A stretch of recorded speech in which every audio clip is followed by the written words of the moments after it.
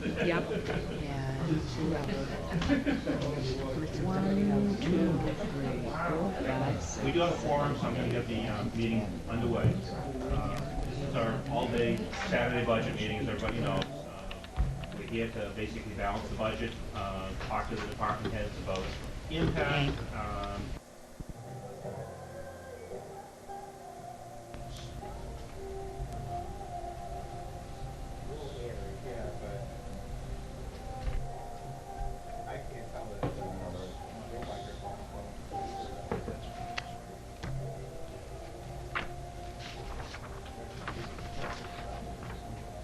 Else statement needs an if.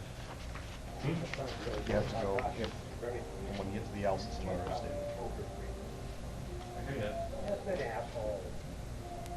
You know what, you're probably standing up inside, oh, Pat, that guy was complaining, and I said, you're an asshole. You know, if you stand off to the side of the laptop, you can see this full presentation. This. Don't like it, that with you really can't.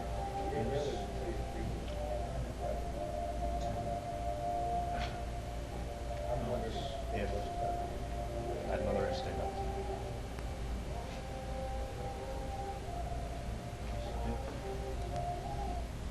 I like these runs aren't overpowering, they're like very, very Okay.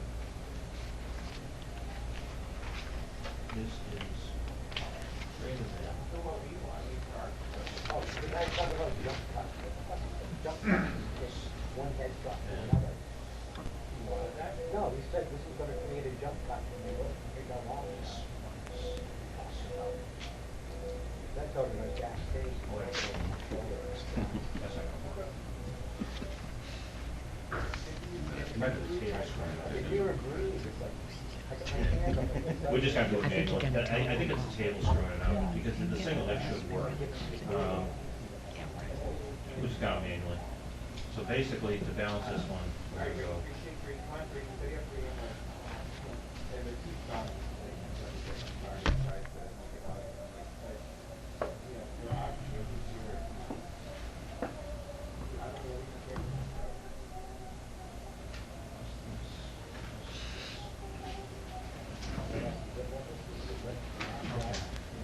This one, make no adjustment.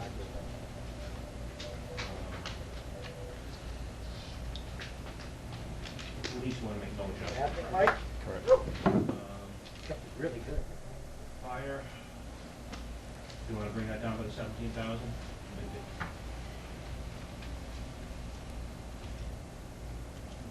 For the moment, yeah, for the moment, for the moment, do it. Okay. Quickly put it back. No adjustment. I'm not going to adjust small. 2 or 3 hours. Tom, what's our rationale on the Blue Hills region? Well, the rationale right now is we've got no. So why would we go with the department request? Why would we go? It sounded like you were sour, like out of beat and everything. Because the likelihood that they're going to come in without an increase is less than 0. Well, we had this discussion last year. I think just, If we do it, we're going to have to park a number someplace, because we can't allocate that. I'm okay with that, but I also think that they have to be held to the same standard that all of our department heads do. And if they haven't even come in and talked about their budget yet, then I think we go with last year's level dollar and wait to hear. I understand we have to park the money somewhere else, and I'm fine with that, but I don't want to give them a free pass here. Okay. I mean, what does everybody else think on that? I would echo Leroy's statement there. Okay, that's fine. So why don't we, for the moment, leave it there to get the number, and then after we get everything done here, we'll go back and then move it into, you want to move it into reserve fund? Yeah. For lack of any place better. So moved. I guess we can do it now. So.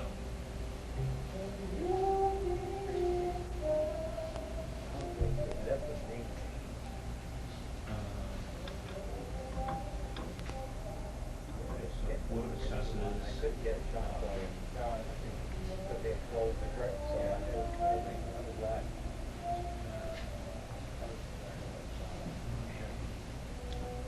We knew the result of that. Registration.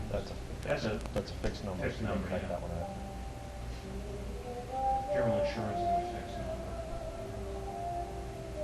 Information technology, we're saying we don't need that, that's just the up and down of the two departments, Well, no, that one is reduced, so you need to take it out. Right, and I took the police one out that was.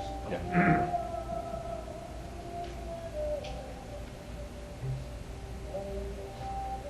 And,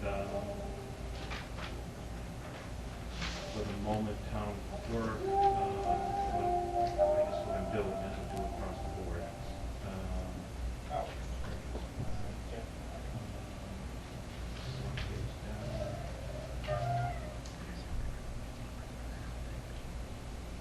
These are all. Unemployment, you wanna start it with 100 and go back up? Veterans.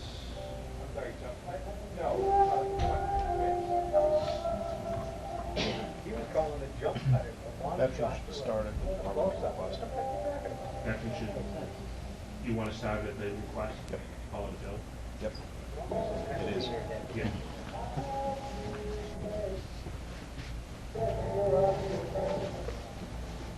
Does that reflect the change in the veterans? The 27.9 is the, yeah. Service.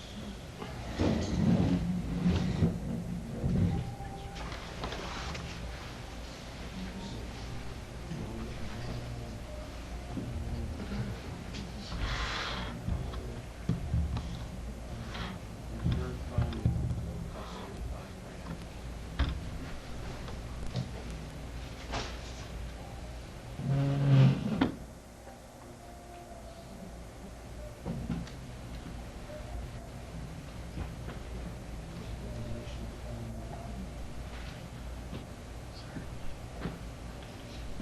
Actually, that one wound up not happening last year, so.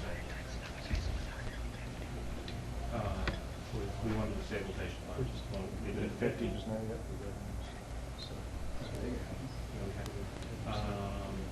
And snow and ice, I think we just have, just play the phone. You did too. Fix this one was here.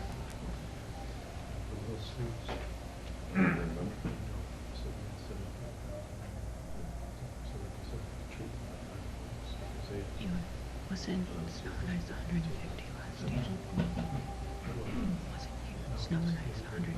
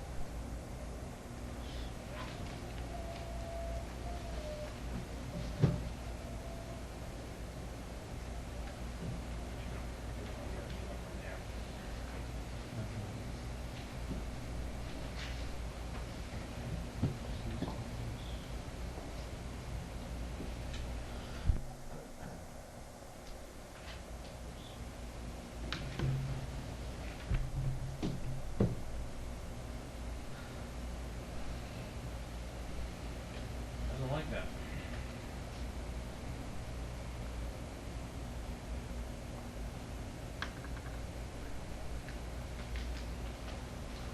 This is correct.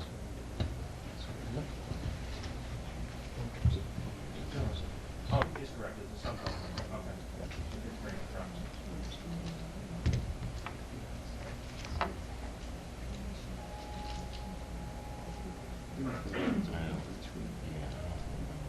Okay, so at this point.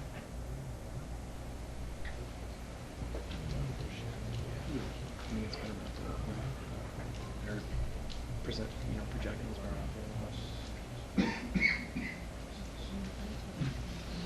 So, if, that gives us $618,000 surplus at this point. So, that's where we're starting.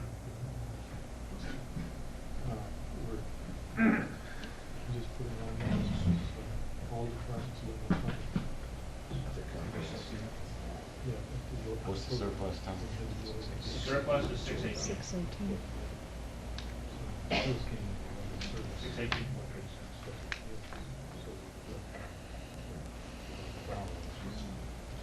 Okay, now, I think probably the next thing to do is go back down through these budgets. Well, some of them, for example, the town clerk's budget, the increase is due to elections. We're gonna have to add that back, obviously. So we probably should go back through those and adjust those first, back up. Yes. Okay. Let's see. I don't remember what fire was. I'll look at that.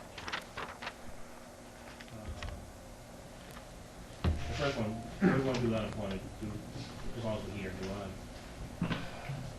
For the moment, I'd like to leave it Want 100. to leave it 100? Yep. Everybody agree with that? I do. Okay. How do we see these?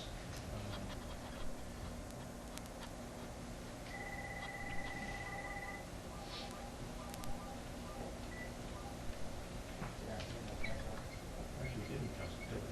Town clerk we left.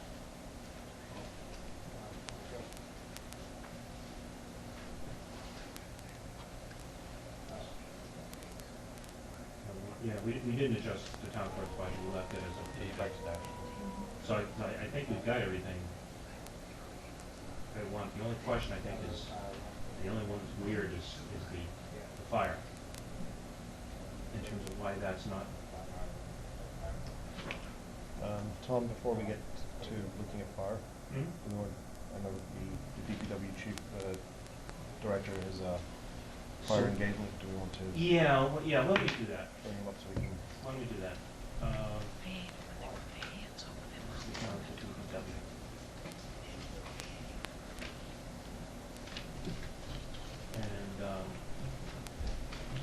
And get, where's the back in here? Come on up.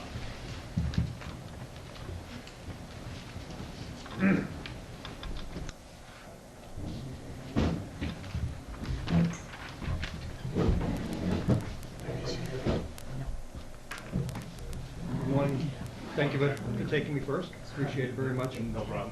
So for, just the television audience out there, because we all know you, you want to introduce yourself. So I'm Joel Lynch. I'm the Director of Public Works, and I've been proud to serve in that capacity since end of July of this past summer, and look forward to years to come.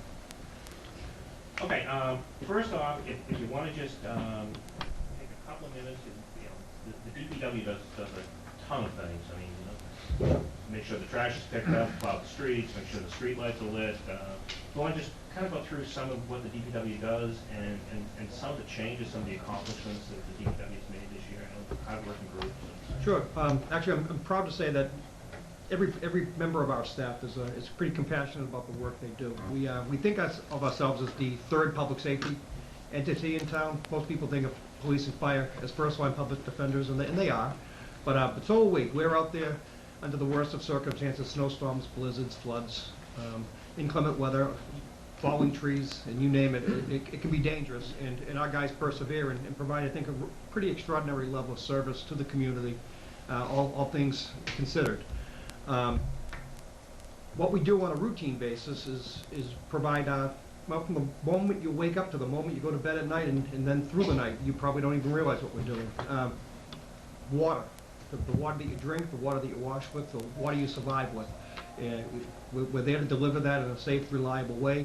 We're there when you flush the toilet and drain it down your drain and collect that sewerage and send it off to the MWRA. You pay for that daily, and we recognize that through your water and sewer rates, so we try to be as efficient as we can in providing a reliability of that service at a minimal cost as much as possible.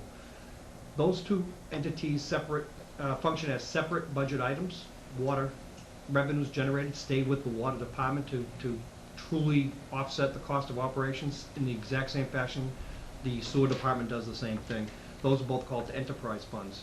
Beyond that is the Public Works Department, and the Public Works Department is a separate budget item all by itself, but it's comprised of a number of different functions. That would include municipal street lighting, vehicular maintenance, roadway work, whether it's paving or patching or street sweeping. It's our stormwater collection system. It's our tree network. It's all the administrative staff with regards to administering various grants and permits and bureaucracy that we all enjoy being in municipal government and affiliated with state and federal programs that we all have to comply with. So we provide engineering support services to the community and citizens. We provide our own engineering services with regards to the work that we do. We coordinate directly with our consultants. So in an overview, we provide an awful lot of services to the town. I neglected to say, we also maintain the entire fleet, mechanized fleet of the town. That includes all the cars, trucks, vans, and apparatus for the fire department, council on aging, police department, and all the public works facilities, as well as our cemeteries and parks as well. So that's pretty much the scope that we do. We do that on a 24/7 basis. We work 5 days a week, but in the inclement weather, we're there at a moment's notice, come out, and oftentimes we'll work under extraordinary circumstances, 20, 30 hours at a time, and try to maintain safety on the streets at the very same time providing safety of our own employees, making certain they get ample rest and proper nourishment during those long extended operations. So, with that being said, I've only come in since this past July. This is my first budget process with this town. I've had multiple budgets in different formats for the two other communities that I've worked for, so I'm very accustomed to it.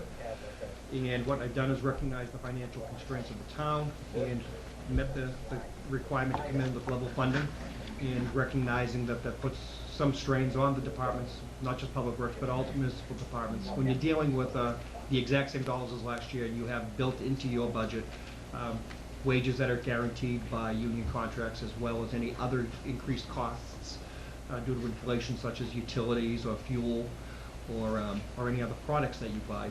What we are finding historically over the past couple of years is some reduction in our contract costs. The economy has soured somewhat. We have seen better, more competitive pricing, so we are getting more bang for our buck on the street in the long run, and we continue to hope to enjoy that at least through this coming fiscal year, but keeping our eye on the horizon, knowing that we're not going to enjoy this for forever. MWRA is one of our largest debtors, if you will. Excuse me, we're indebted to them. We pay our fee for the collection of our storage to them, and we have to pay for the water that we get from a wholesale fashion from them. We have little control of that, other than our representation on the advisory board. Our town does have one very dedicated representative to the advisory board, and for the past number of years has been the chairman of that advisory board. So we are well represented with regards to rate control. Pretty good overview. If you have any questions, I'll just... Yeah, well, you come in with a $11 budget for just the general DPW, because at this point, that's all we're really concentrating on, because, like you said, the water and sewer is in the enterprise fund, and really doesn't fund the real estate taxes, and taxpayers pay for it through separate bills. So if you come in with a $11 budget with FY10 of about $4,115,000 approximately, that includes some increases in personnel and some decreases. I guess the first question is impact of that budget, any layoffs, unfilled positions that are going to remain unfilled, any diminution of services because of the level funded budget? No, we try to be real careful in maintaining the level of services that you've enjoyed this past year. There was as everybody at home can understand, that last year there were some services that were very much predicated upon an override. That is not the case this year. We're looking to maintain all the services. Secondary to that was a decision last year to perhaps the need to turn off half of the streetlights, which was reversed because of some public outcry and some concern for public safety.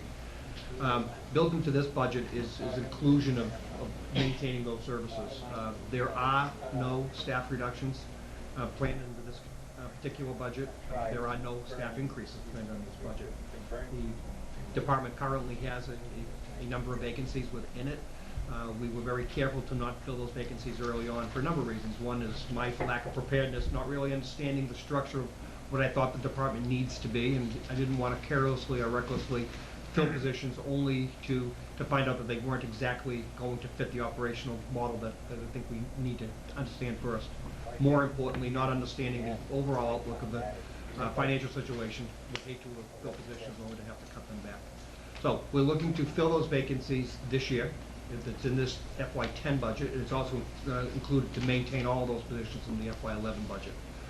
We were careful in the structure of the budget to segregate those types of entities, segregate them within the identification of lines of operations that may shift or may not shift under any ultimate consolidated facility reorg. So we've identified those within here. So that being said, I think people can expect to enjoy the same level of services. We're looking to continue to enjoy some stabilization in our fuel costs, which have reduced over past years, our utility costs, which have moderated as well. We've gotten into some relatively major, I'm going to call it capital investment. We've done a lot of repair on the street lighting system because when the call came out to turn the lights back on, we went out and did an awful lot of repair, incurred those costs to keep the lights on, and we see those, because we did such an aggressive job this year, we see those waning a little bit next year.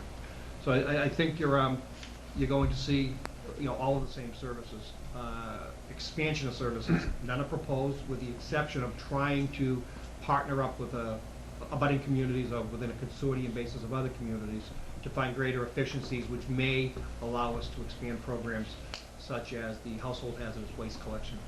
We don't have that in-house. It was suspended a number of years ago due to financial reasons. We have no alternative. We're looking to partner up with another community where they may allow Milton residents to participate in their program on a per fee basis, only because we recognize there's a need that people do have to get rid of their household hazardous waste, and we promote that they do that properly. And I think most people are conscientious and just simply want an outlet to be able to do that.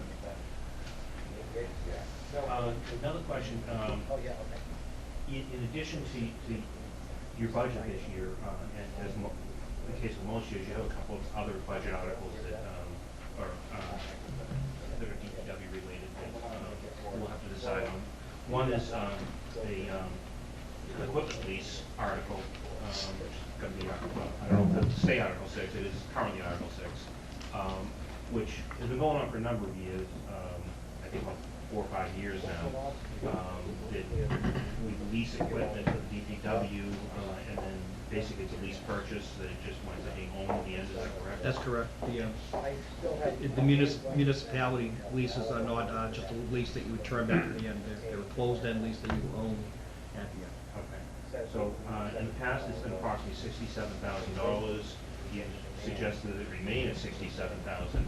Why don't you explain what we're going to get for $67,000 of? If you need specifics, I have my paperwork back in my briefcase, but let me try to be general. Yeah.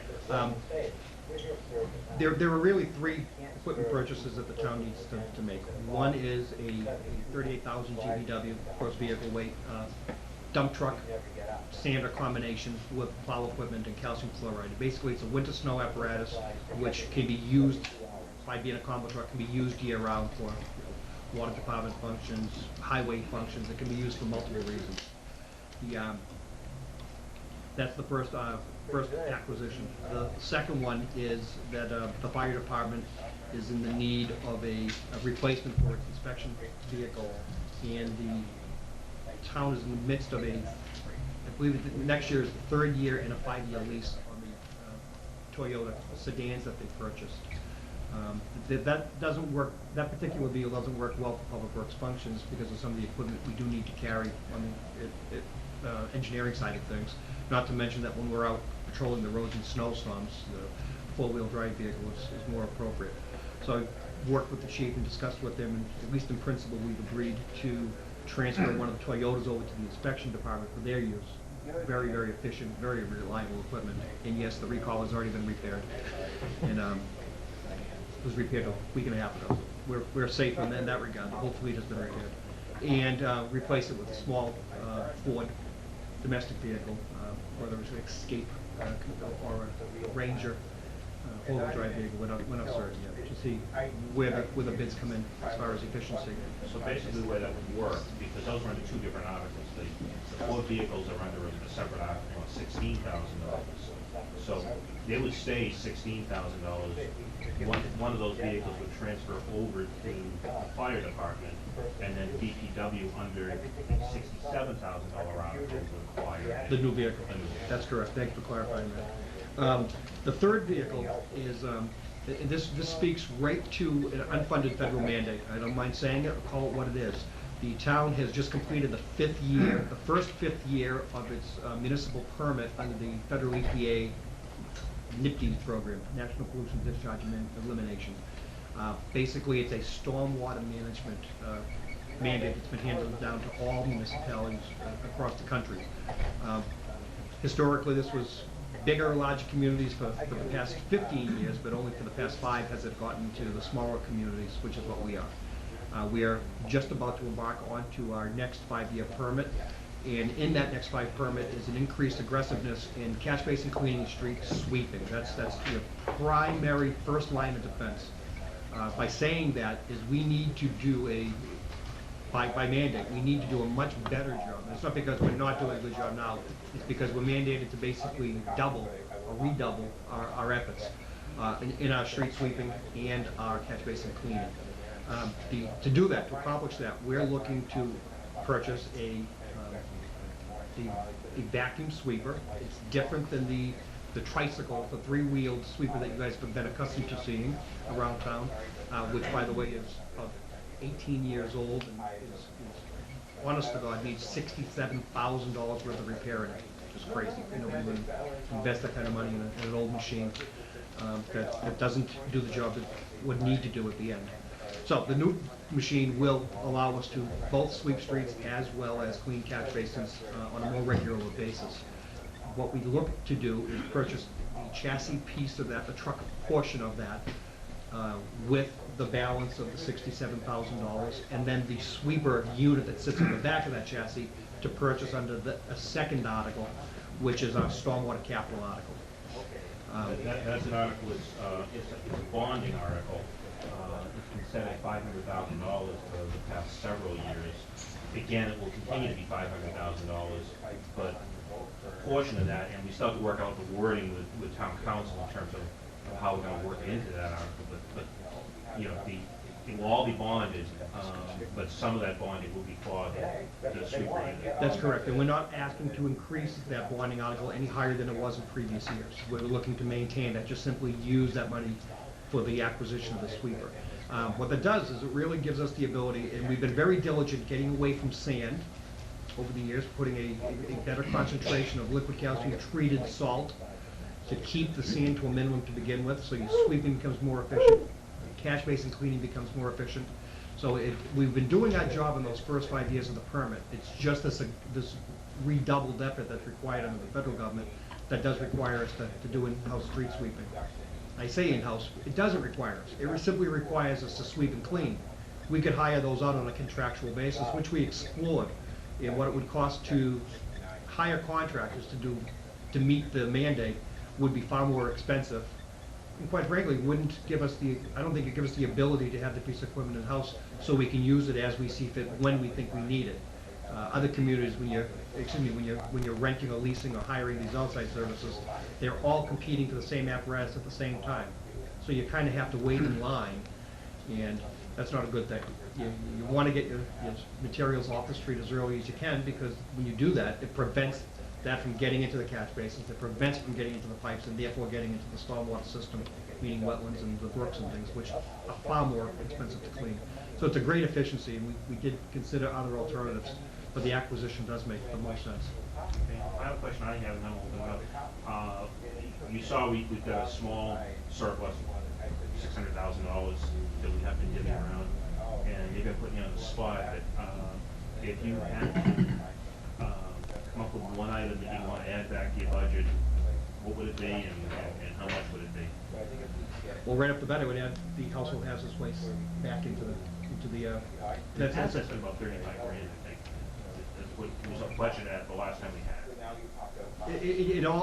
It was that probably historically, but we haven't done it now for 3 years in a row. My suspicion is the people would be holding, hopefully, would be holding a number of these products at home, so it would increase your volume. So I think you can conceivably see it increasing by at least 50% that first year, and then wane away, probably back down to the 35,000 in subsequent years. But I would look to reinstitute that program. I would look to develop a pilot program in some of the street lighting, particular a couple of key areas to try to establish, and we've asked for money from the federal government to look at some energy efficiencies in our street lighting, to develop a pilot program for alternative lighting fixtures like LEDs or other alternatives, as a way to at least study whether we can save money in the longer run. Any questions?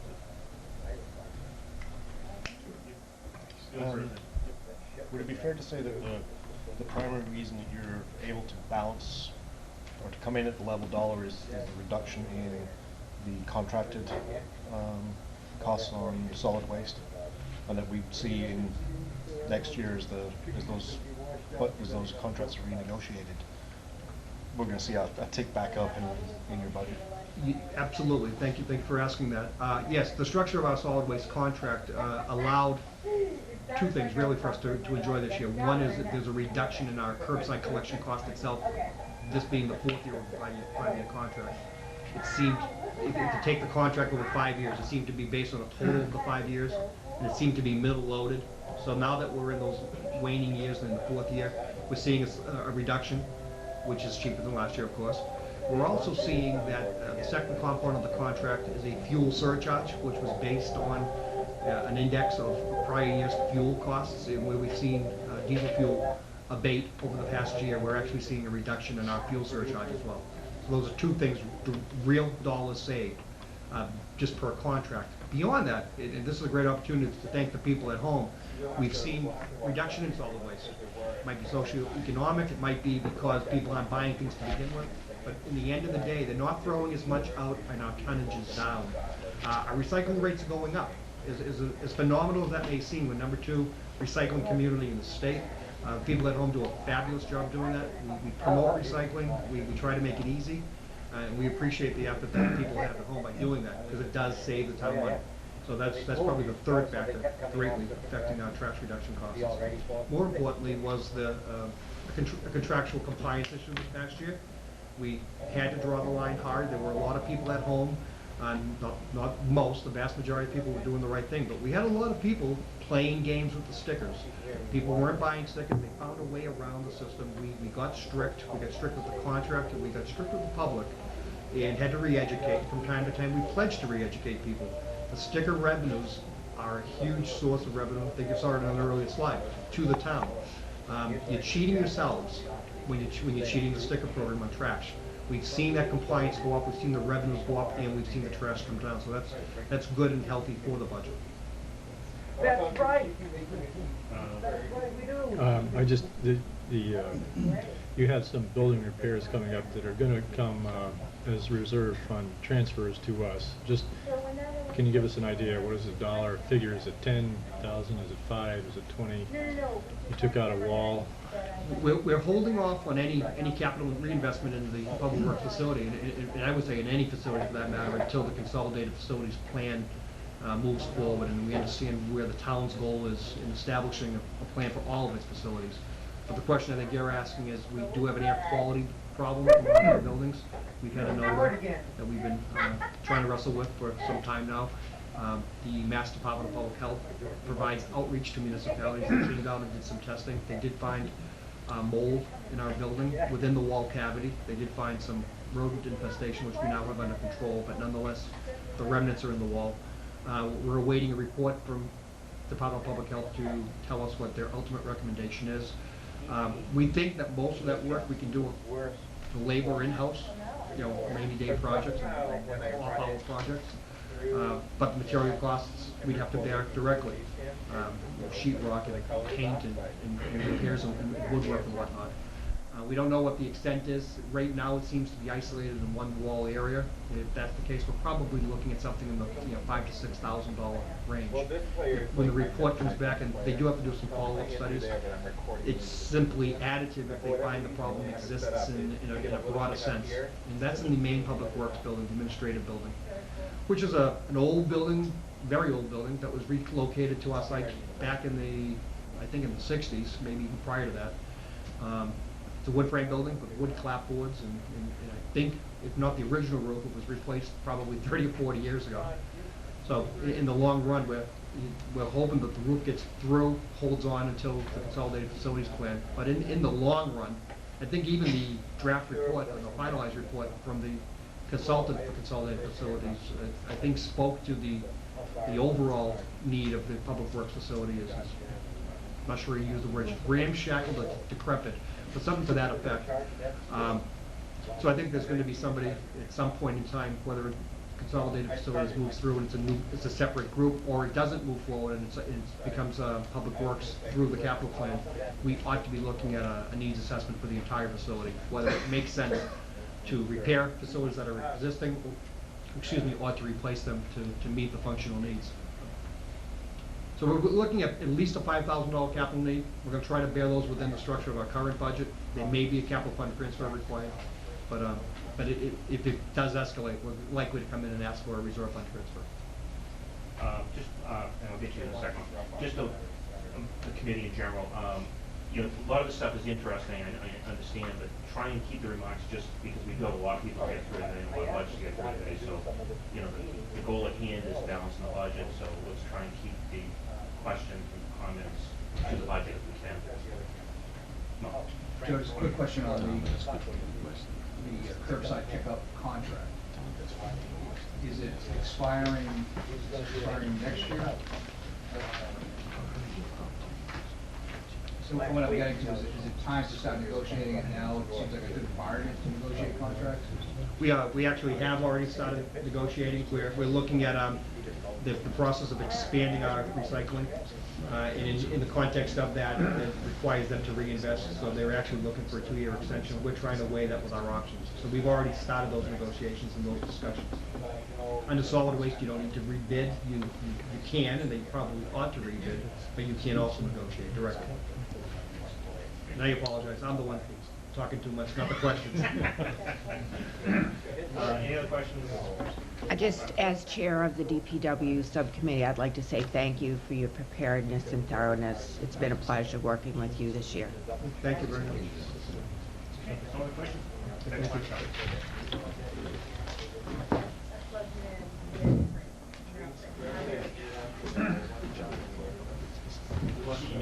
Thank you.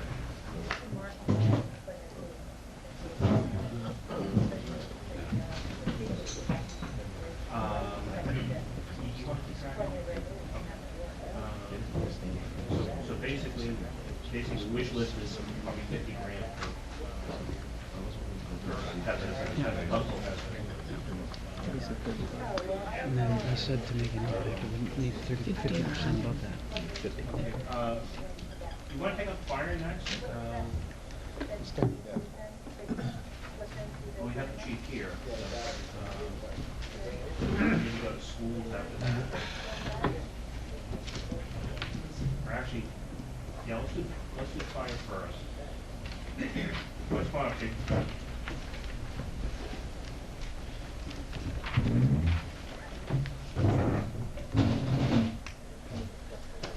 How you doing? Very good. Good morning, everybody.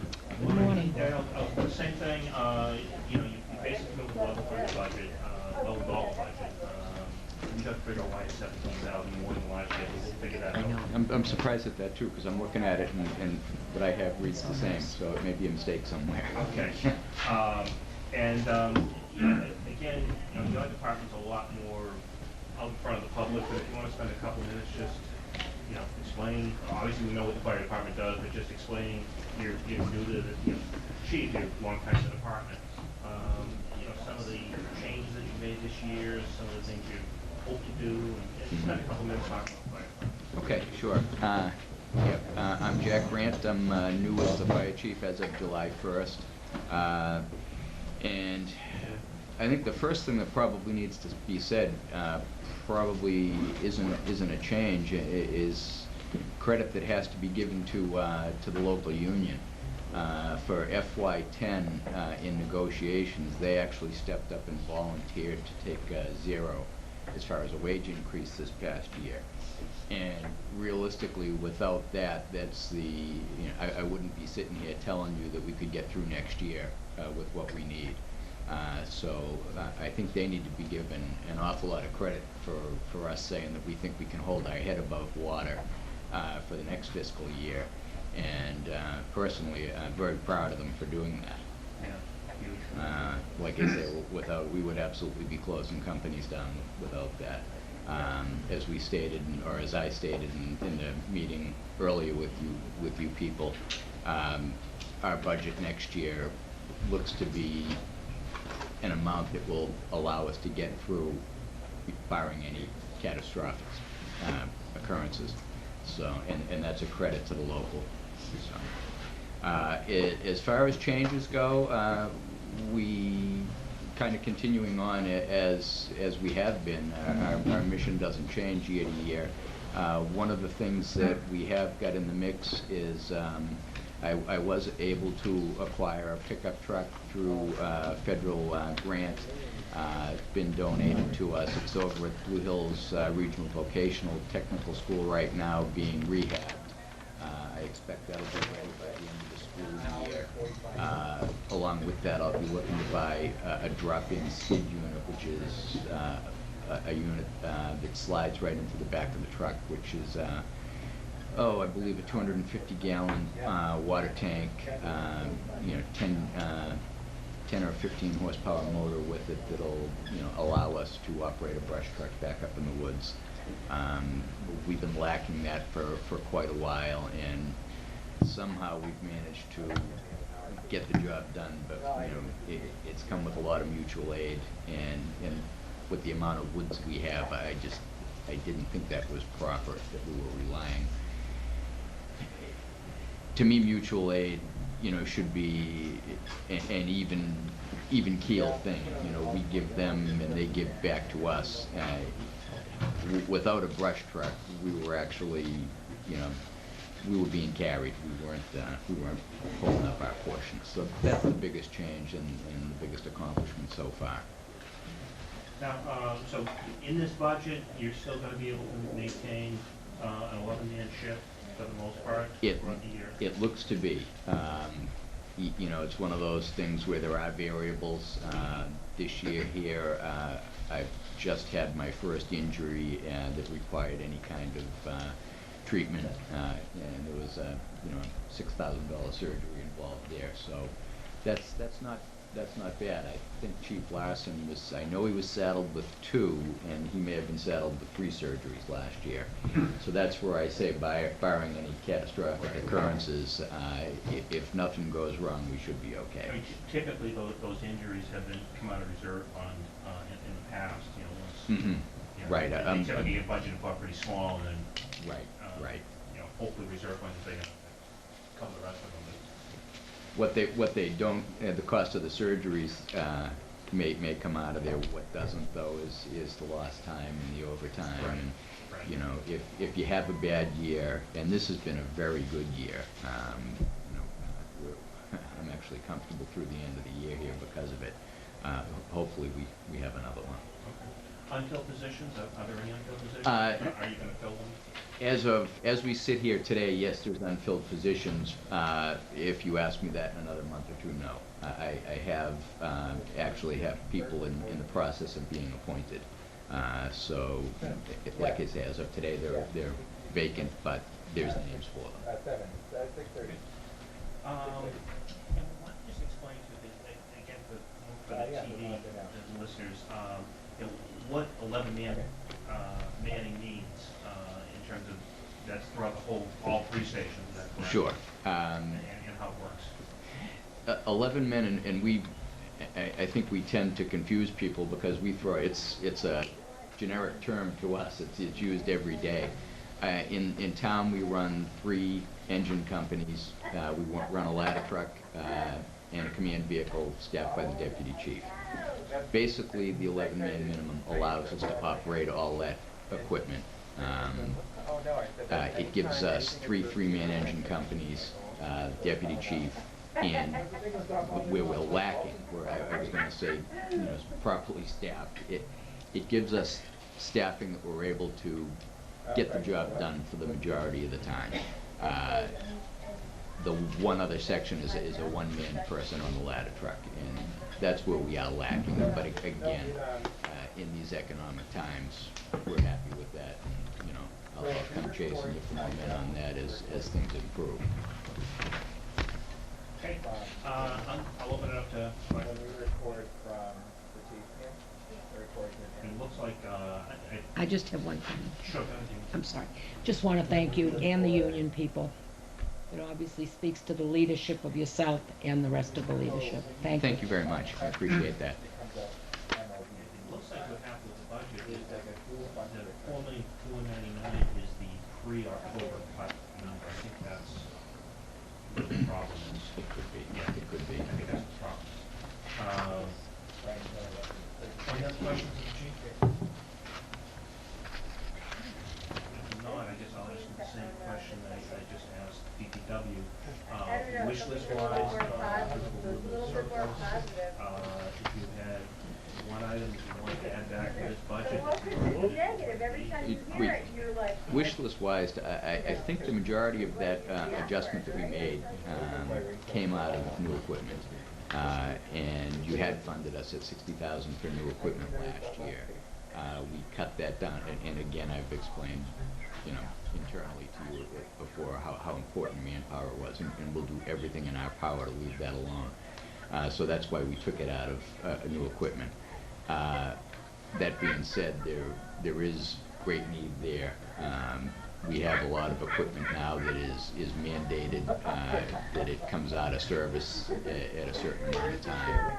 So there's a constant need there. So I would ask that if could be, we go back to the 60,000. What did you bring it down? We brought it down to 20, I believe, maybe 20,500, something like that. Chief, what about training? I know that was something that was on your radar as well during our previous discussions. That's not something you would like to see more dollars going back into this year? I do have that set at 25,000 this year. It's not an optimum amount, but again, it's one of those things when we say training, we do internal training, which is what I've actually focused on this year. I have not, and not to say that it doesn't need to be spent, because there's some very valuable training out there. I've been holding on to that, you know, this year here. In the future, I would like to increase that, but I do think we need to establish and stabilize an equipment fund. I know for a number of years prior to me being in here, the new equipment was actually funded at zero. And, you know, the previous chief would say, all right, it's zero, but just because we're at zero doesn't mean we need new equipment. It's one of those things, it's a constant flow. So training is critically important, but we can do a lot of basics in-house at this point in time. I have discussed as one of my goals with the selectmen that I would like to actually create a training officer position down the line. And I'm trying to look at ways, and I haven't quite gotten there yet, where I could, rather than create, it would be a lieutenant's position basically. Right now we have 13 lieutenants, 12 actual on staff, on apparatus, running out the door people. The other is the fire prevention officer.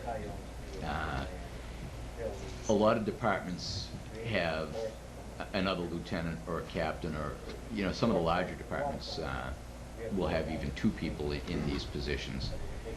I think in Milton, rather than creating a 14th lieutenant, which probably isn't attainable, that I would take one of the 12 and see if we could create a stipend and have him work off-shift training his own group and some of the other groups.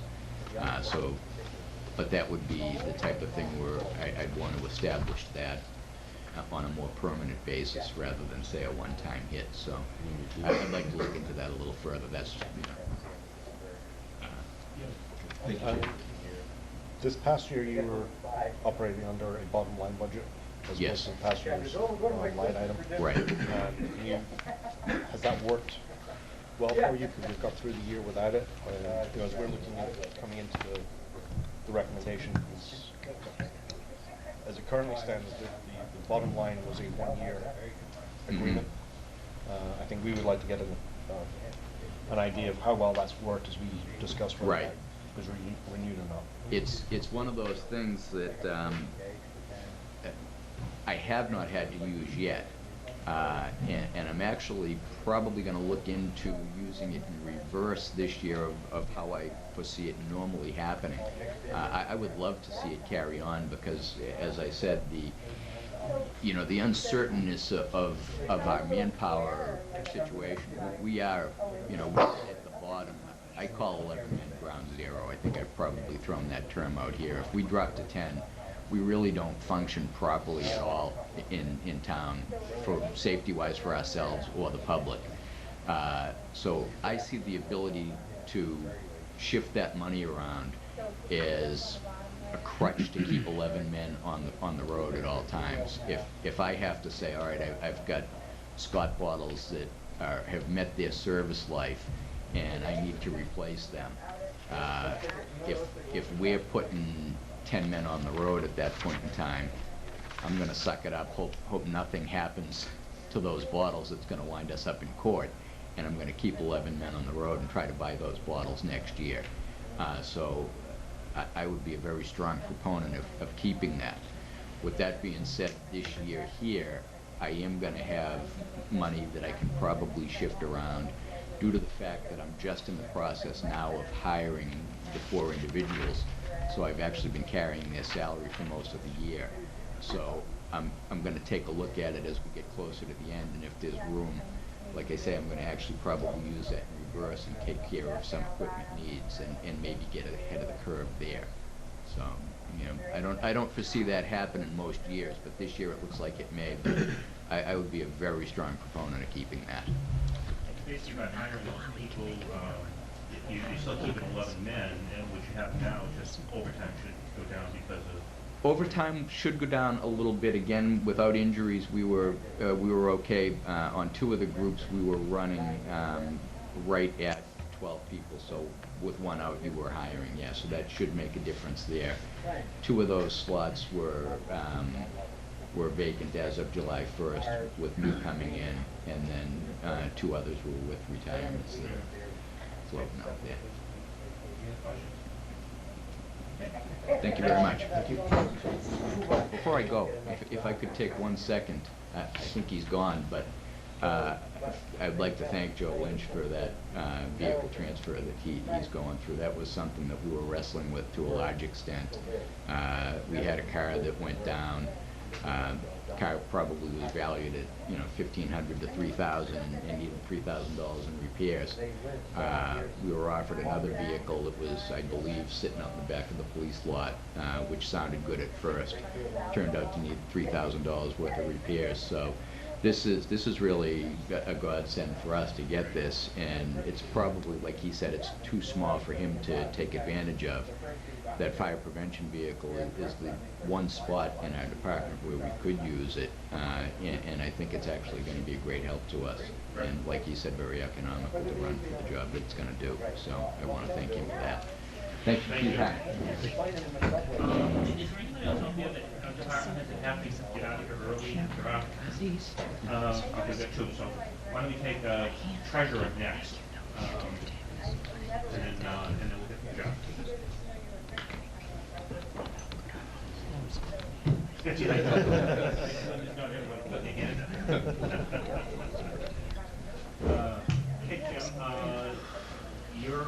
we've got a lot of new people this year. You're a new I'm another treasurer new collector. department head, Jim McCall, the new town treasurer. And same as I said to everybody, first, you come in with a level dollar budget. First, you can spend a couple minutes just talking about the department. It does an awful lot of transactions a year with an awful few number of people. And I know you've made a lot of inroads in trying to collect some past due delinquent taxes. So why don't you just talk about your department first? Yeah, our department is all of 3.5 people, and plus myself. We do all the billing, all the collecting, investing for the town. We do all the payables for the town. Very busy department. We've got a few calls from other towns asking, you know, how do you do it with the 3.5 people you have? Most other towns have departments of 8 to 11 people doing the treasurer and collector's job. We're lucky we have great employees. I mean, these people come to work every day, never use a sick day. I mean, they take their vacation days that are allotted, but that's it. These people are excellent employees. That's how we get the job done. This year, we're up for a tax title taking.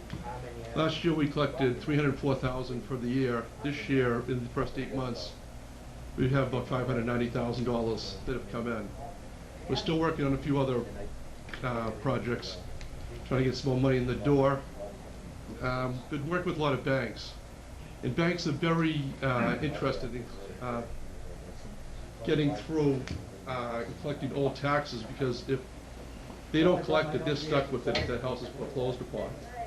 They got in touch with First American Tax Service, and they're a tax service that collects money for all the mortgage companies and banks, and they send us a check at the end of each quarter. And they're very willing to work with us collecting bad debt. If they're not escrowing these mortgages right now, they're reporting to the banks that this money is owed. So they're more than willing to cut us a check and then go after the mortgage holder. So that's going to work out very well for us. I send them information out every quarter, and they'll work on collecting the money from '09. So that will hopefully cut down the tax taking.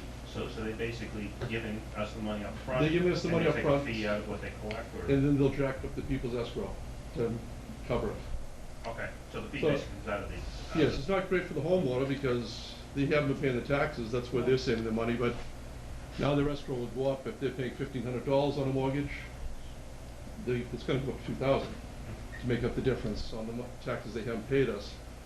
So in turn, if they're gonna pay us that money for '09, it works out for us because we won't have to put them in tax title and file a lien, so that's gonna save us money there, hopefully. And these banks are more than willing to work with us. I called a few of them. They said, if you can just send us the spreadsheets by email every quarter, we'll take care of that for you. So hopefully we can save money on the tax title, which works out. But other than that, I mean, we're a very lean, mean department. We're pretty thrifty. I know you just told us, you just sent out how many excise tax bills? We sent out about 18,500 excise tax bills, and they're all coming in this week, so. Right. We have a lot of mail to open, a lot of checks to stamp, and a lot of money to add up and put in the bank. And you also handle the payroll every week and all? And we have a payroll person, and she handles the payroll, and once she's got the payroll, she does the desk and helps the collector add up whatever comes in. Now, you came in with a $11 budget. It covers wage increases, with the exception of the Chapter 13 and the non, because right now we have no wage increase factored Yeah. in. And it looks like the only thing that you dramatically cut was tax title filings, and a small amount of general expense cuts. What's the impact of that? The impact, in the general expenses, we don't have a lot in expenses, but there were a few things. And then we used to advertise every quarter that the tax bills due. Well, people are used to it now, getting it twice a year instead of 4 times a year. So I cut out the advertising. It was a $300 item, but it's a $300 savings if you don't do it. Maybe we'll slow down the tax coming in. I don't know. We'll have to see, cross that bridge when we come to it. But tax taking, hopefully working with the banks, we don't have to file that many liens. I'm hoping. We're going to see how that works. We can always spread that out over 2 years. Tax taking always happens in May. We could build in June. We can dip into next year's budget and, straddle the line there. I mean, eventually we'll have to get fully funded for that. But for a few years we can get by without doing that. In the salary line, we have a new employee. We lost an employee to the accountant's office. Luckily, she was an excellent employee. She did the payroll for a month, back and forth, doing both jobs. We did save a month's worth of her salary, so that got us under budget this year. The new woman, she's not new, she's been in the town hall quite a while, but we're lucky enough to get her. her salary's a little cheaper than the person that moved up to the accountant's office, because she's newer, so we do save a few pennies there. Okay. I mean, for the most part, we're cheap. We're a pretty thrifty office. Okay, I'll open it up for questions of the committee if they have any. I think that the only question I'd have is, it goes back to the question you were asking the other department heads. The wish list? Yeah, as to what would you look to get added back? Wish list, some more money in the tax title work, because you do need that. I mean, you can straddle the line year to year with it, but eventually you'll have to catch up on that. In postage, I mean, postage usually goes up every year. We do mail out a lot of bills. A lot of departments use our postage machine. Sometimes they don't reimburse us for it, so we have to eat that, but other than that, that's about it. I mean, we'll get by, whatever you give us, we'll work within that, it's no problem. Any other questions? If not, thank you very much, Jeff. All right, thanks, Tom. Thanks. Okay, now I'll ask Jeff to come up.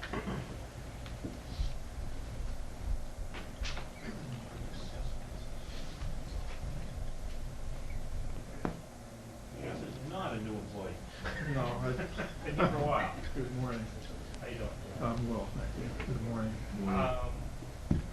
Okay, and you've actually come in with a budget that's smaller than last year. Right, we, Explain, explain, and again, explain, what your department does. And well, we had some personnel changes last year. We had a young lady who left for other opportunities, and we rehired someone obviously at a lower step, and that's saved us some money. The board has submitted a level service budget at that lower amount. And the assessing office works under a part-time board of assessors. We're strongly guided by the Mass General laws and Department of Revenue. We're responsible for preparing the commitments that the collector bills from, real estate, personal property, motor vehicle commitments. We maintain exemption for veterans, elderly, and defensive values. We're a three-person office. I have two very dedicated clerks that always have a smile. Not everyone's coming in there with, everyone who comes in's got a problem, and they're able to deal with it in a professional and credit to the town, in a manner that's a credit to the town. Over the years, as Thomas said, I've been here a long time. When I first started, we had five full-time members working in the office in addition to the three part-time members. We're now three-time employees, full-time, myself and two clerks, and our budget back then for expenses was about close to $30,000. We're requesting an $18,340 general expense budget for this year. That's all been due to technology and so on, and we've gone online. We have assessment records available online, available to the public, and I think the information we provide on the website is very informative. That people can get forms, any questions answered on that. Somebody's ever used the valuation software, it's pretty nifty. Yes. It really is. You can just go in very easily and look up, any property you want. And It's been helpful too in making corrections too. Where we have information that may not be correct, people can call in and we can take a look at that. And that's been helpful in that regard. Okay, I'll open up to questions. In terms of a pretty small budget, because for the most part, a volunteer board that does a lot of the work, plus yourself, and not a lot of expenses. You do have, every 3 years, you have to do a evaluation. That's correct. A townwide valuation, and that's about $100,000. Correct. And that will be coming up in fiscal year 12, so. Correct. So that will be a number that this committee will have to struggle with next year, but not this year. So, any other questions? And I will ask the same question then, wish list, if you wanted to add any money back to this budget, what would it be? I'd say this is a budget that we can live with. Okay. I would, pay raises, that kind of thing would have to come out of it. That would require an adjustment, I think. But other than that, this is a budget we can work with. Great. Okay. Thanks a lot, Jeff. Thank you.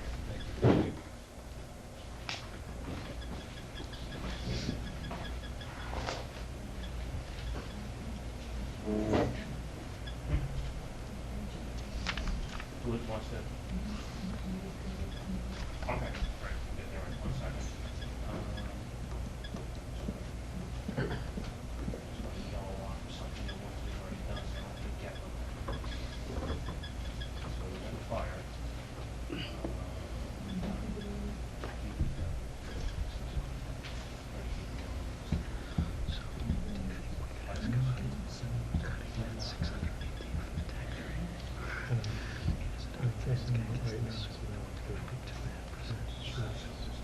Roughly. Line 26.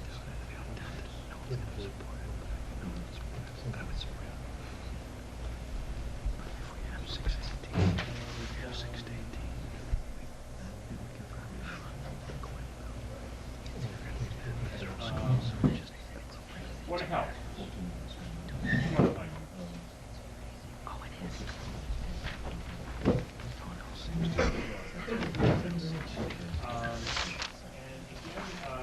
You know, the same charge I give to everybody, you come in with a level dollar budget. The Board of Health does a lot of things within the town, vaccinations and various other things. And I'll just let you, again, explain a little bit about what the department does and how it operates with the few number of people that it has. Sure, absolutely. I'll try to be very brief. We are the invisible department. If we are doing our job well and you don't have any direct dealings with us, you probably don't know we exist. Poses a bit of a PR problem, but that's what we are faced with. We're out there inspecting your restaurants, your school cafeterias, following up on foodborne illnesses. We're active in tobacco control, preventing your children from purchasing cigarettes from the local stores. We're investigating complaints like trash and rats and odors and dust. We're inspecting houses and apartments. We're investigating communicable diseases. For example, a lot of people don't realize we have TB cases in town that we follow up on. Lyme disease, hepatitis B. We're looking at your children's summer camps to make sure the people working there are quarried and have good background checks, making sure that everyone has their immunizations are up to date and they're having a good safe time. We're issuing rabies quarantines for your pets, your cats and dogs who are involved in biting incidents. We're planning for emergencies, and most recently we've been very active in new and emerging diseases and viruses. As you know, with H1N1, we're hoping we've reversed our PR issue a little bit because we've been out in front of the public. We've been able to bring in this past fiscal year over $30,000 in grant money directly related to emergency preparedness in H1N1. We've held a number of clinics. Our big 2 public clinics were 2 Saturdays at the middle school, and we have vaccinated or given over 2,400 vaccinations to town residents. So it's been pretty successful. And those vaccination programs, there's a small charge for them, but for the most part? For our seasonal vaccination programs, yes, there's a small charge, and we also are one of few towns that actually are able to bill Medicare. For the H1N1, that was actually free. There was no charge associated with that. We are a small department. We have 4 employees. I'm the only full-time. We have 3 part-time. So it works out to be about 2.5 full-time equivalent employees to get the job done. You throw in the level dollar budget, you cover your pay increases, but you don't have a big general expense budget anyways, but it's been pretty drastically reduced from $6,000 down to $2,000. The impact of that, and what you cut out of your budget to get down. Absolutely. We made the most drastic cut, as you mentioned, to general expenses in order to save as much as possible our staff hours. We don't get our job done through equipment, trucks and things like that. We're manpower. So the general expenses, the biggest cut for us, had to cut out $2,000 stipend, which is given to our inspector of animals, Dr. Wolf, who's a veterinarian. And he does, as we talked about, issues the rabies quarantine. We have over 50 a year on average between cats and dogs, and also inspects the stables in town. Although people may not be aware, depending on where you live, we have a number of horses kept in towns. We actually have some goats, chickens, things of that nature, which he does inspections on. So that's the biggest cut there. We've also had to significantly cut down our training money. Our staff is required to have credentials. For example, I'm a registered sanitarian, our nurse is an RN, our health inspector has a number of certifications, and with that comes along CEUs that are required to renew those each year. So we've had to cut that down significantly. We're looking at some opportunities, to get, as Claire has mentioned, do some in-house training and some free opportunities that may be out there to try to obtain those CEUs. Just open it up to the committee, any questions? You've also got a and even though the revolving fund article really isn't per se a money article for the budget, because, I mean, it indirectly is. The revolving fund basically allows you to keep some of your revenue and expend it within your program for specific purposes. You've asked for an increase in your revolving fund from, was it 4,000 to 10,000? Correct.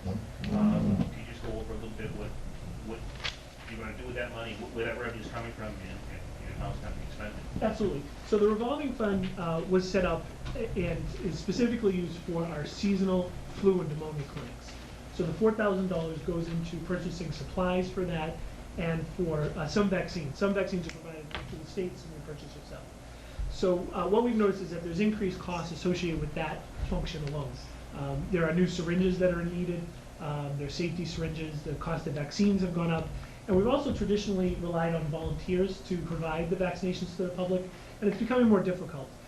And we find that many neighboring towns are actually hiring some or all of their nursing staff to assist in these type of clinics. So those costs have gone up. We're also looking to expand the scope of the revolving account. As I said, it's traditionally just for flu and pneumonia. We'd like to expand it to other vaccines. For example, we've had a large request from residents interested in the shingles vaccine. So that's something perhaps we could utilize through a revolving account. Also, we are looking to begin a sharps disposal program. While the town actually already, Waste Management, the town's waste contractor, prohibits putting sharps, which are needles, into the trash, the state law is going to affect, it's been delayed a number of times, but this year. And basically, anyone who has diabetes may do insulin injections, vitamin D injections as well. We have a lot, actually, people who give injections to their pets. They have no place to get rid of those needles. And we're looking to provide a service for a cost, and we're hoping to at least break even, if not produce some revenue for the town, for people to get rid of those sharps. As well as medication disposal. You've probably seen recently in the news, they're trying to prevent people from flushing it down the toilet, which is the old advice people got when they had leftover medication. They're finding it's polluting the waterways and things of that nature. So we're also looking at ways to use revolving fund for that. Great. Any other questions? Quick question, that reduction on the inspector of animals, how are you going to replace that? Well, that will have to be absorbed by our staff. So, again, we will have reduced staff hours. Those hours vary, as you had mentioned with the last speaker, depending on Chapter 13 increases. So our staff will be working reduced hours, and then we'll need to absorb that additional responsibility. And again, the question we've been asking all department heads is, if you had to add something back to this budget, my guess is it's probably the personnel line item, but... Yeah, absolutely. It would be the staff hours. Again, that's where we get the job done. Okay. And if you had to put a dollar number with that? Sure. Yep, absolutely. Right now, without the Chapter 13 increases, it's $5,704. Great. Okay. Thank you very much. Thank you. Thank you.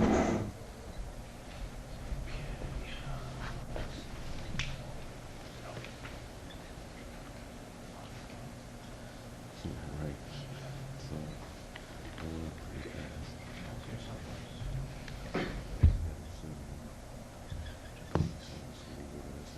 Okay, let's see who else is out. Nobody else has to go quick. I'm gonna hold the schools for a little while. Yes, absolutely, we go at the end. Because that's gonna be the biggest presentation, it should be, because it's the biggest budget. So, actually, Bill, do you wanna come up and we'll go to the library?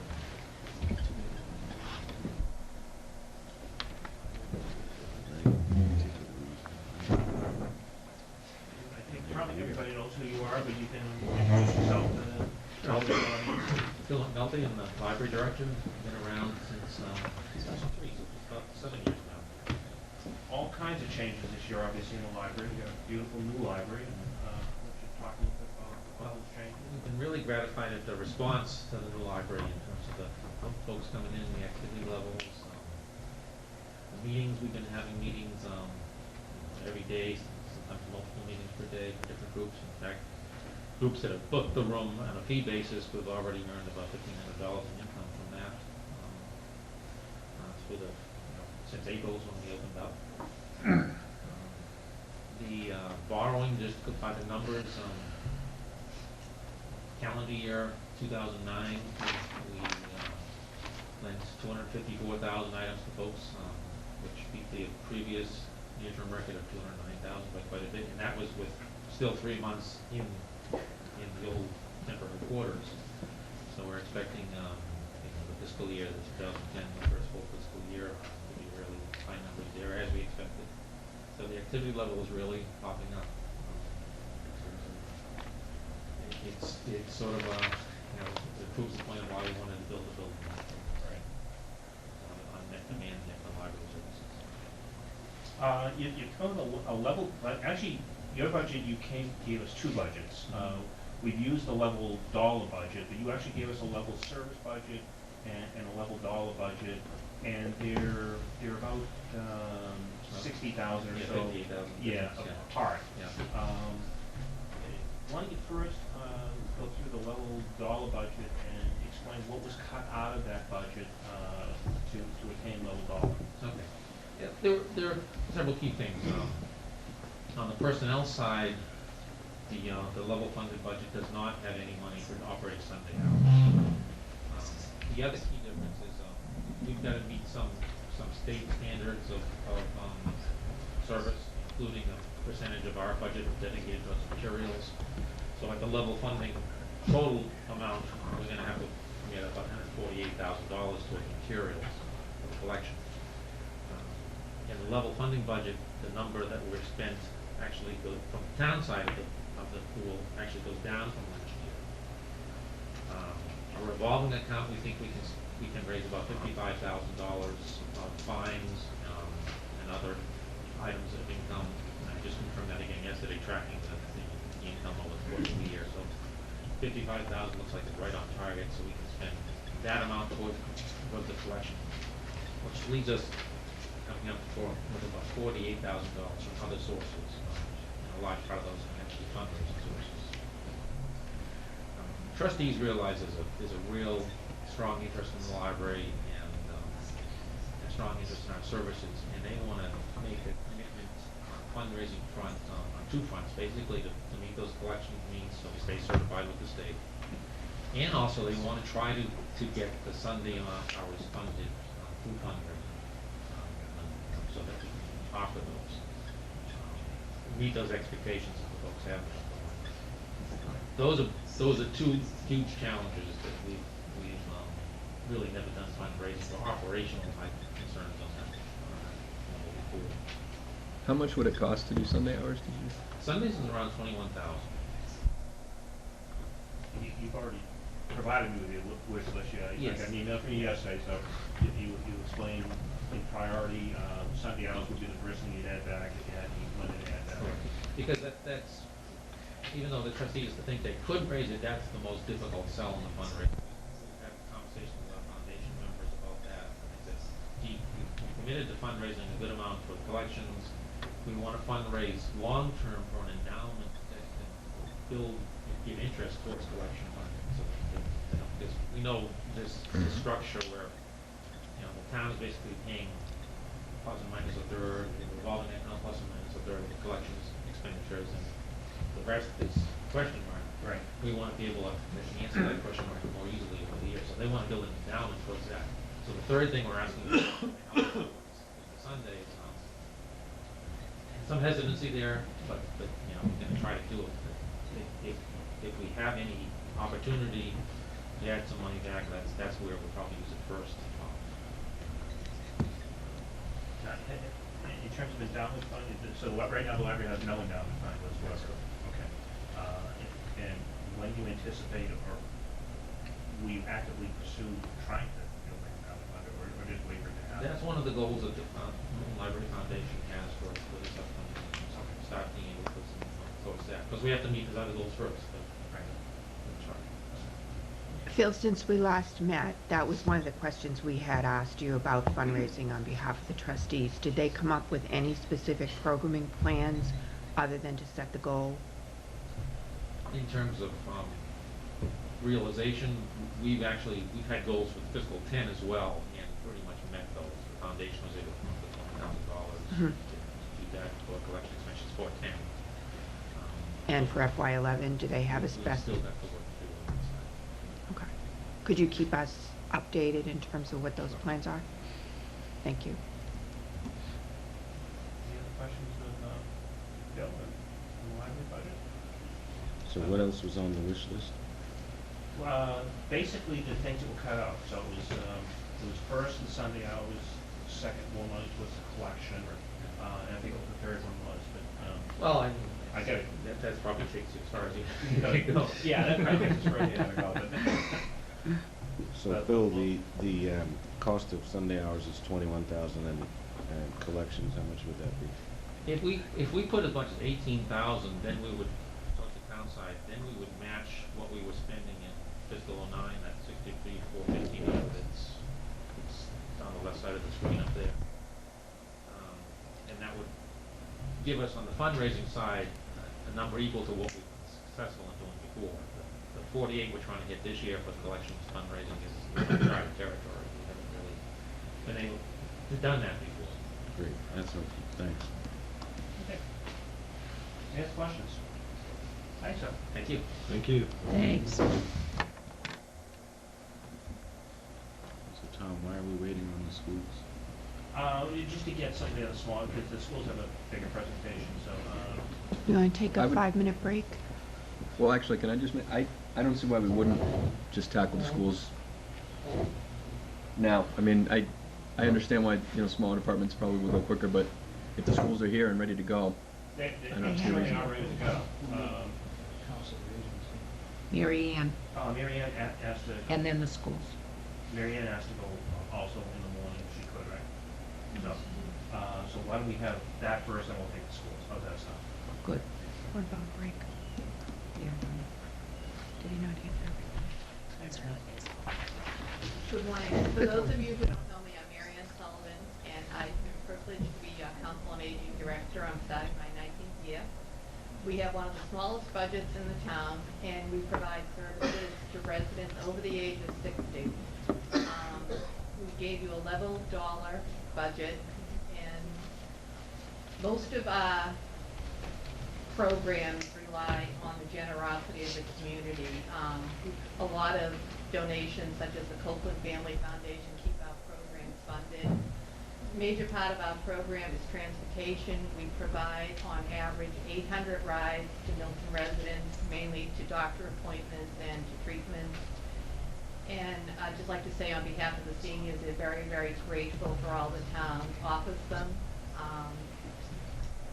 Where we did the cuts this year, we had to take it out. We only have 3 line items. Personnel, we have 2 full-time, 2 part-time employees. And so we took it out of our general expense and gas for the vans. General expense is basically utilities, heat and light in this building. When I came before the warrant committee last week, I made it very clear that I'm a strong proponent of the Consolidated Facilities Committee. I don't profess to know anything about heat. When the roof goes, I know elder services, but I am somebody who, if I can save $1, I want to save $1. I want this building to be the most efficient building it can be. Right now, I don't think that's happening, so I strongly support that. The other cut had to come from gas for the vans. We went from 6,000 to 4,000 this year. So if I was to replace something in my budget, it would certainly be more gas for the vans, because as elder population lives longer, we just celebrated a 100th birthday here yesterday. The need is continuing to grow and grow and grow, and we don't want to get to the point where we have to say we can't do it. We always want to try our best and, help the seniors when they need it most. Now, with the budget you have now, you decreased the transportation line of $8,000 and to $6,000, so by about $2,000. Right. Impact-wise, are you going to be able to run all the transportation you have to run for $6,000, or are you relying on more donations? More donations, more fundraising. I write so many grants. I ask anybody and everybody if they can help. And again, thanks to the Copeland Family Foundation for the last 18 years for, sending that check of $25,000 that keeps us afloat. We do ask the elders if they can to make a small donation of $2 or $4. Just given the economy, some of them can't even do it, and we don't provide service based on that. So if we can have a couple more dollars for gas, it would be great. But we're grateful for whatever we have, and we do a lot of fundraising with our friends group, and we will continue to do it, seek grants, and again, save money on electric and gas any way we can. Mary Ann, just out of curiosity, what percentage of the population of Milton in terms of residents comprises the senior citizens group that you would serve? And of that percentage, how many people do you serve? The population right now, Barbara, is 5,820, and that's anybody over the age of 60. With the new census coming up, that number is sure to increase. And I would say, since we've been in this new building, which is almost 10 years, we're serving about 32% of that number. Some people come for a one-time thing, a cooking class, but 32% is a firm number who uses our transportation, our, grocery shopping, and services that we provide up here. Does that include phone calls that you might field for? No, we average 95 phone calls a day, and I'm proud to say we answer every single phone call. We'll get back to you right away. I pick up voicemail nights and weekends, and just a lot of people, and a lot of younger people calling, inquiring about their elderly parents. So we're proud of the number of calls we do and the response we get back. Barbara, pretty soon we'll be able to use it. I know. Only you, not me. You and me both. Thanks very much, Mary Ann. Okay, so now as promised, let me just get this budget yellowed off, and then I'll bring So the schools up. do we have a wish list from Conservation? I think it will More be gas. gas money, yes. So to fully fund that gas money. And then a lot of those departments still have a problem with there's no Chapter 13 money figured in there, for pay increases may or may not occur. Okay, I'm going to invite the schools up now to talk about their budget. And before I do that, let me explain to the committee. I have some concerns. Basically, the way that the government budget came in this year, we all know it shows a $1.1 million increase in Chapter 70 money. Essentially, that money is exactly the same money that last year went directly to the school as stimulus money from the federal government. So basically, there's been no increase in funds. It's really just been a shifting of funds from grant money that went directly to the schools now to money that's coming directly into local aid and will be part of general fund revenue that we have to deal with in our budget to distribute around to the various departments. So I did have some concern when we were talking about level dollar budgets. When we're talking about level dollars, we're thinking about what the departments have to spend. And if we level dollar the schools at just what their appropriation was last year, and they didn't wind up getting, and they won't wind up getting $1.1 million of stimulus money directly to them, were we in fact shortchanging the schools by saying, okay, everybody else is level dollar, their level dollar will be appropriation, but they have $1.1 million less to spend. And I asked Glenn that question, and in terms of, because that last year's grant can be carried over.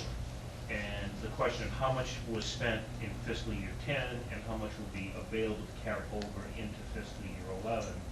And in terms of how it's going to be used depends on how much money they wind up with the appropriation. But they used about half the money last year, FY10, and about half of it is available to go into FY11.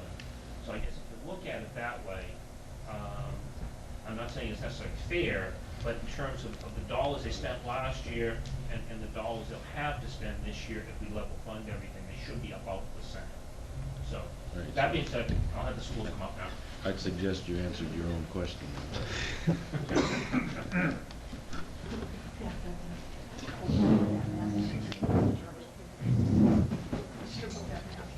Okay.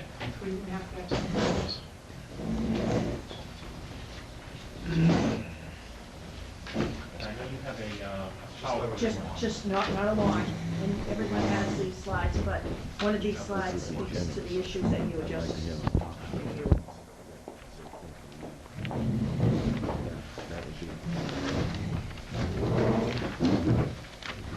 Morning. Tell me when you want me to change it. Good morning. Good morning. This morning, as the different departments presented, it made me realize how interdependent we are. And the good news story, Mr. Hurley came and when he rang and he said, share the good news story. And it's good for residents to know. Last night, the town's basketball team won the second game in the boys basketball tournament, the state tournament, and there were 800 citizens, families at that game.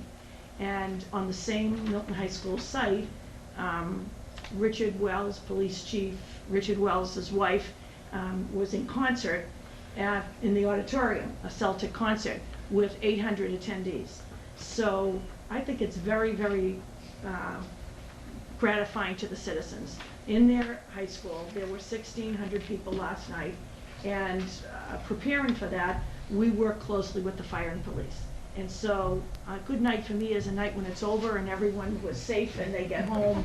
And when you think of it, we had 1,600 individuals on that site, 2 people in a car, 800 cars, and the parking is for 350. So we worked with the Milton Police, and I have to tell you that as a resident and employee, we are in wonderful hands. They assured us with all those children and citizens and visitors to the town last night, everyone got to the events in and out, and that's no small feat, so just to begin. But it made me realize tonight, yesterday, and this week, we realize it every single day.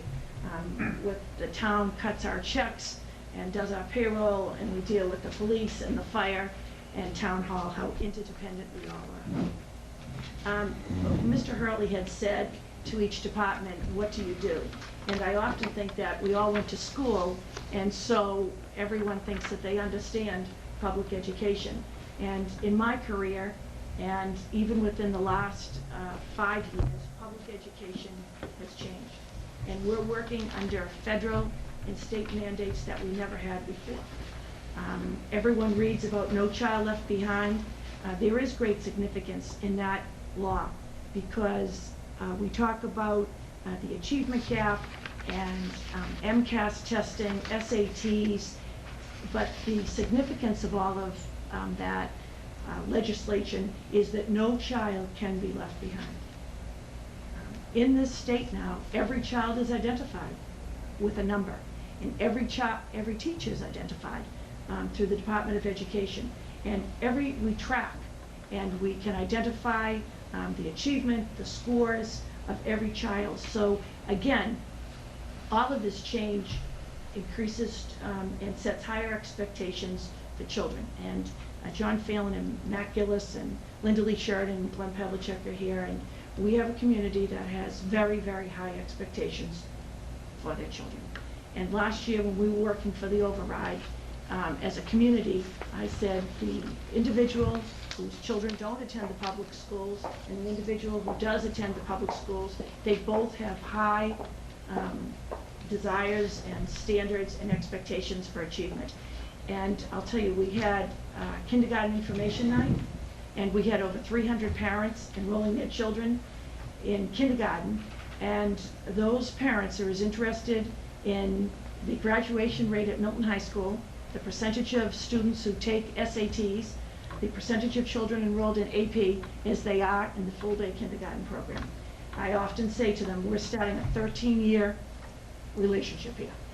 We're going to be together, every one of these sets of parents, and sometimes it's 2 or 4 parents, guardians, for a long time. So, again, when Mr. Hurley asked, what did the schools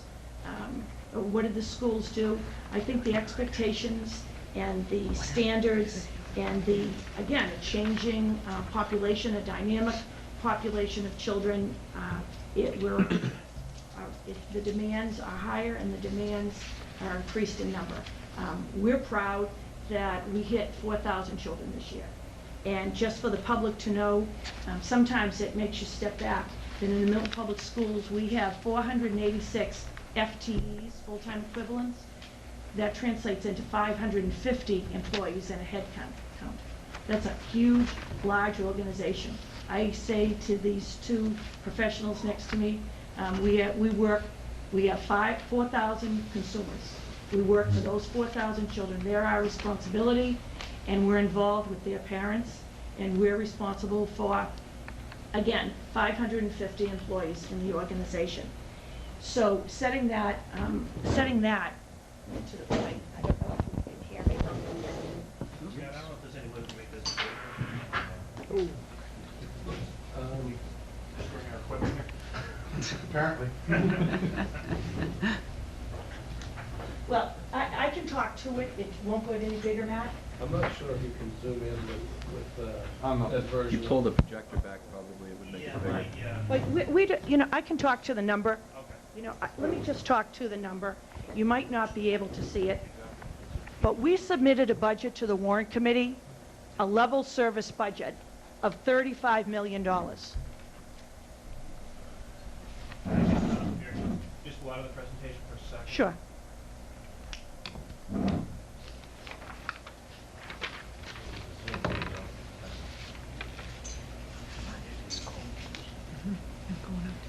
This slide is important because it speaks to what Mr. Hurley was just summarizing for the audience. No, really the same, yeah. Well, I can read the numbers. To Mr. Hurley's point, we submitted to the Warrant Committee a $35 million budget. And Mr. Hurley was referring to stimulus funds. We were awarded $1.2 million in stimulus funds. We have a list of every community in the state and how much each community was awarded. Canton was awarded $35,000. Again, this legitimized that the state had to bring each school district to foundation budget. So we were awarded $1.2 million. In other districts across the state, that money was immediately spent. And again, in the stimulus money, when you fill out the grant, you're either restoring positions or you're hiring new individuals. What we did, we understand the fiscal situation. We look out, we think we protect every dollar of the Milton taxpayers' money. So we looked at that funding, the 1.2. In other districts, they spent the money immediately. We purchased a kindergarten teacher. We hired a kindergarten teacher because of enrollment. We hired a 3rd grade teacher because all of the 3rd grades across town were at 29 or low 30s. So we made a new class at the Collycock Cunningham. We brought the families together. And if you followed the school committees, we had at the elementary 9 classes, John? Approximately 9 classes with over 26 children at the elementary. So we hired part-time aides, 3 hours, so we did not have to provide those individuals with insurance. So again, the history of the Milton Public Schools, when you have oversized class size at the elementary, we put full-time aides in. We have a school committee policy. We responded to the professionals and the parents, and that's all we did with that money. And we took the $110,000 from the October special town meeting. So again, there were needs. We had a meeting the other day. There are needs every single day in the Milton Public Schools. We protected that money. So moving ahead, we asked for $35 million. We have put away $538,000. We have that money for next year. So take that off our $35 million. Remembering, the Warrant Committee understands this as well as we do, that's one-time money. That's one-time money. It's not going to come in 12. Again, Is that 538, is that net of the 150 that was just taken out of here, or? No.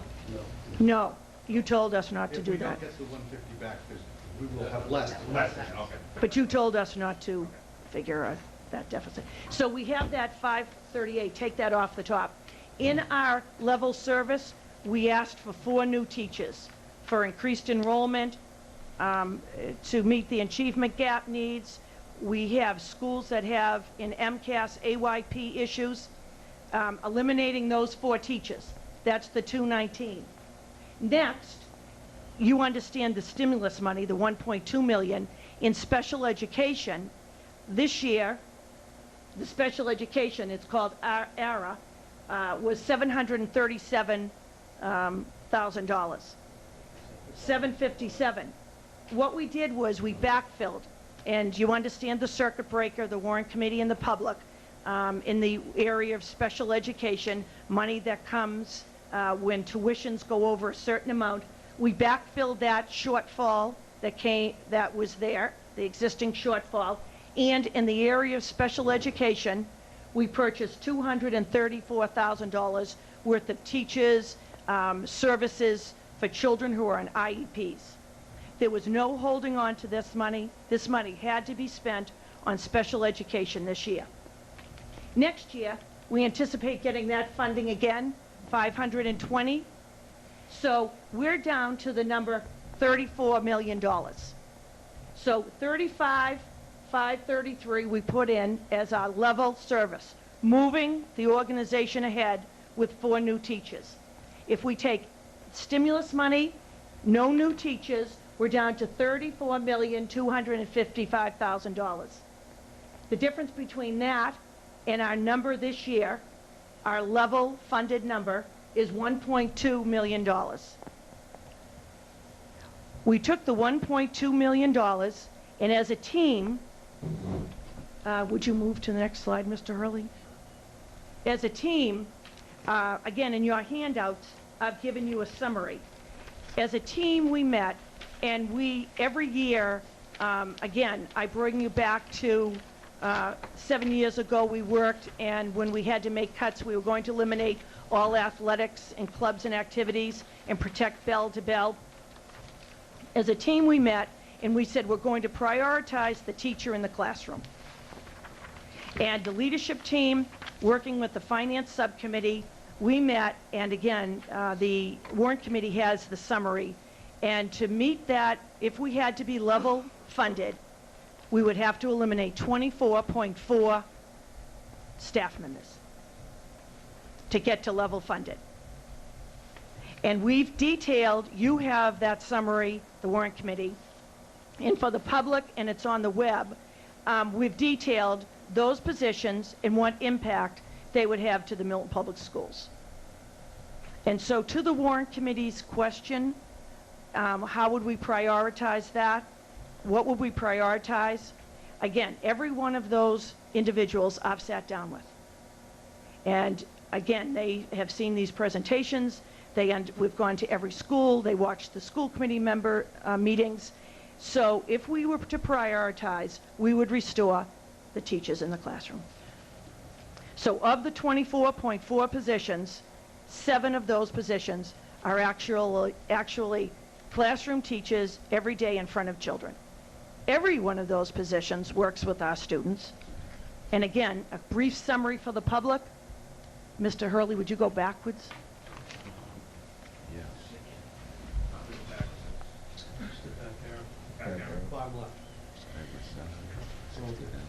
Again,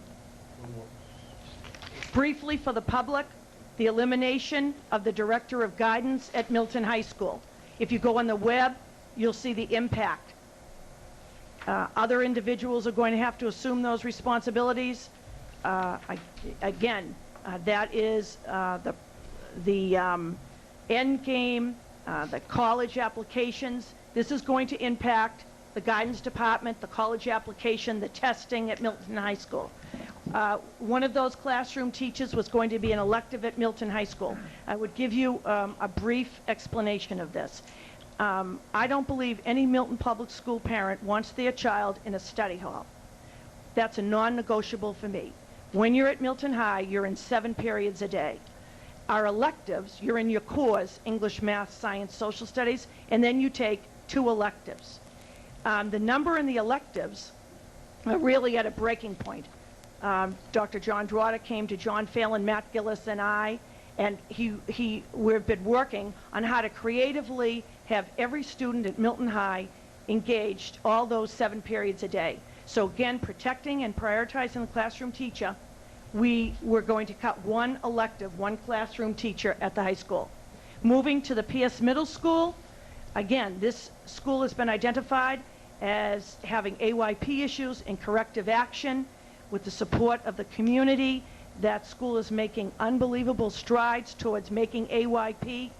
I use John Phelan's analogy. You cannot increase student achievement by decreasing the number of teachers. And with the community's support, that school is making marked improvements. So we were going to cut 1 core teacher in the area of social studies, an area that's not tested by MCAS. We were going to, at 7th and 8th grade, make some accommodations. And then, again, prioritizing the classroom teacher and the curriculum people, we were going to eliminate a 1.0 assistant principal. Again, I've often said PS Middle School is one of the jewels of this community, working with parents. Anyone who has a middle schooler understands the needs of middle school children, having a safe, supportive environment. And so we feel that prioritizing classroom teacher and keeping the curriculum support so that every child succeeds, we were going to eliminate one of the 2 assistant principals. Briefly, Mr. Hurley, the next slide.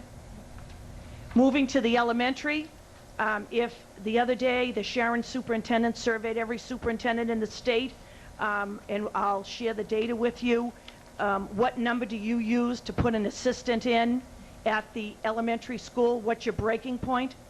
And again, it's district to district. Our breaking point is when you have 550 students. Historically in Milton, you had a full-time assistant. Each school had an assistant.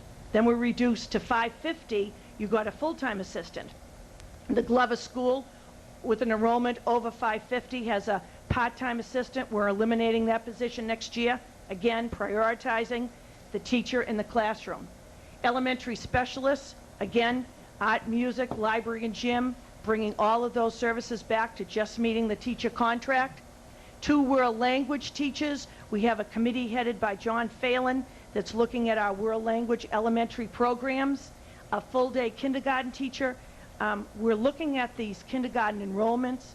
We're looking at the tuition, and based on the NESDEC and Matt Gillis's enrollment projections, actually tracing 5 years ago, the birth rate and using a rate of increase, we think we're going to have 1 class less. But your full-day kindergarten program funded from the state, we were one of the last communities before they stopped giving these full-day kindergarten grants, is such a huge success. John Phelan often says we're victims of our own success. It's the best deal financially for families. So this is a volatile number that we examine every single day. A language-based teacher, we think that we can do this, again, but this is in the area of special education based on IEPs, individual educational plans that are being written every day.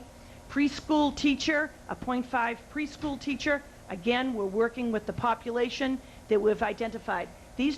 All of these don't provide for new children moving into the community, new individual educational plans being written, and they're cut to the ACE program, which starts at grade 5. That totals 5.7, Mr. Hurley, at the elementary.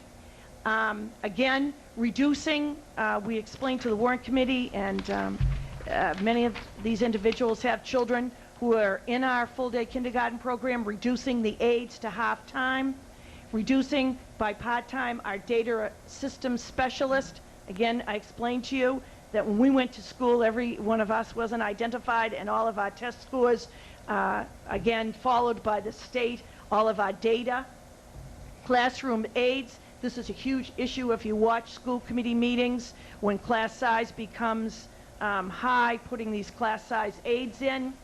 With professional development, again, we have a budget comparing to the state. We're below the state average. We were going to cut $55,000 out of our professional development budget. To us, that meant one more teacher in the classroom.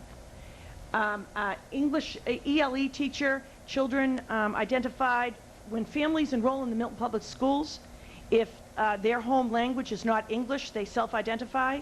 Their children, by law, have to be then tested by us and determine, based on the results of that test, we have to provide so many sessions a week for children who English isn't their native language, and these children are tested 3 or 4 times a year.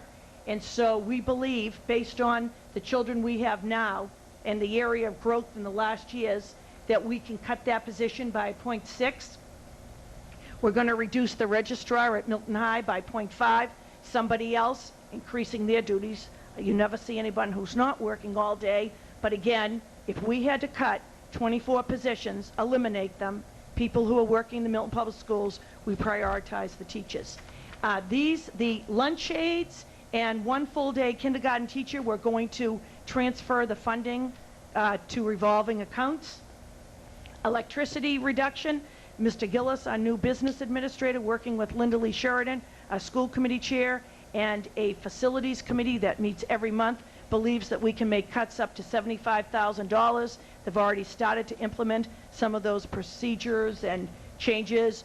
Again, a small story. We've hired an HVAC specialist, and just the kind of savings that he's finding within our schools, 6 schools, and elimination of 1 custodian. So the total, 24.4 positions to bring us to level funded.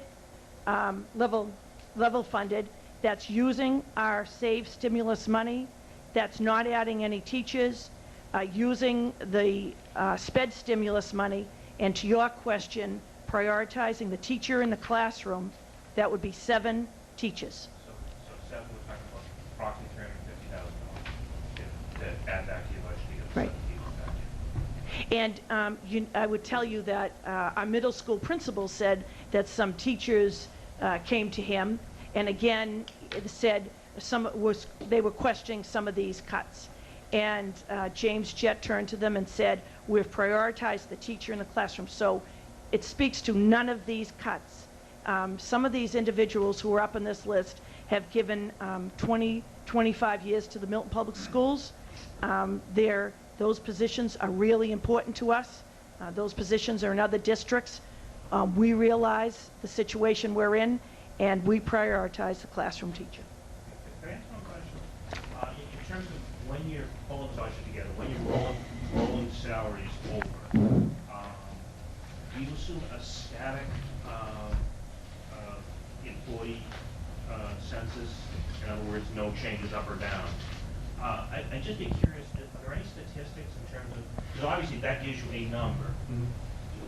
Obviously, you can't figure out who's going to be different, but everybody knows it won't be a static population of teachers the following year. Has anybody ever tried to figure out from year to year on average how much different the real number is in terms of the rollover compared to the budget number that's used to roll over salaries? Yeah, that's something that I spend a lot of time on early on, and we needed a number back in October, so I did move everybody forward. But I did do a review of teachers' start dates and looked at all the folks, not just teachers, but everybody that basically had 25 or 30 plus years in the system, got their birth dates, looked at their age, did a quick retirement assessment, because it's years of service times an age multiplier, to see how many folks were going to be at 70% of their pension assessment. and decided that we really only had a short list, and I didn't get a chance to talk to those folks back in October to see if they were interested. And that's something you need to do a little bit delicately, and being brand new, I didn't want folks to think, here's this new guy trying to push me into retirement.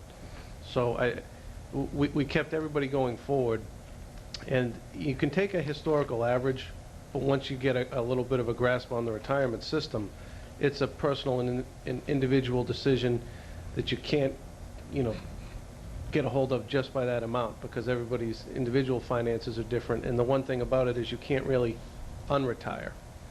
So once you retire from the public sector, you can work a very limited part-time role in general, or you can go work in the private sector. There is the rare exception where you can get a waiver from the Department of Ed, but we have to demonstrate that we posted for the job, we couldn't find anybody to fill it that was qualified, that we were satisfied with, that could meet our needs and work in, be a good match for us, our scope of a system. So, the short answer is no, we didn't really do that, but we're preparing to do that for the future, and we have a much better idea in April or May of who's going to retire. We also don't have any, for lack of a better word, large driving incentive for folks to give us, a deep advance notice of when they're going to retire. So we've carried everything forward, but we don't always get to necessarily hire at a lower dollar level either. We do always have some moves. People move out of state or change careers, and generally that comes out to be pretty close to a wash, because there are some positions we have a very hard time filling. Just the short answer: speech language pathologists, math teachers, some foreign language teachers.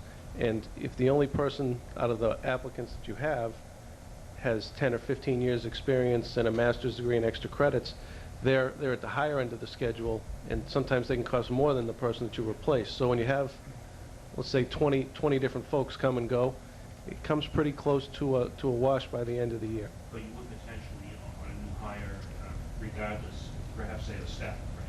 They might be.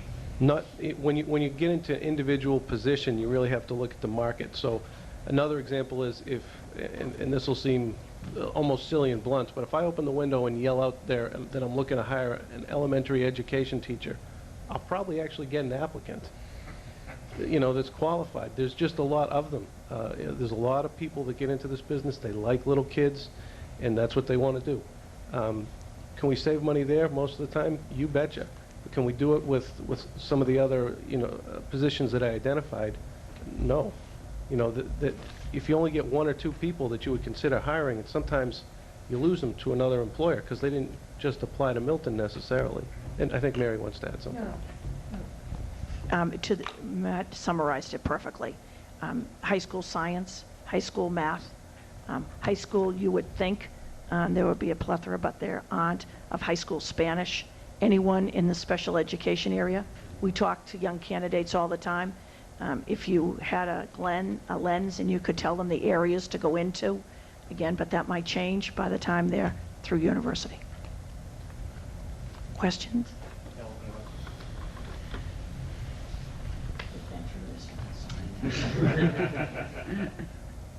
Yeah, I guess just, we kind of understand it, but just again for the TV audience, if they, just in terms of the way the stimulus money worked, that it was basically 1,123,000 to be fairly exact stimulus money that came in that was available for general purposes to the schools. The initial mandate was to spend that both to make systemic changes and to save or add jobs.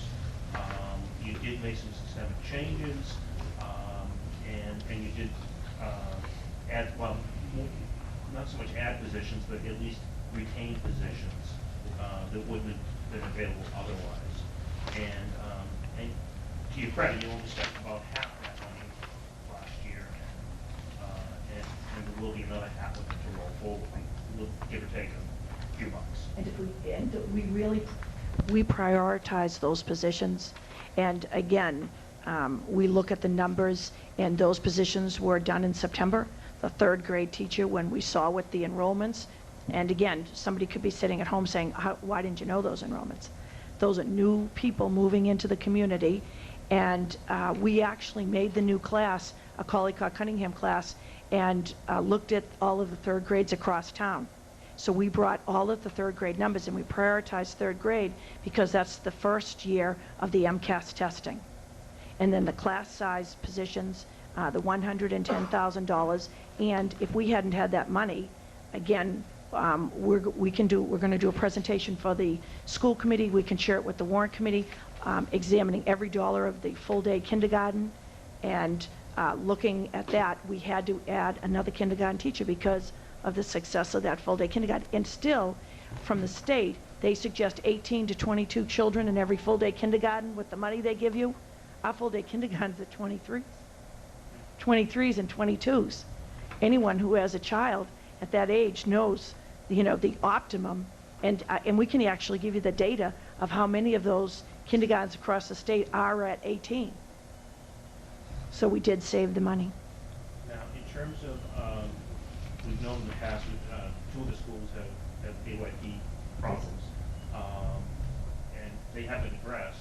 How are we doing on that in terms of getting off of AYP? So this, probation, if you will, or whatever they call it. the identifications are at the Pierce schools in corrective action, and they are making, their data from last year came back with the largest improvements in any discipline in any school. And keep in mind now, from 3rd to 10th grade, every child is tested in English and math, and they've introduced the science testing. A lot of educators feel that it's too much testing, but those are the mandates we live under. And then the Tucker School, this is another phenomenal good news story, and it's hugely because of the support of the community and putting those staff in, made AYP in the area of reading language arts. They made, the children at the Tucker made AYP. Remember, to get off the watch, you have to make AYP 2 years in a row. They didn't make AYP in the area of math.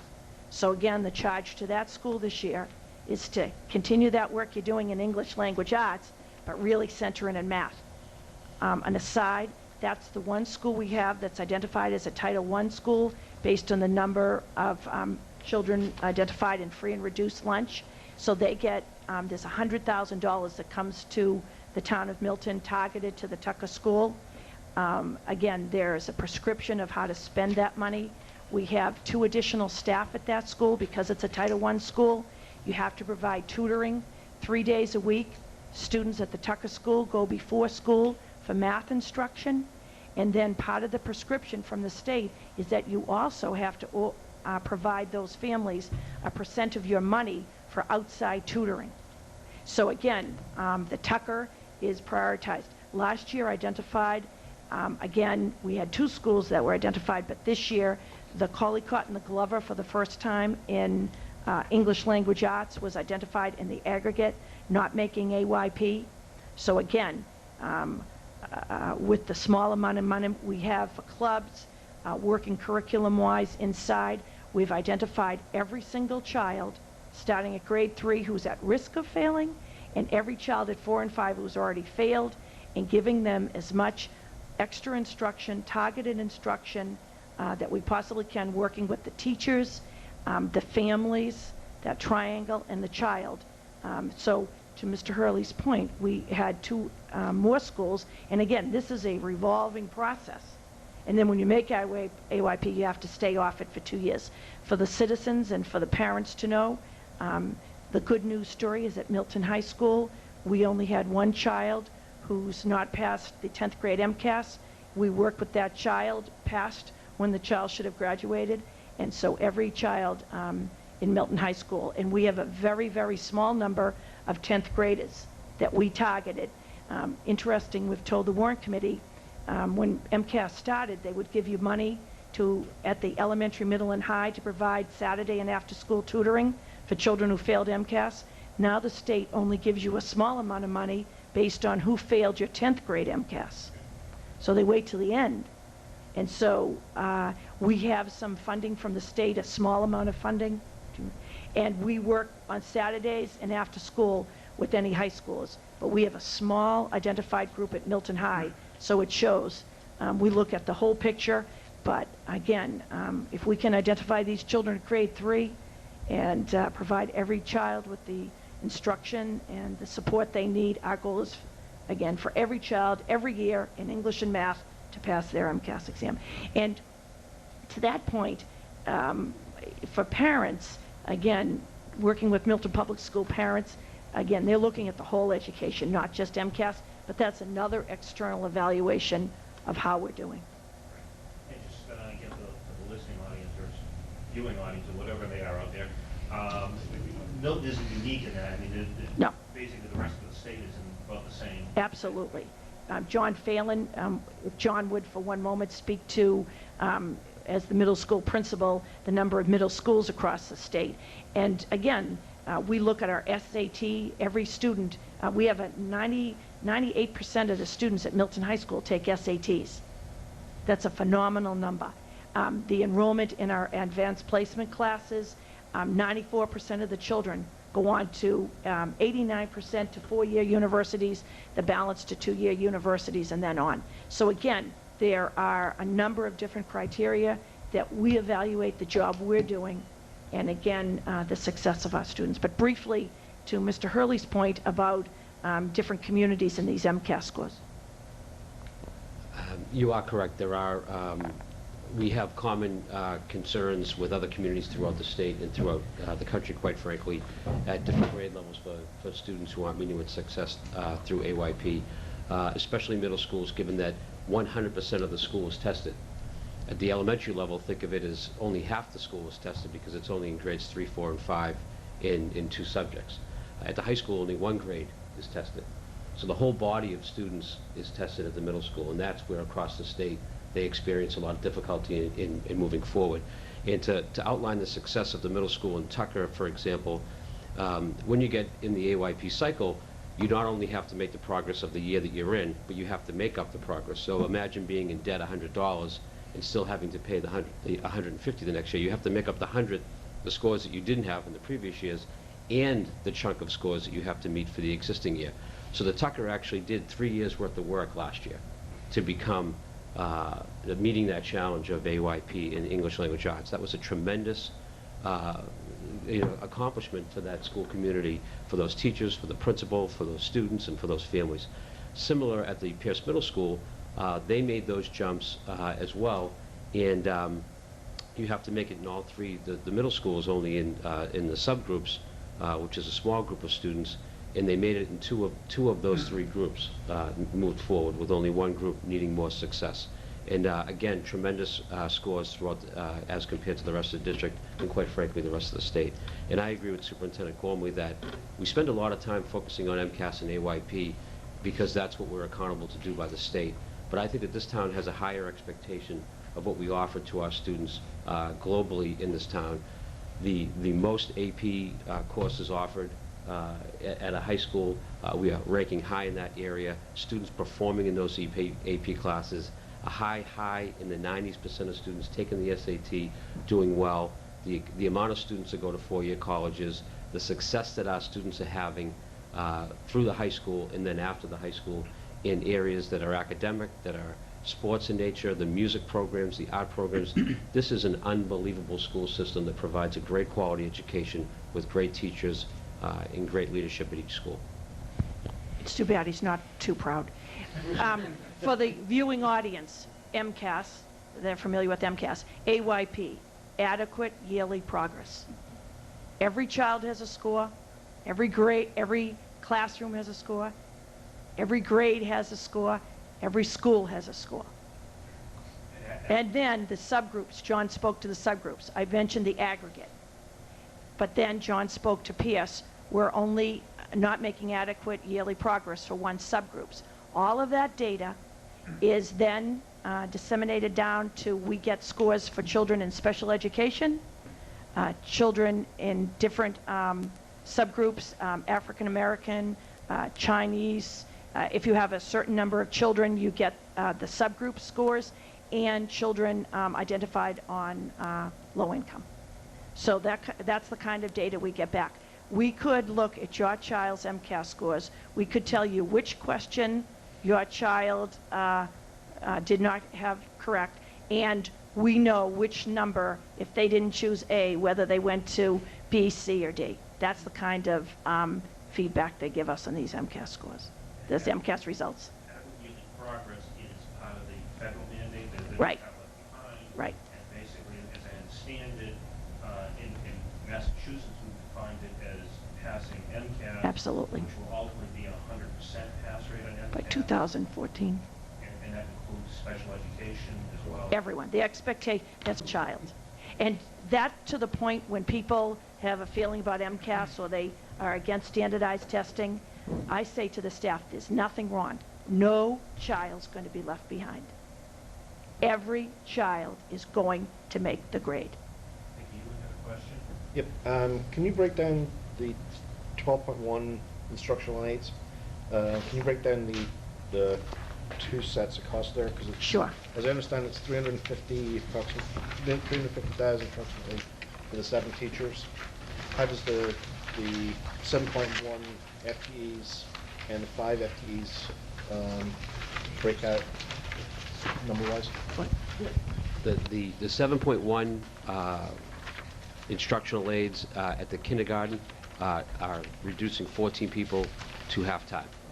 So that's just a functional reporting mechanism. So it's really 7.5 FTEs, but it's 14 people going down to 7. Not only would that be a save in salary, but it would be a save to the town's insurance as well. Okay. And what's the dollar amount?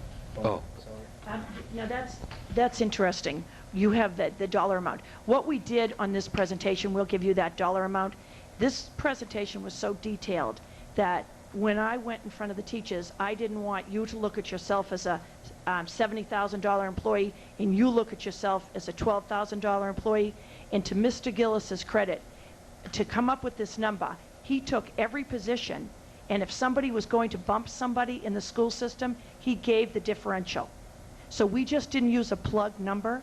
We've got the actual number of how the bumping is going to occur, so we can give you see how the detail on the money. We've only given you we can give you the detail what every single position is going to be, which might speak to Mr. Hurley's point on putting the 7 classroom teachers back. We can attach that to an actual number rather than the plug that he used of the average salary that we use of $54,000. So we can provide you the actual numbers. I have it with us. In fact, it's in your book. I believe we gave you the detail. And Mr. Hurley, would you go to the last slide? When Mr. Hurley said, come and tell about your successes, we said, well, everybody has gone to school, they understand schools, and I said, oh, let's just talk about this week. So this was a really good week in the Milton Public Schools and for the town of Milton. Tucker Elementary students, we have a program at the elementary school, future problem solving, an academic competition, not being an athlete. I'm an advocate for academic competitions. And I'm very proud to tell you, Mary Ann Sullivan's grandson, Andrew Doro, and 3 other children at the Tucker School placed to go to the States to compete in this academic competition. Unbelievable. Unbelievable for the Tucker, unbelievable for the town. 20 Milton High School students inducted into the Music Honor Society. I attended the other day. You understand National Honor Society. You have to hit 7 different bars. Did you do community service? What is your grade point average? Did your teacher recommend you? A similar program for music. Each one of those students performed. I said when I spoke, it should have been televised. There should have been 1,000 people in the auditorium. Unbelievable talent. 115 students in the Pierce play, The Success of Pierce. After school, every day, the middle school is alive till 6 o'clock with these Pierce players. Boys basketball team, I told you at the beginning, they're in the tournament. Last night, another success. Now we hear they're going to play Situate Tuesday night. We don't know where.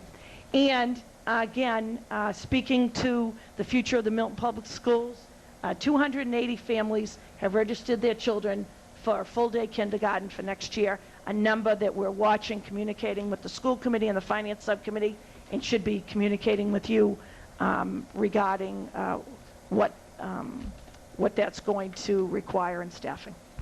So when you asked about the good news story, I said, well, how about this week, this good news week? I do have one question. Tom, I have the number. for Ewan's question. Oh, good. The 7.1 full to half-time for FTK aides is $175,000. And what's the precise number on the 7 classroom teachers? I'd have to go through and pick them out and add them up. And the five, and the other 5? The other 5 were in, Last page. last page, classroom age, 92,500. Question that I had, and then I think, there's another question over there. The 24.4 FTEs, can you give us a ballpark of what that would mean in terms of physical number of bodies? In other words, I'm thinking towards unemployment, and so clearly it's not necessarily 24 people, it's 24 FTEs. Right, it's not necessarily 24 people. Anybody that has their position reduced more than 20% of FTE, they'd be eligible for unemployment. You know, so the folks that are 1 full FTE on that list and you see that they're not there, that's pretty clear that they'd be eligible for unemployment. You know, I'd make an estimate of 17 or 18 FTEs. no, it'd be a little higher. It'd probably be low 30s available, unless folks were able to, you know, they'd be all eligible for it, but whether or not they obtain other employment. Right. Because if you get another job, even if you're making less money, then you may not be eligible for unemployment, but it could be to your own benefit to be working because you can often make more than you can collect. So would you explain to the public, for the public to know, that's in FTEs, but what the question was, how many what's the head count? Well, I mean, take the full day K aides, it's 13 people, right? So we have that as 7.1 FTEs. If those aides were en masse to say, I don't want to drop back to half-time, I'm going to go get another job, we could conceivably be looking at unemployment on 13 people because they've had their hours reduced 50%, so they're unemployment eligible. So it could be more. Could be more than the FTE number. It could be more than the FTE number because of the way that works out. And I just wanted, can we get it, are we going to be able to get a number that we can agree on the 7 classroom teacher positions? We're going to stay here today, so after this presentation, we'll add it up and give it to Mr. Hurley. I have them all individually here, I'll just take a minute to add them up. So we're going to stay, we'll give you that data. Mary, I have a question on the, excuse me, on the World Language Committee classroom teachers. Right. List 2 being cut. Right. And the comments are that it's going to restructure French classroom students, possibly reassign students. Right.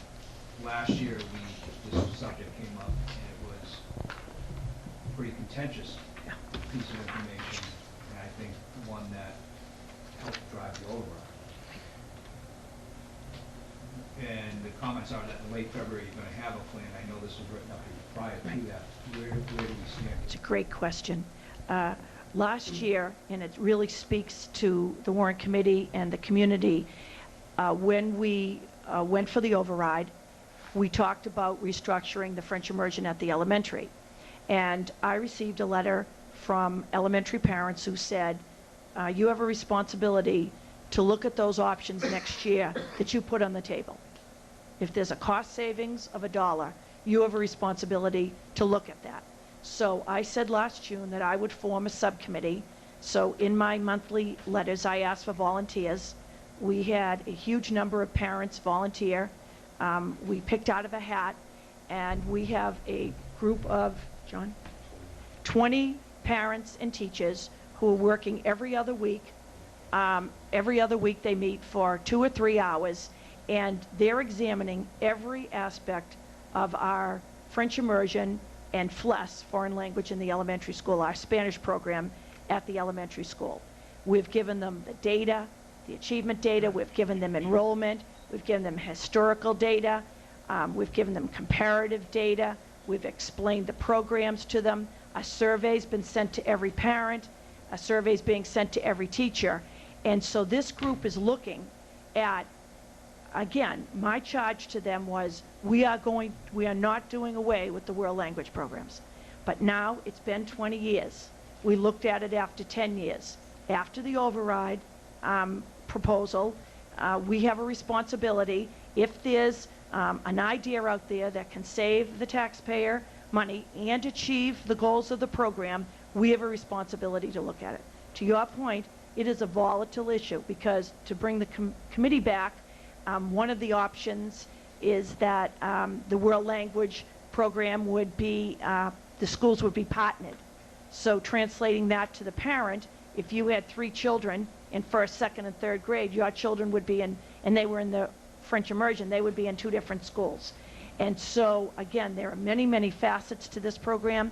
John Phelan is chairing the committee. Their charge is by really he has a meeting, 2 more meetings with them. We're going to report out to the committee.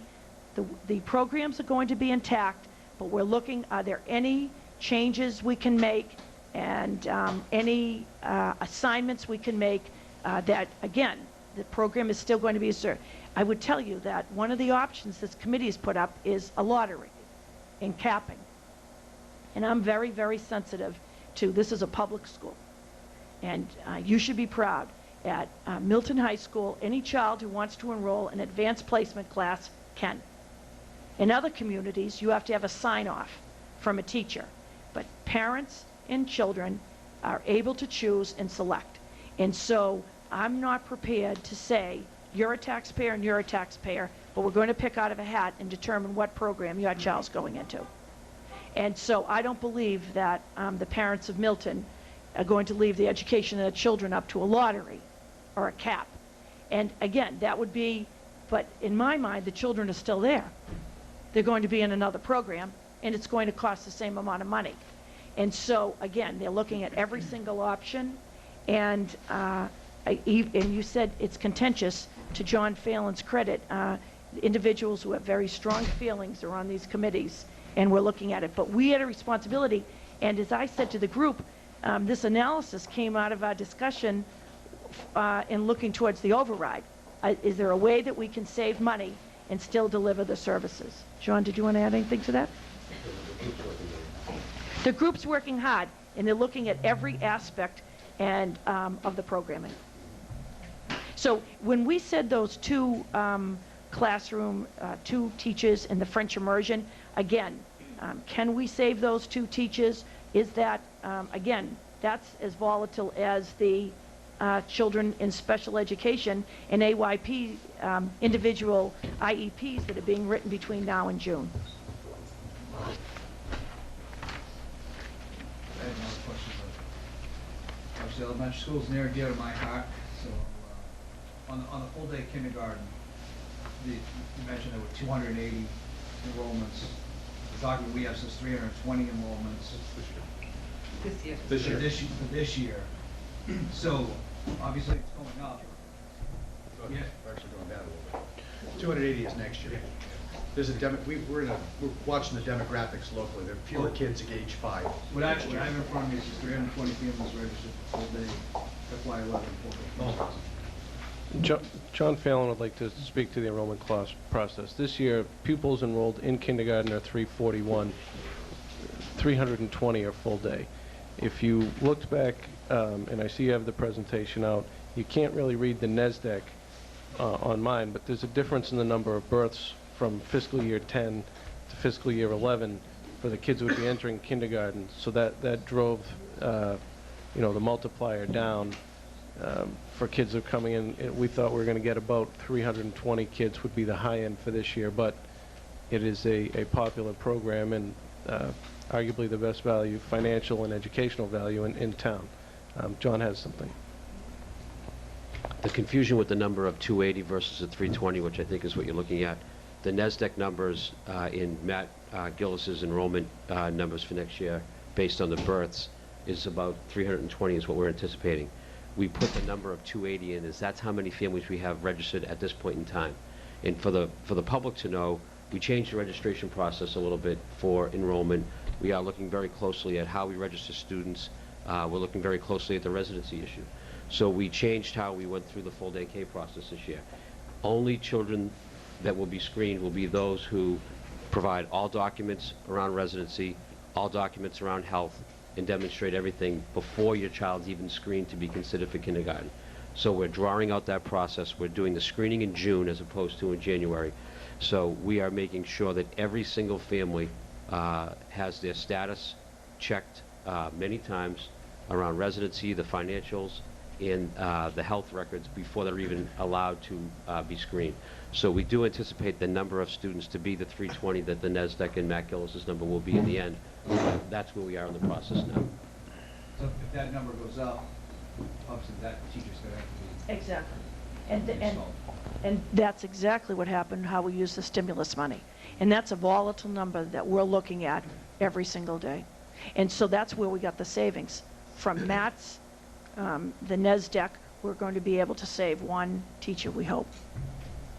Can you speak, following up, can you speak to the costs that Milton is incurring right now as a result of the number of non-residents that are in our school system, and what the value would be if we're able to reduce that number, and what will be the benefit to our budget, bottom line budget, if we're able to get a handle on that? It's a very timely question, and I hope today, the work that we're doing, there's not anybody attending Milton Monday who doesn't live in the community.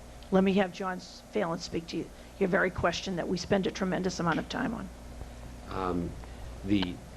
It's hard to put a number on it. Just to give some background, since last year, we investigated, just last school year alone, 120 cases. By the end of last school year, removed 40 students from the schools.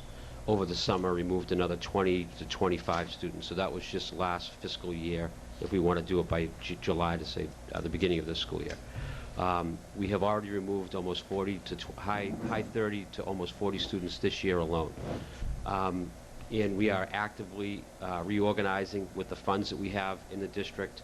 We have historically have 2 police officers that make a stipend of about $10,000 to $12,000 each, one of whom is on leave. So we took that money that we would normally pay that second officer and created a position for someone to keep track of the documents, the data, and follow through on the cases. We have taken the registrar that we've always had in Milton Public Schools, who worked in the Milton High School main office, and put them by themselves in an office to make sure that registrar process with kindergarten and with new students coming in is done in isolation, so we can truly focus on every student's application process to ensure that it's done well and done appropriately and meets all the satisfaction. I believe that the state number for every child to educate in the town of Milton is around $11,000 to $12,000. I think that there's a lot of varying numbers. So if you add up, if you multiply $12,000 times every student that we've asked to leave, that's a significant number. Are there cases right now that we're looking into that do we still have more children in the public schools that we think may or may not live in the town? We investigate students every single week. We're very active and proactive. I want to say out loud, out of respect for everybody who lives in this community, that this is a very sensitive issue that we handle very professionally. But we do take it very seriously, and we do ask students and families to leave who do not reside in the town. Within that component of those conversations, we live in a society that's very more complicated than it used to be. We have families that are split in parts, that students do live with family members in different towns for different reasons that we are sensitive to and by law have to respond to. Parents who may be divorced, situations with custody, students who may be in foster placement. So there's a lot of very fine lines of gradation as to what we have to pay attention to. Quite frankly, we pay attention to that daily. I have on my cell phone number the Department of Elementary and Secondary Education's phone number, who is the PQA person in charge of this. We speak on days off. The town is doing its due diligence in responding to this concern on a daily and weekly basis and reorganizing our schools. So it is a significant issue that I think that we have an excellent handle on, but we will continue to work towards throughout this school year and next. I think that from a dollar and cent standpoint, from a dollar and cent standpoint, you know, for the most part, the school's costs are fixed within relatively small ranges. In other words, you know, you add or subtract one student, you know, even though on average it's 12 grand, you're probably not going to subtract a teacher or add a teacher. Right. So the cost for one student, one way or the other, probably won't change at all. It's a class size of the 5th grade of Collie Cod, which is 27 right now, going from 27 maybe to 25. Right, the cost doesn't go down because that teacher's standing in front of 25 students, but as a parent, that's a big difference in terms of your classroom having. Right, one that or was two the point I was less gonna mention. Well, you should be able to quantify though, if we're eliminating 40 students a year, you should be able to quantify what that dollar amount is and then what the benefit is of value added in eliminating those 40. Right. I think the point was the bigger benefit is the smaller class size. Right, and to Well, add it to should that. also be a dollar benefit though, right? I mean, Well, to add to that, I think that we're receiving, I think that, yeah, we don't get budget by child, but I agree with you. We could put a dollar amount on it. It might not be, describe the whole picture, but it should also go back to Superintendent Gormley's fact that we are at 4,000 students this year. We have been growing by about 80 students net over the last 3 or 4 years. So our enrollment, despite the lack of level dollar money going up, our enrollment has increased significantly over the last 5 years. So I think that would go back and forth, and I think it might wash out, but we could put a dollar amount to what those students don't cost the district, or what those students, quote, do cost the district if they remain in. Matt, just wanted to add something. Yeah, I think Tom and John both stated it pretty well, but we have a cost one way or the other. If we didn't police it, for lack of a better word, we'd have more people coming in. And when we look at our neighbors, I think it's very easy to come to the conclusion that we have a better school system than most of our butters, and that's why we get more folks trying to have a fake address in Milton so that they can send their kids to a better school system, and that's relatively understandable. They're trying to do the best for their kids, but they don't live here, they don't pay the taxes, so they really shouldn't go. So we have the cost of policing it. The cost is really just a value savings on the other end. So whether it's 40 kids or 60 kids spread out through K-12, you know, it's not enough to really change a class size. And if it's a special needs kid, you know, we make up some of that cost of reimbursement from the state. The state does give us our foundation money based on a per pupil allocation, but it's you know, for FY11, based on the governor's budget, it'll be 17.5% of the foundation, and we spend above the foundation because I don't think Milton ever wants to do the minimum requirement of the state. And to put closure on this residency issue, similarly, looking at kindergarten tuition, you should know that we work with every single family, and to those individuals who are paying the tuition for full-day kindergarten, if individuals don't meet the free and reduced, we are moving children out of full-day kindergarten and working with parents who are not paying their bills. And to the same point, protecting the taxpayer's dollar, John Phelan, Matt Gillis, and I are meeting with these people, and if anyone has a child who is not, and they're not residing, and they don't have a legal documentation, we put them out of the Milton Public Schools. Our principals and all of us have those conversations. And so it's very, very important. Nobody should be attending the Milton Public Schools if they do not live in Milton. They should attend the public school in the community in which they reside. Thank you. Thank you. Any other questions? Give the answer? No, I've got an older sheet here. I have to sit down with them and pull a couple of them. Okay, well, seeing it is exactly noon time, and we do have lunch over there. I just wanted to give a plug, last year Ben's Sandwich Shop, or Ben's Cookies, I'm not sure what they're called these days, provided us with, donated a lunch for us. This year, we are paying for the lunch, but just to give a plug, yeah, they serve great sandwiches, and that was on for about a half hour.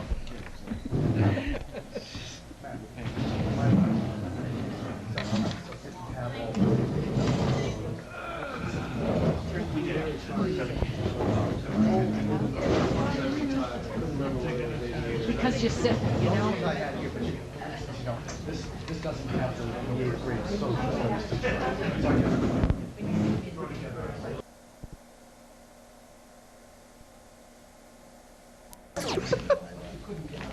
My wife. And let me tell you, I'm not I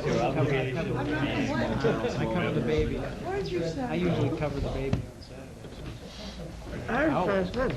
He did. No, he It's a big day. did. Don't tell her I said it. Sounds great. Hopefully it's simple in the line, which is good. Do you want some? No, we're on. What do you say? Okay, we are back in session again. Thank you. And just continuing on with our department See? heads, I never see thought our of that. distinguished town clerk is in the audience, so I'll have him come up and talk to us.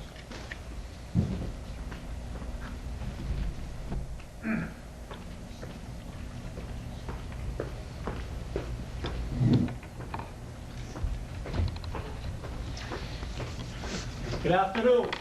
It seems that the chairman was looking for a little theater, so I can certainly provide that theater. Okay? Okay, what, you get choices. What I have brought to you is a 60-pound marker. And this is a requirement of the Help America Vote Act. It is an item for the handicapped. And I thought I would bring it and show it to you since it costs us quite a bit to program it and no one ever uses it, so maybe it's a good thing that people see that we have it. And there are several things you can put on the headphones and it will read the ballot for you. Now the state provides these. I have 11 of these. And the state provides the programming for state elections and for primaries. Town of Milton is required to do the programming for the town elections, where we have the majority of the candidates, because in each precinct we have town meeting members, as you know, of course, so we have over 100 candidates in a town election, and we have to program each and every name. This machine talks to you if you put on the headphones, which you wouldn't be able to do, and I can't amplify it. But it calls for you to put the ballot in. So I'm doing this because, as I say, the chairman was looking for a little Hollywood, and also that people don't really know that we have this, and they don't use it. So it's for handicapped people, but anyone can use it. And it's kind of difficult to show you how this operates. It tells you both here in print, and if you have the headphones attached, it tells you, it reads everything to you. And you just go on. It's very simple. You go on. What we have in here is the most recent election, which while I'm here, I will say that all the paperwork has been submitted to the state for the reimbursement for those two elections, the primary, the special primary, and the general election that we had. And the general election was quite quiet until 2 weeks prior to the election. And if you'll recall, the state secretary was on the TV telling people, just pick up an absentee ballot, and that was exactly the words that he used, pick up. So of course people thought they could come in and pick up ballots in their family, which is not permissible by law. So that was a little difficult. But we went through and processed around 900 absentee ballots, and those that are mailed out cost us about $3 a piece to mail them. But at any rate, this is the special election, and you can go through and mark this by marking up here or by marking over here. Now, I'm looking at this thing upside down. You can go back.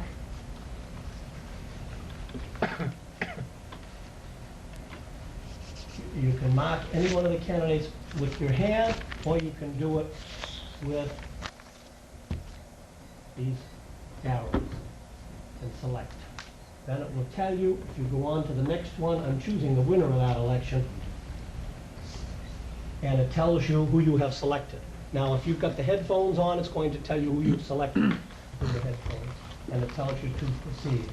Now, we can proceed, we can zoom, we can go back, we can zoom in if you have trouble seeing. Or you can make a contrast. And all of this is repeated to you, which is what's costly. You can imagine pronouncing. I have trouble pronouncing some of the names of the people that are running for office. I think it was evident in the last election, but this is a program in Omaha, Nebraska, and I need to send these to Omaha in order for them to be programmed for each and every election. So we're going to continue to go on. It says who we have chosen. It would tell you on the headphones if you had them attached and had them on your head. Go to the next, and it says mark ballot. Now, you can mark it up here or you can mark it over there. So it's a 60-pound marker.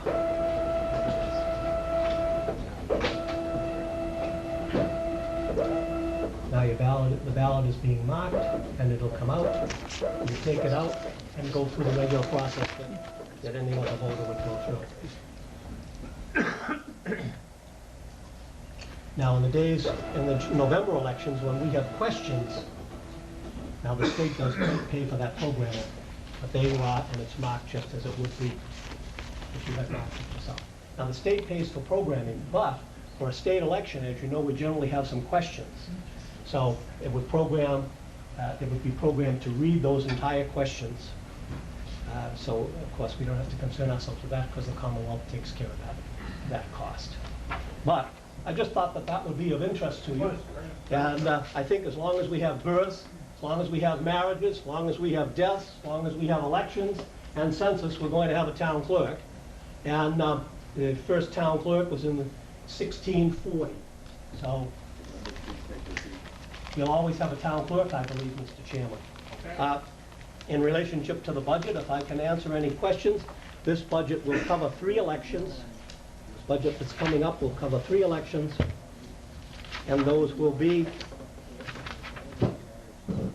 the September primary, September 14th, 2010, the November election, it's the gubernatorial election, and all the constitutional offices will be on the ballot at that time, and that is November 2nd, 2010, and then the town election, which will be April 24th, 2011.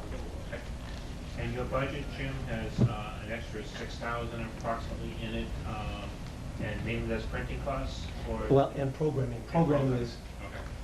And they've got you. Once you're into the automated system, whatever it is, you have to pay it, and that's all there is to it. Okay. But, And other than that, you came in with a level dollar budget as we requested. As I have since I've been here. This is programmed in Omaha, Nebraska for the counters that everyone uses at the polls is programmed by an outfit in New Hampshire. So I have the 2 programming of this. As I say, this is a federal requirement. But this would be one of the first things that you'd want to eliminate if you were cut to the extent that you just couldn't operate. But it's a federal requirement, so they'd be right on you to make sure that you provided this, because as I say, it's a federal requirement. Can I just, Certainly. do you have to ship the whole machine or a chip? Oh, or Lord, memory? just in here, and I could even show you, but it's It's a right disc. in there. Okay. I take down to the post office and mail them off and insure it, because if they should get lost, they charge you all outdoors to replace them. And the same is true for the other machines. Those are the ones that, the black ones, we have 11 of those, and it also has 11, well, I have 12 counters in case we need a spare during the day, which seems most every time we need a spare. Sometimes we need more than a spare, but I have 12 of those, so it's quite a bit of equipment which is delivered the morning of the elections, each and every election. So I don't know, when you have a house party or when you have a dinner party, you have it for 10 people or so. I run parties for people several times a year, and the last one we had 13,000 people showed up, and we had very few problems, and that's a tribute to all of the people who work in elections, from the people who, the A team who helped me election morning. We generally take off from here about 5 o'clock in the morning, deliver all the equipment, but the custodians have to have the schools opened. Workers have to show up. I mean, it's an effort on everyone's part.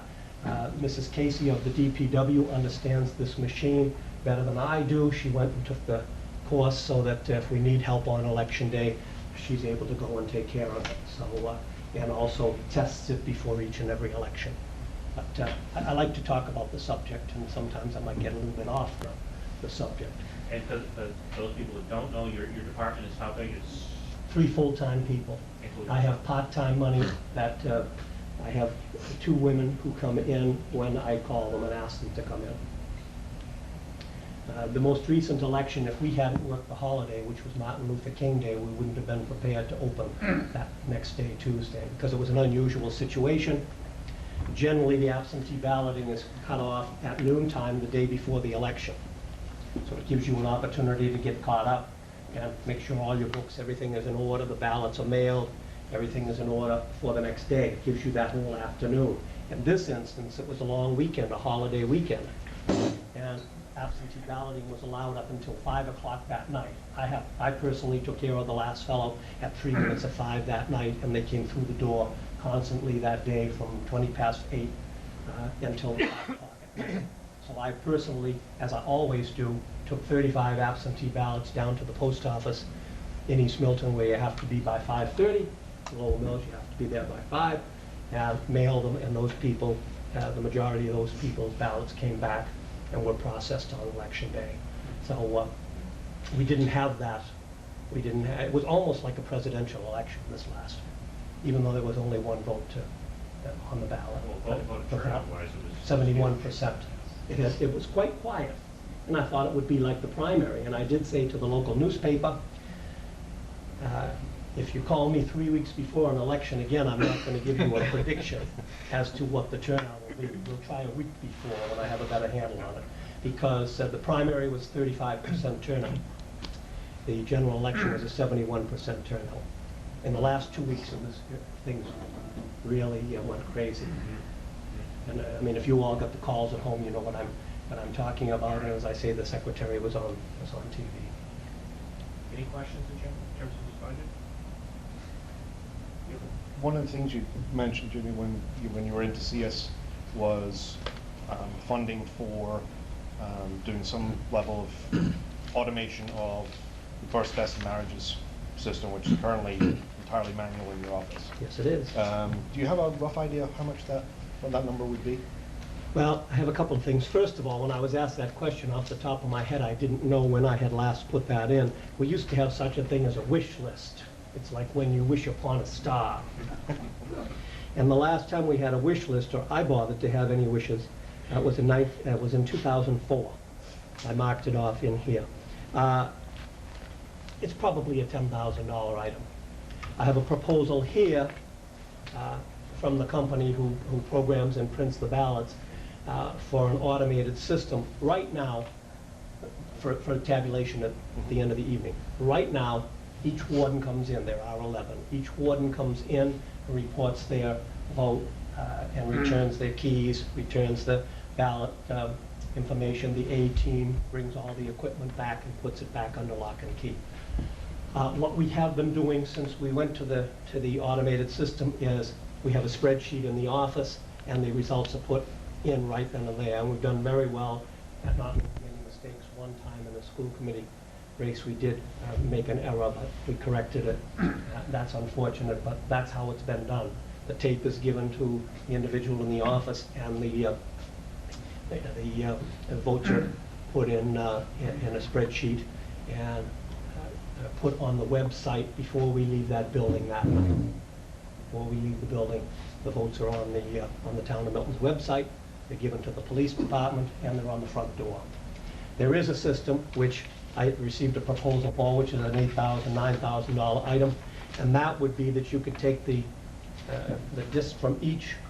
I don't know if the disc is the proper term, but take the disc from each, 9,400 from each precinct, and just put them in to a system that would tabulate them up for you that night. I saw that done in this town, still a town, Framingham. Framingham does that.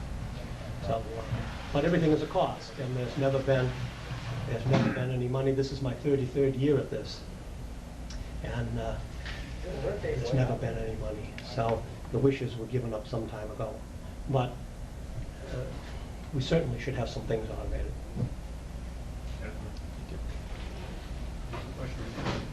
I'd like to just say that I think we're going down the wrong road in granting salary increases and then having the salary increases funded through the budget.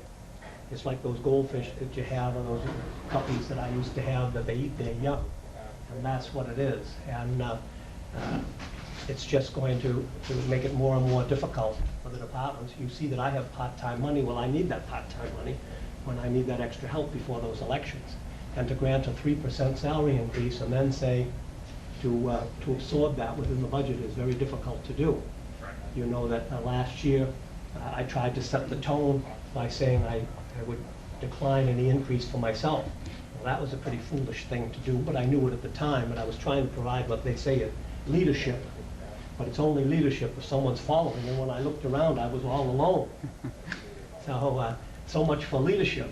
So, some of people were very unhappy with me. Some of my colleagues were very unhappy. This is colleagues in town government were very unhappy with me that I had taken that step, and I thought it was the thing to do. But since the town of Milton continues to vote for overrides with the majority of salary increases, I guess that's what the citizens of the town want.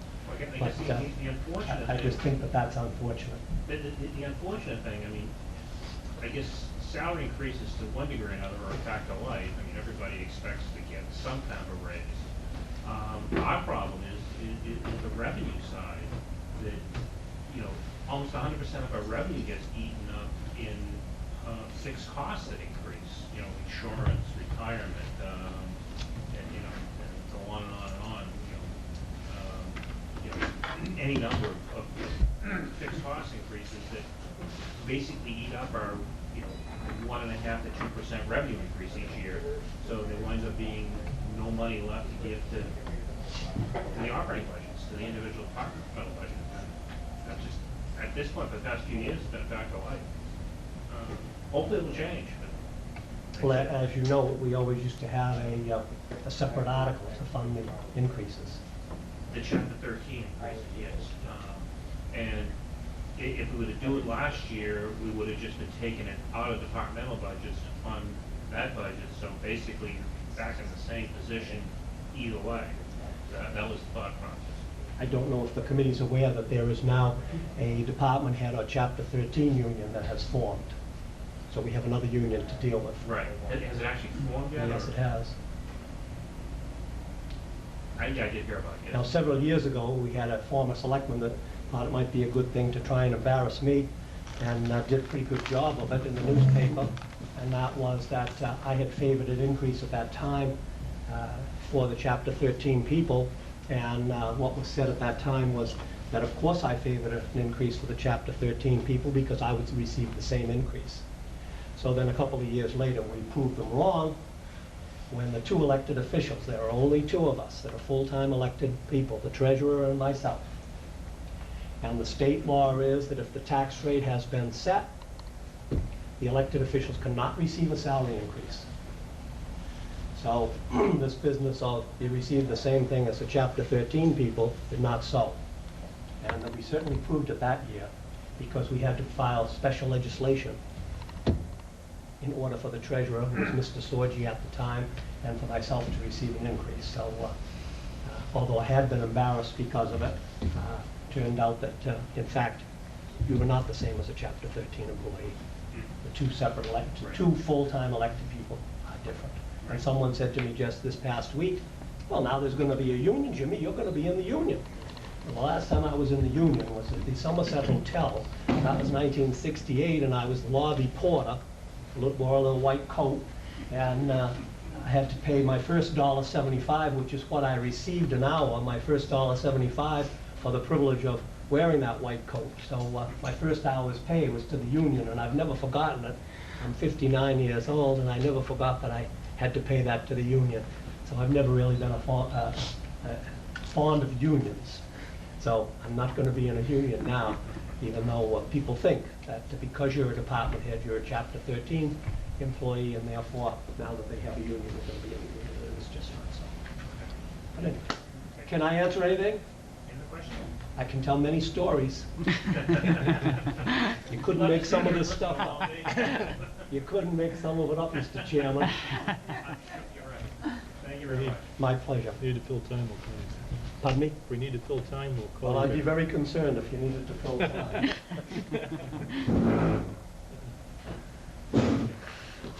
Thank you. I guess, yeah, we'll just get Kathy, Kevin, and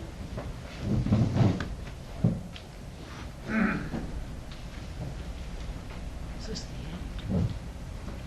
No. Last one's here.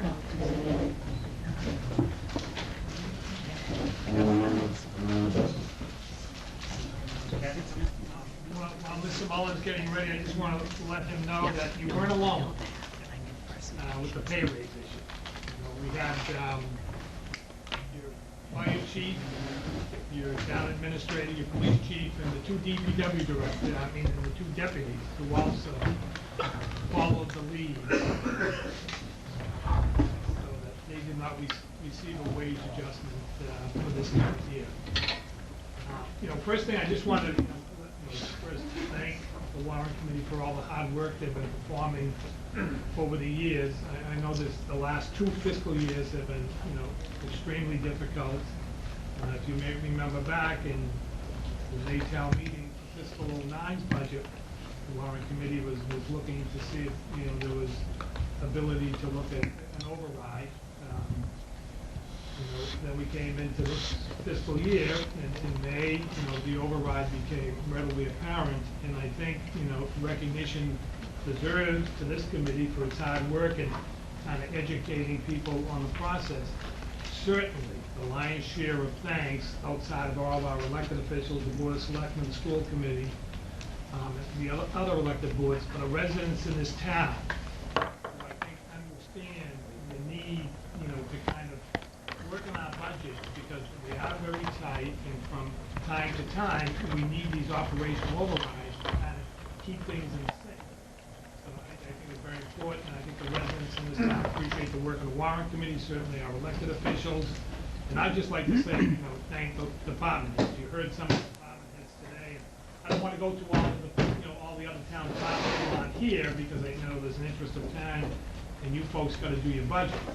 But your department heads do a tremendous amount of job. And I think the residents in this town, and I think this committee, you don't want average, and you don't get average.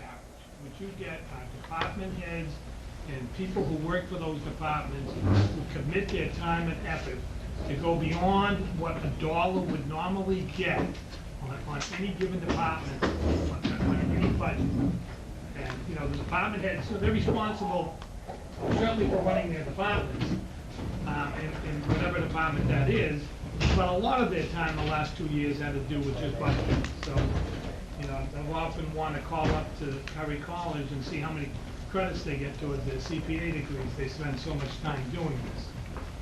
I do want to recognize the fact that David Grab, our town accountant, after 9 years, on Monday will be working in Fall River. The selectmen had already set a, in course. We've done some interviewing for his replacement. I know Mr. Walker on your committee is planning that process, and I personally appreciate that. We did a series of interviews a couple of weeks ago. We are back out. Not that the candidates weren't qualified, we just want to make sure that, like I said, we don't want average. We want better than average, or above average. So we are back out. In the meantime, we do have an interim. The Board of Selectmen have appointed an interim town accountant who will come in and make sure that we're, accounting for all our budgets appropriately until such time as we have, which probably take us maybe sometime in April. We'll have an opportunity to present some names for the Board of Selectmen to interview. I don't want to, again, the budgets are the budgets now. I think you heard from most of the major departments and the concerns they have. I would ask, just one request of the Warrant Committee, and that's after today or just before the budgets are all finalized, if it goes into next week, that the department heads get one more opportunity to decide how they want to, kind of cost out. And as everybody at this table knows, almost all your departments, you have a general budget and then you have a salary budget. And you can't intertwine them. So before the final budgets are set and before we go to town meeting in May, I would hope that the department heads get one more opportunity to make whatever adjustments they need to make just prior to doing that. And that's a position we always take. We generally, when we come up with a budget, come up with a bottom line number, and then give that bottom line number to the department and allow them to allocate it as they will. We might express our desires, but they just desires that might point dates. I would just join, Mr. Warren in thanking everybody for their time and efforts. It has been a very tough year. I think we oftentimes, I think when people open up their tax bills, it's a little bit of a shock, and everybody holds their breath for a second while they read it. And it is difficult, especially in this economy, to have asked people to spend a little bit more this year, of all years. I mean, I know my own personal situation situation, you know, it's hard to say how it will. But I think we've also seen through the course of this year so many benefits that have come to Milton, whether it has been new restaurants or real estate market where people are buying our homes, or excellence in our schools. And that has put us in a much better position than many of the surrounding communities. So while it has been difficult for a lot of people, it is an investment in our community, and that investment is paying off. It absolutely is paying off. We're doing the best we can to find other sources of revenue. I think people need to understand that as well.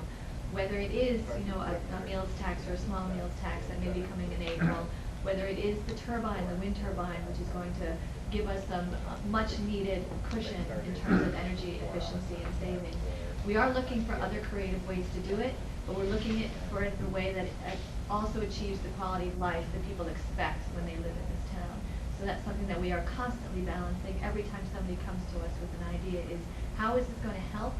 Whether this is going to control or solve problems, and we continue to do that every time somebody comes before us. And this is, looking at the budgets are no exception. How can we do what we do as well as we do for less money, or at least, you know, the same amount of money that we spent last year? And I appreciate the fact that this year the Warrant Committee started with level dollar first and are then adding in. It's always more difficult, at least from what I saw, or more divisive, to start high, ask for level service, and then begin the cutting procedures.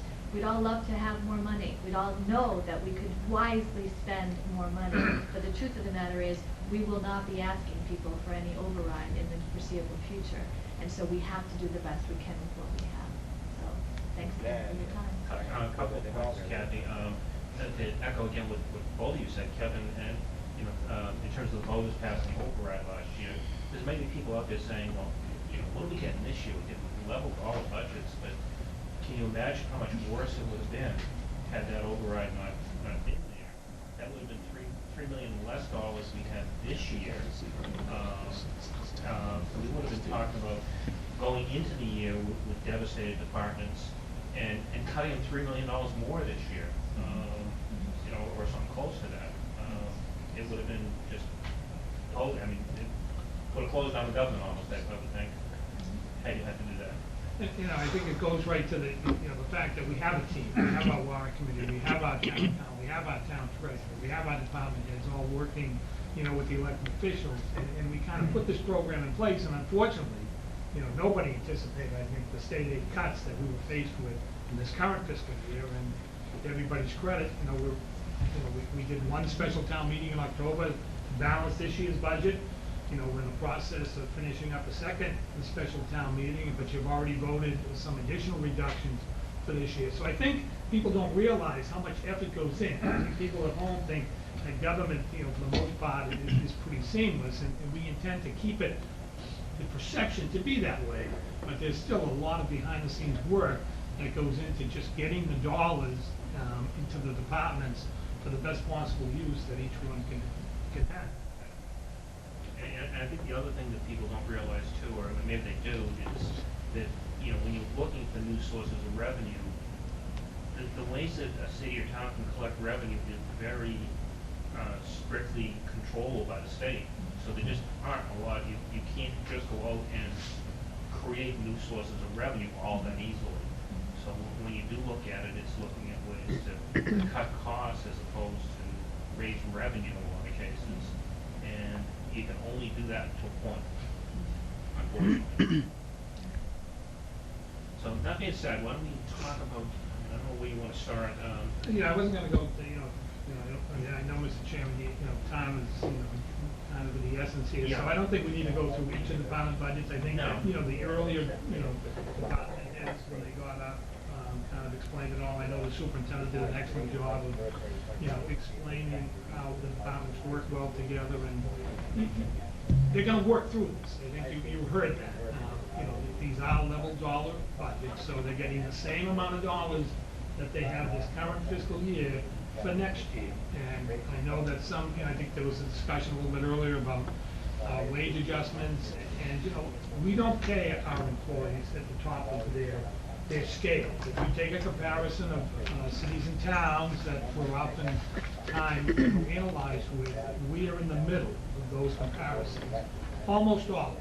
And in some cases, we're below middle, but never on the higher end of any comparisons. And I think it's you know, expected that as hard as our employees work, they deserve some kind of adjustment, especially when they're not. And I know tough economic times in the private sector and in the public sector, but we make the adjustments and we make the cuts and we make the sacrifices. But I don't think you can continually in this town, expect that we can balance our budgets and not expect to have some kind of wage adjustments. Because the truth of the matter is that every cut now that is made is going to result in a cut of service. There is no more fat. If you cut extra labor from the DPW department, then you're going to have less snow removal or less trash pickup. There are different things that are going to happen now. We're at the point where every person that is gone needs a drop in service. So people have to recognize that. If we do the best we can, we are asking more and more of our department heads for less in terms of less resources and less personnel. They have come through for us, I think, magnificently. But in response to that, we are also hoping that we can give them a little bit extra for all of this extra effort. And just I know this isn't part of your budget presentation, but just so folks at home realize that the town is looking. I know there's a member of the school committee, the chair of the school committee, Linda Lee Sheridan, and Kathy Fagan for the Board of Selectmen are on this consolidated facilities. Tony Chicello has been meeting with his committee for well over a year now.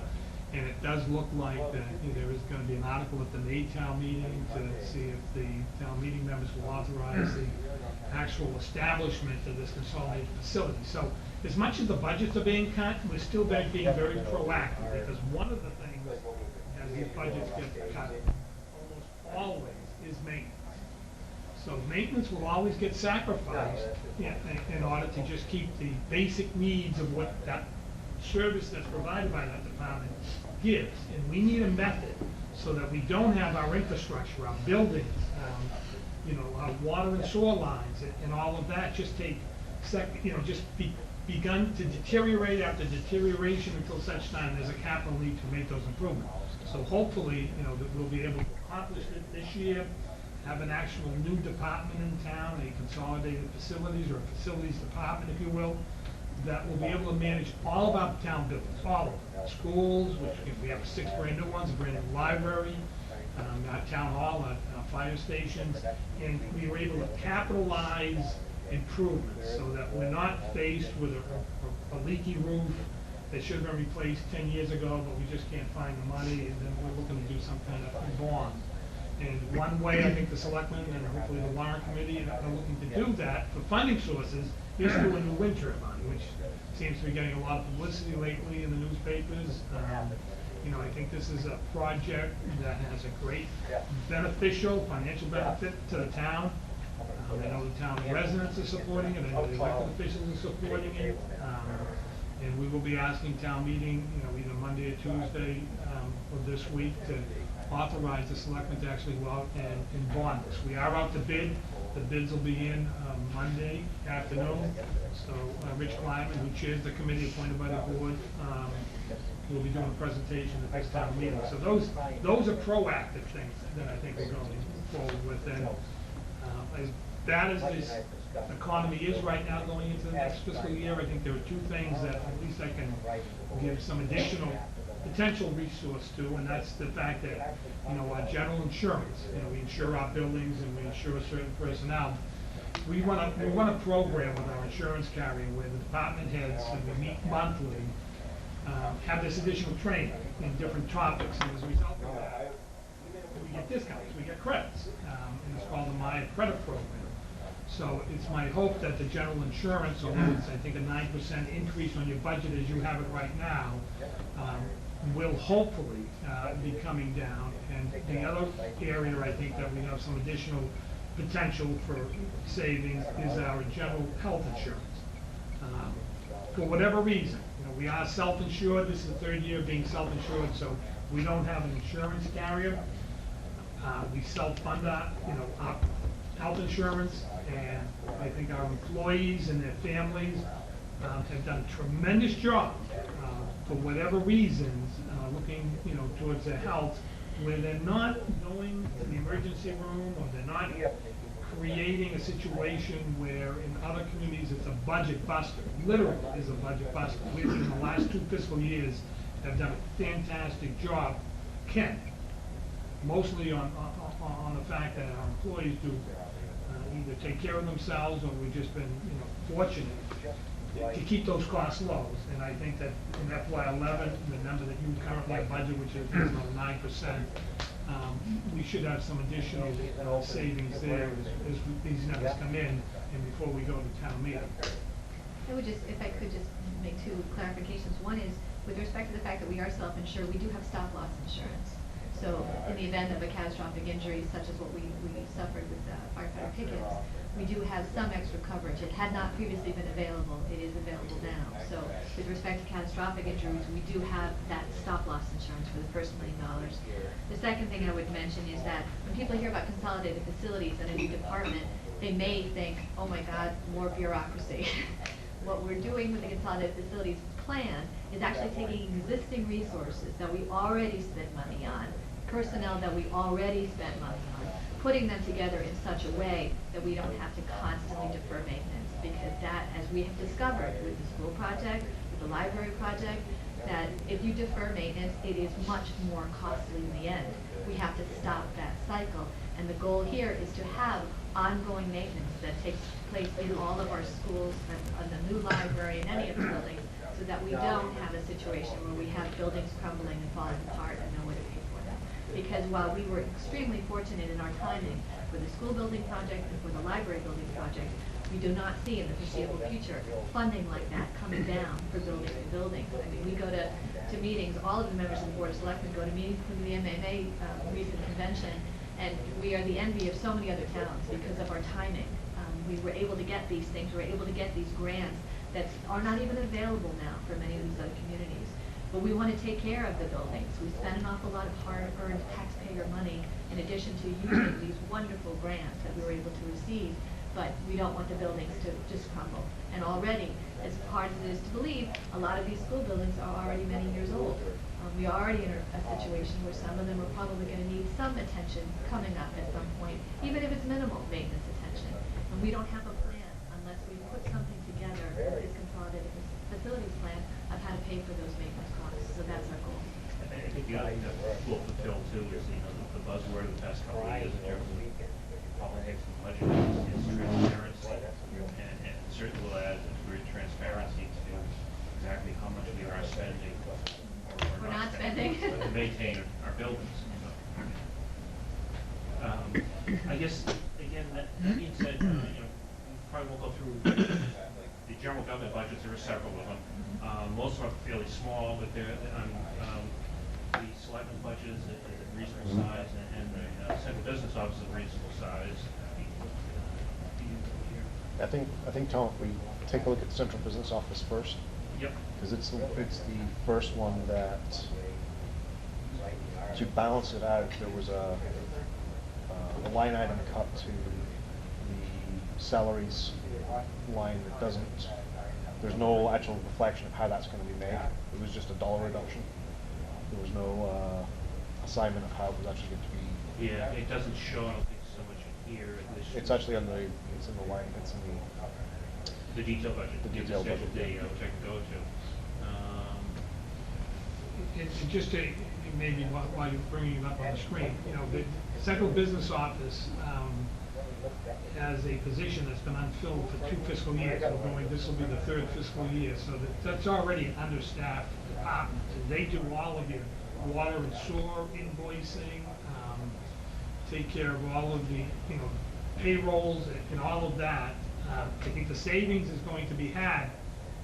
Originally, it was going to be probably reduced hours for some of the staff, but the fact that right now that we'll be bringing on board a new town accountant is probably going to be at a lower rate of pay, so that'll be the offset for FY11.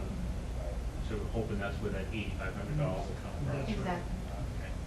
Okay. And how many of those How many other people in that budget are chapter 13? They're all chapter 13 but one.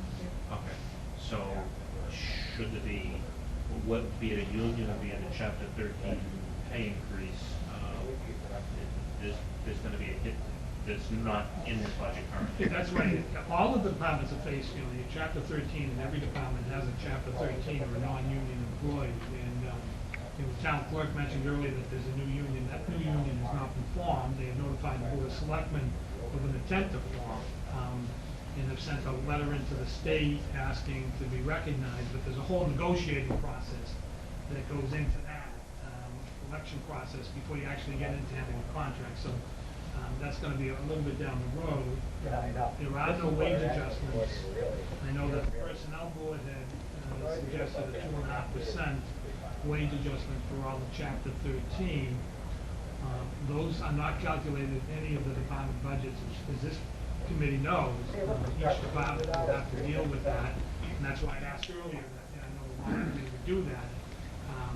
Even though the presentations were made with some of the departments earlier, that before the final budget is set, that each department can go back one more time and just look at the numbers to see how they want to handle their salary increases, and maybe offset that with either reduced hours, or maybe look at some of the general expenses, or whatever other method they have for, staying down. Yeah, absolutely. I think this one, is this the revised budget on the general expenses? This is the revised. Where it was up from 0? Yes. I believe it was, yeah, 13,000 here.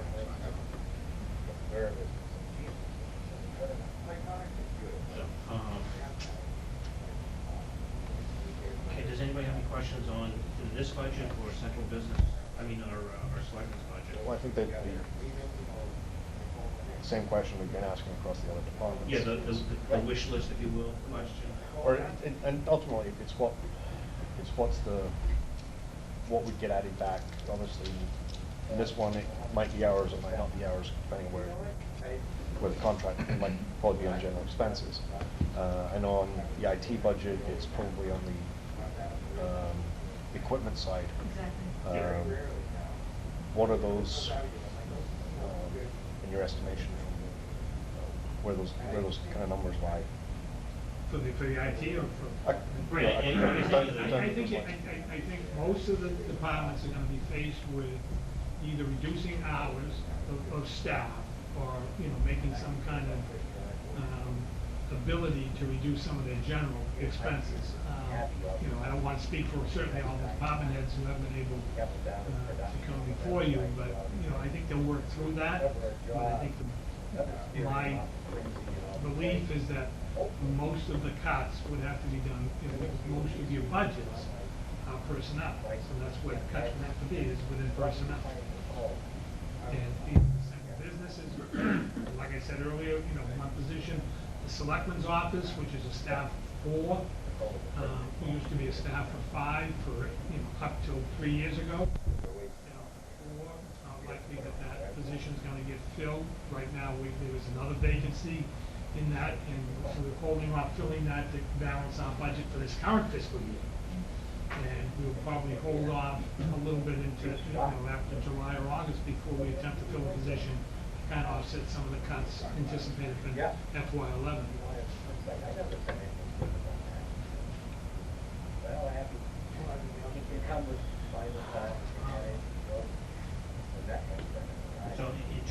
So basically, I guess what you're saying then is, if we're gonna add money back, we'll be adding money back to the salary. Yes. To fund salary. To personnel. Yeah, personnel. Now. And again, it's kind of hard to do, because you have to look budget by budget. A lot of departments don't have a ton of chapter 13. They have, one person, or central business office is more unusual in terms of having almost all chapter 13.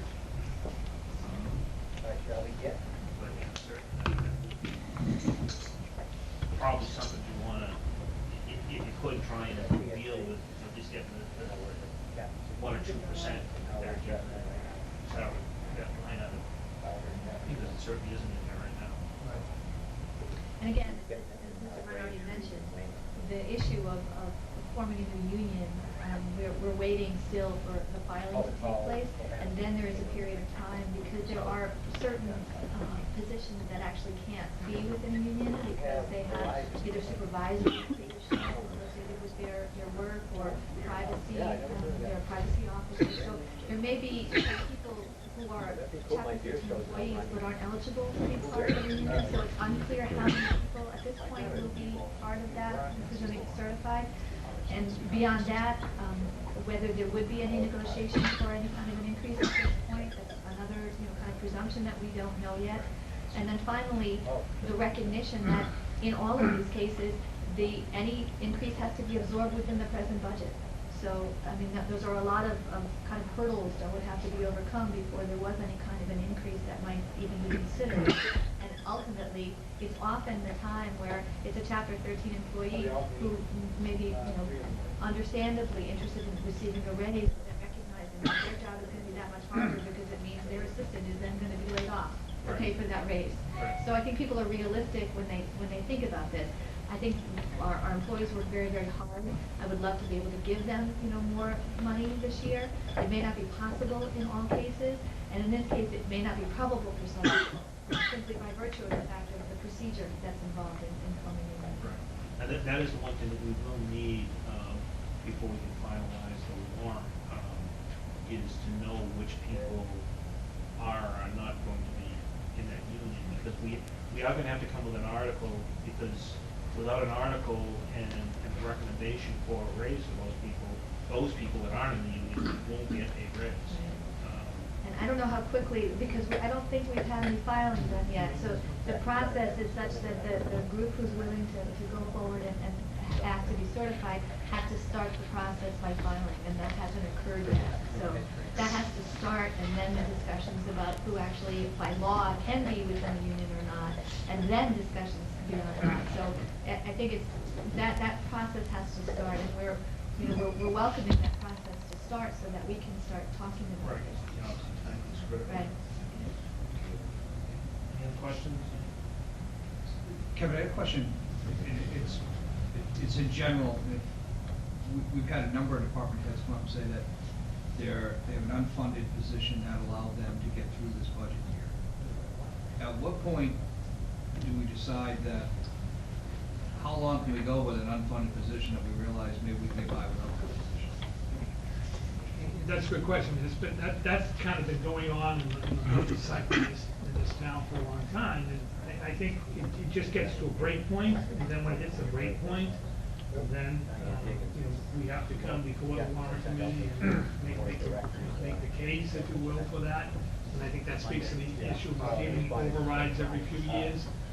I think we're just going to get through this next fiscal year, because the way the economy is right now, I mean, even there are no additional funds, obviously. I think we just need to get through FY11 as best we can, and hopefully in FY12 and going forward, the revenues will start to increase, and then we'll be able to go back and look at those departments that really kind of took it on the chin, if you will, the last couple of years, and see if there's ability to kind of bring them back to a position where they're good, providing good service without stretching the employee's ability to perform.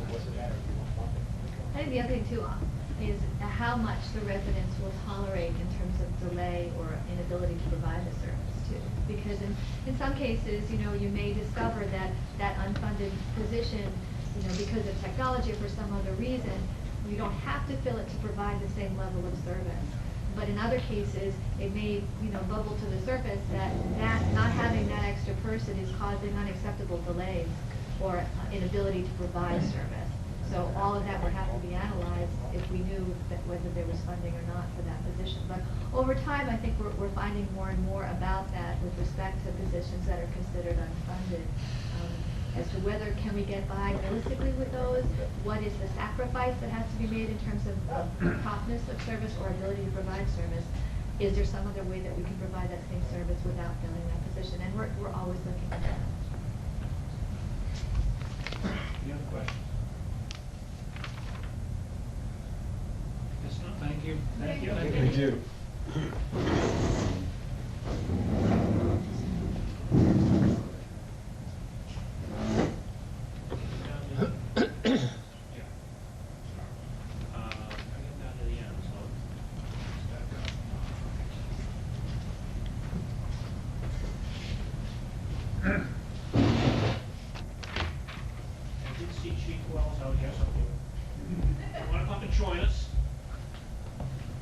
any money left?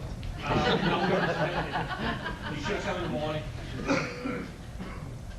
I knew there was some confused there when I asked if I could come late. Oh, absolutely. Come last. Come last. Good afternoon. Good afternoon. As I've been telling all the other department heads, we are televised. As with fire, most people understand what the police department does. I don't think that's an issue. But if you want to say anything about the department in terms of what's been accomplished this year, some of the, spend 3 or 4 minutes and what do you think? And then we'll talk about the budget. You think I can talk for 3 or 4 minutes? No, I know. I want to thank everyone for having me, and I apologize, I kept the room late the other night, but you seemed pretty interested, so that was a good thing. Clearly, all of us, and all of you, and anyone who lives in town, and it doesn't matter whether you work in government or the private sector, knows that this is a very difficult time economically in the world, not just the country.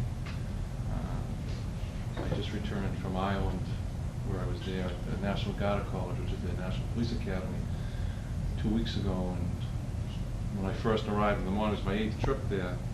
The former Boston Police Commissioner, Kathleen O'Toole, who was the chief inspector of their police force there, said to me, if you think things are bad in America, where do you see Europe? And she was absolutely correct. Just 350 homes unoccupied for sale, can't live. It's twice as bad as it is here. People who can't find work, people who did work, lost work. So, we know things are tough. From a police point of view, I guess we went into a hunker down and survival mode this year, but Pete, truthfully, and you've heard me articulate this a lot, in the town of Milton, people expect a certain quality of life, and when it comes to the police department, they're used to, historically and for a long time, having immediate and effective police service at the drop of a hat, and they pick up the phone and dial. So that's taken a lot of work. As you know, I think we had 2 cuts. We were very fortunate to have an override, which anyone in town knows me, I strongly supported last year. I felt we needed that to maintain core services, and that historical override was nearly eradicated between a series of cuts that took place coming from the state level to local aid services, which kind of put us almost back where we started from. But that doesn't matter, we still have to maintain services. So I'm very proud of the work the men and women have done. The one thing we've been able to do, we are reduced right now, we're at, I think we have 48 positions right now.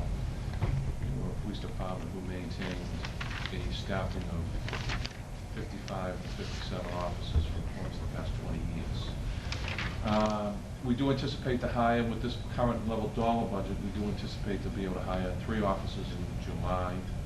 And we do work hard in maintaining the services people expect, whether it's in patrol, which is our basic mission, service-related issues, our ancillary supportive things such as detectives, school resource officer, court prosecution, court liaisons, community development, inspectional services, crime intelligence, home insecurity, all the things that are associated with any contemporary law enforcement agency in the year 2010.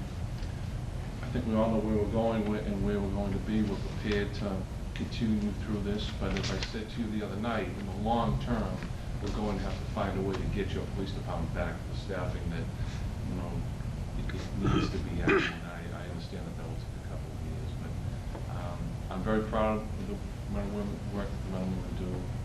I'm proud of the service that they bring to this community, and I'm especially proud of the partnerships that we have with the other agencies and the other departments of this town.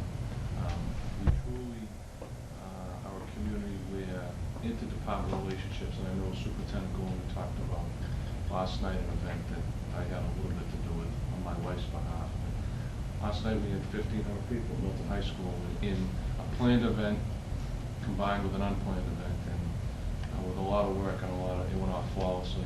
Even I was a little bit amazed. I saw how well it went. I will say, if you haven't detected, there's a little bit of weariness in my voice tonight. But that's where we're at.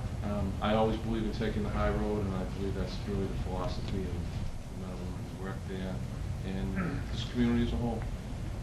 So I'll gladly answer any questions that you have, and As I know you got a pretty in-depth briefing the other night from us, so you know operationally, you know intelligence-wise, you know crime-wise, issues-wise, things that we're dealing with on a daily basis every day. Well, you did come with a level service budget. Actually, when you look at it, it looks like it's less than level dollar budget. It looks like it's less than level dollar because of the reconfiguration of the IT department. You want to talk just a couple minutes about what's happening there? And IT?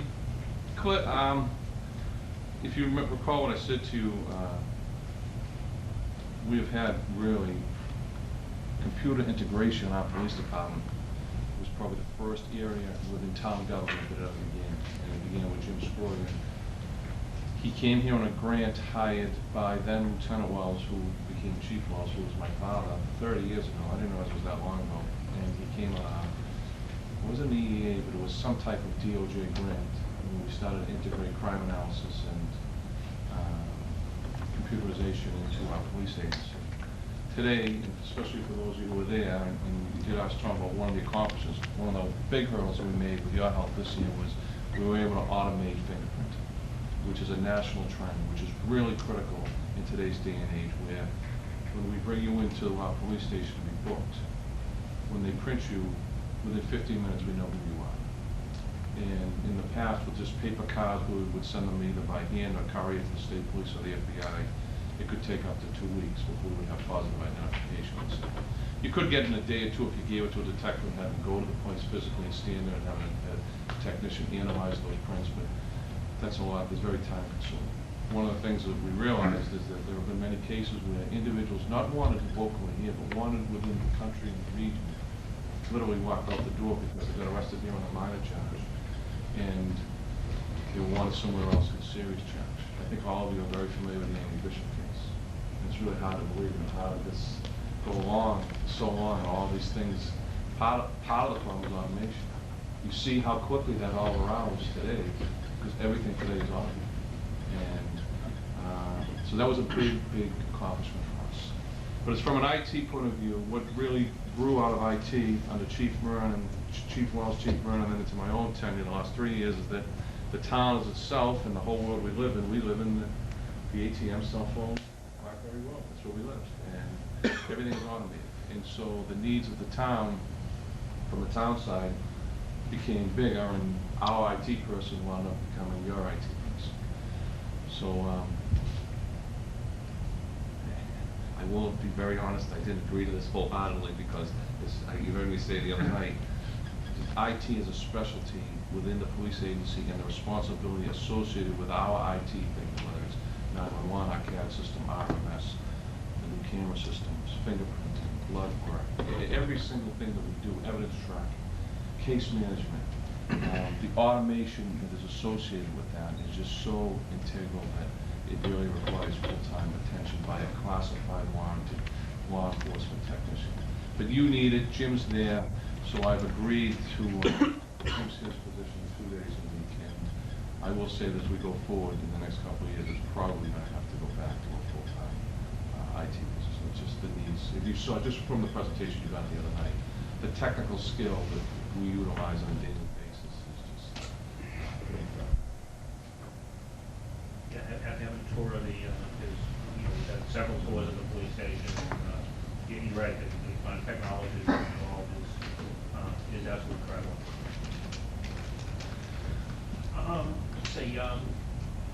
I guess in terms of this budget, the level dollar budget, can you just describe? Basically, layoffs? No layoffs. No layoffs, right. So basically what we've done is, and actually, and not only no layoffs, we will be able to get back to 51. We won't be able to fully fund 911 personnel, which is another issue that we're going to have to deal with going down the road. But we will be able to maintain core services. We'll be able to buy some new equipment. And as I did present to you, I haven't presented to the board yet, there is a new municipal lease plan, which is brand new. We are looking at the possibility of taking that same dollar amount for 1 year, and instead of perhaps buying 2 new vehicles, lease one, buy one and lease 2, close to the same money. In a 2-year plan that Ford has just come out with, but I haven't gotten all the numbers on that yet. But once we have it prepared, we'll get it to the board. And that may be a feasible thing for us to do this year. Especially where, and I talked about the big cost for you in the town and taxpayers is it's not just, you know, the age of the police cars. It's when you get into that extended warranty, that's when you get into the big vehicle replacement, and that places a burden on the DPW's budget, because now you get into your transmissions, your new engines, things, and those are $5,000–7,000 expenditures at a whack. And when you're running a 20-car fleet, just take a 24/7 burn. So I'd like to get rid of some of these older 100,000+ 8-cylinder cars, particularly on the administrative side. We don't need it. In the days of using, and I articulate this, 8-cylinder car is the workhorse of the patrol fleet. Anything administrative, investigative, anything other than that, we're at the time now where we can start moving to a 6-cylinder and even some 4-cylinder, which is only long-term, much longer. But that's where we're at.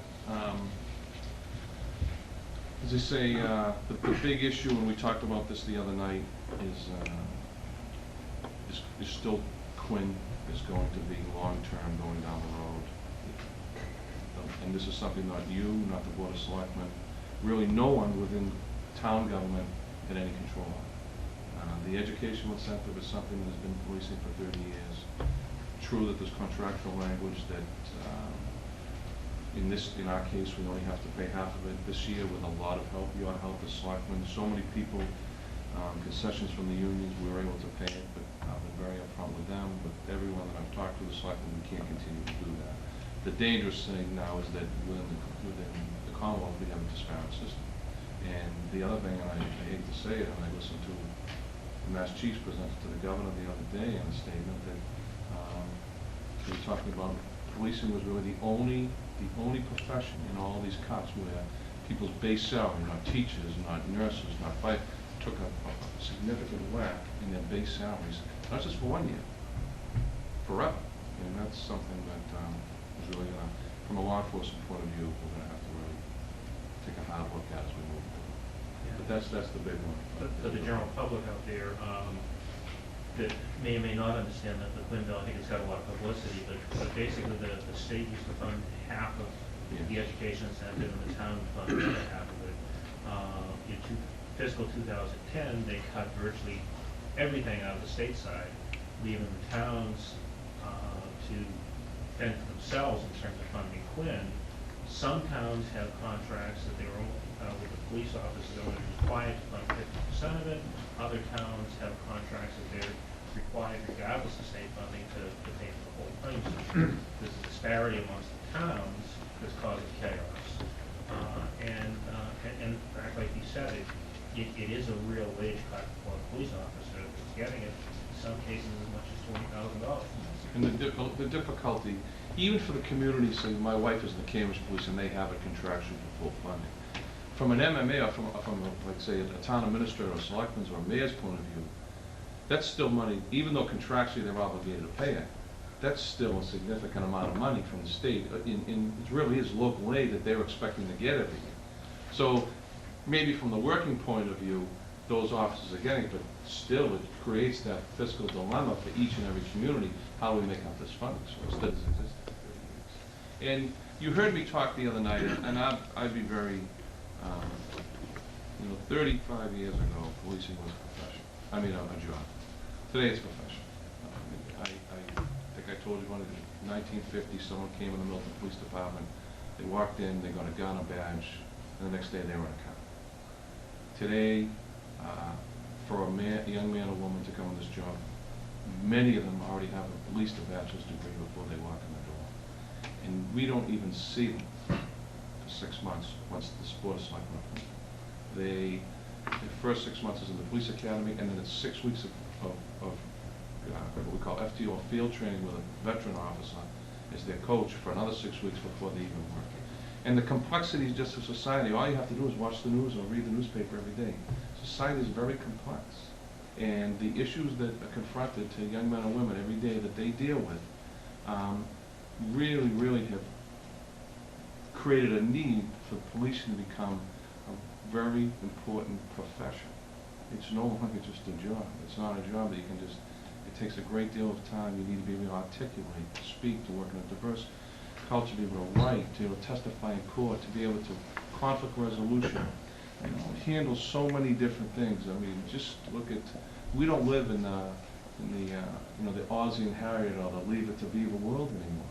Life is very complex, and so for a police agency to police a complex society requires a highly educated, trained individual. So, as you look at your budget, I mean, you obviously cut equipment, that was part of the way you balanced this budget, and then the rest of the hit really took place in general expenses. So, what kinds of things get cut out of general expenses, and what impact is that going to have on the budget? I think on the general side, I can pull up the budget. I was going back to my bullets from the other night. Less on the the general side is mostly contractual. There's very little on the general side to cut out the new equipment and a few other things. The big thing that I didn't mention yet that I talked about the other night and that we've been hitting repeatedly since 2008 is in-service training. And I think in FY08 it was about $70,000 a year, and this year it's down to $20,000. And it's been, we've been cutting it because we've been doing this since 2009. If you remember Mrs. Fagan spoke, and she was chairing too, when we were talking about the FY9 budget at the general town meeting that year, that was my first year, someone asked that I speak, and I said, well, we're going to tighten our belts, those of you who are, we're going to tighten our belts, and we're going to get through 9, because 10's going to be better.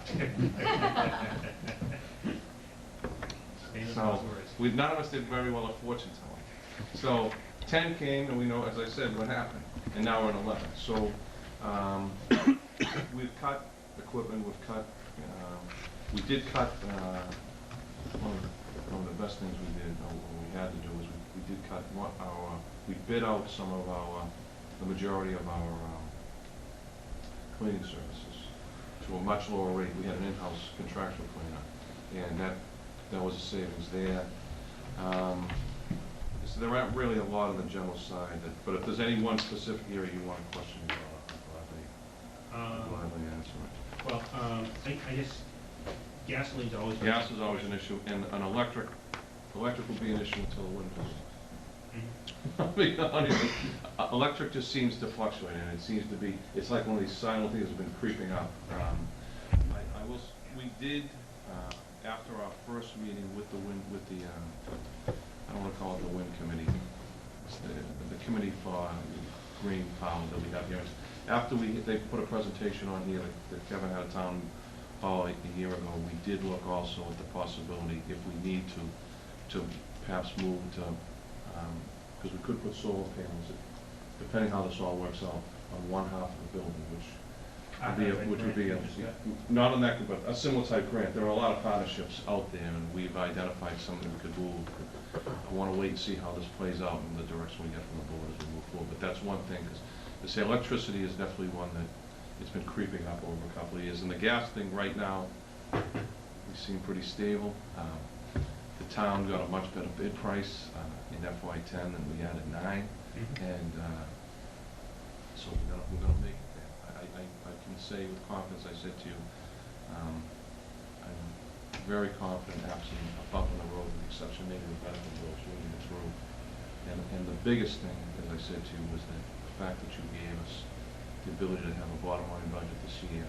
I think I used the term, I'm not really the chief of police, I'm the chief magician. But that really helps make it happen, because otherwise, the only way you have to move from the general side to the salary side, the personnel side, is in those final 90 days of the fiscal year and financial times. This really helped us maintain. I mean, many people probably don't even realize, you do, because you see the numbers of what we're trying to do, and anyone that works in the town, but that really helped us get through this. I anticipate a 1 9-seat cut, no one ever thought we'd have 2 9-seat cuts. Yeah, well, it was a weird year because of the way it happened. You know, one of the 9-seat cuts was really short, not really even a 9-seat cut, just because of the way we set revenue and the way the budget actually finally came in. And the other one sure wasn't on the same level. But does anybody have any questions on the chief on the budget? I think that the key one is if we've got the ability to add money back to your budget, What's the key area you would ask? That's a good to go question. I would, if you could, I have to answer that right now? I have two that I went on to look at. I could say we could increase staffing by one. I think though, I would probably want to increase in-service, get that back up, in-service training. Only because, as I explained to you, there's such a correlation between police training and everything from officer safety, tactical safety, to criminal standards, to civil liability. We haven't had a major civil action against this town in years. And there've been none since I've been chief. And you will get, we live in, as you know, in a litigious society. You will have the, you know, we're a little, but none of them have ever really amounted to anything. And part of that is the level of training we have. The good thing that we were able to do this year is we negotiated a side deal that's part of the educational incentive payment for distance learning for 1 year. But distance learning can't cover everything. Distance learning can cover certain components of policing, but it can't cover like the hands-on things that are critical. So in-service would be one, and on the general side, I think it would only be electric. If you can bring me up to news, I can just...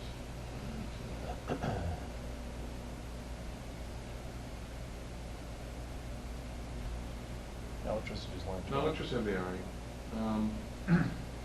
I would think in-service training and perhaps put one dispatcher back in, if we could do that first. I know some may, I would think the dispatcher or patrol officer for right now, because dispatcher I could put to work right away, like 30.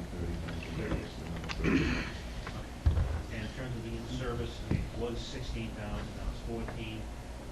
Is 16 enough, or it should be more than that? I think it's on the other. No, you're on the wrong line. It's on the. It's on the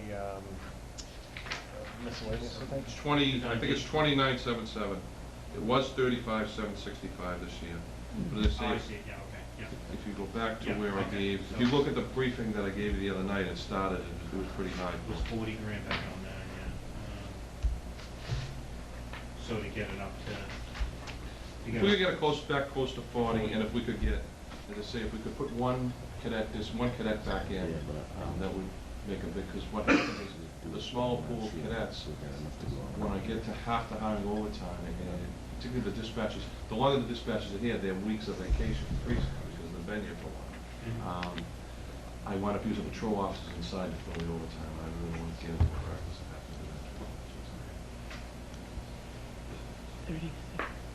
Anything else? The other question, Chief, on the same Schedule D, in '09, the overtime to 10 took a pretty drastic cut. 442, 350, and then 390 now. You're assuming that added assistance would help. Yes. In overtime? Yeah.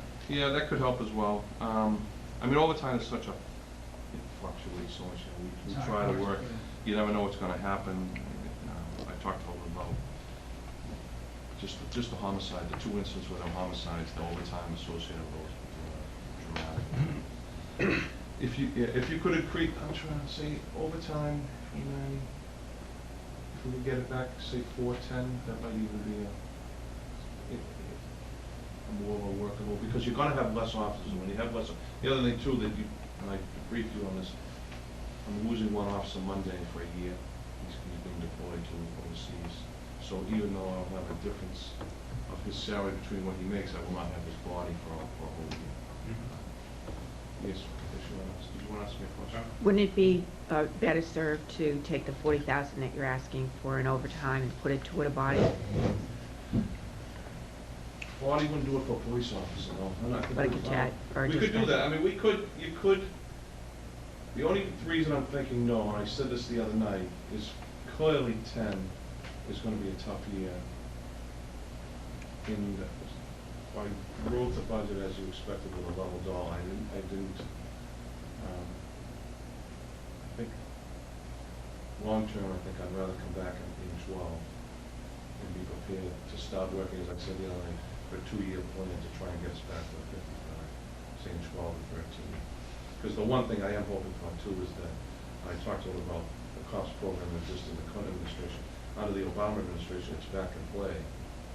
He just has only been funding enough money in 10 to help the communities that have had to lay off. So like within the Commonwealth, they've used that money here to go directly to communities that lost officers versus, when I mean lost, not through we cut them, means they're out the door and they're laid off.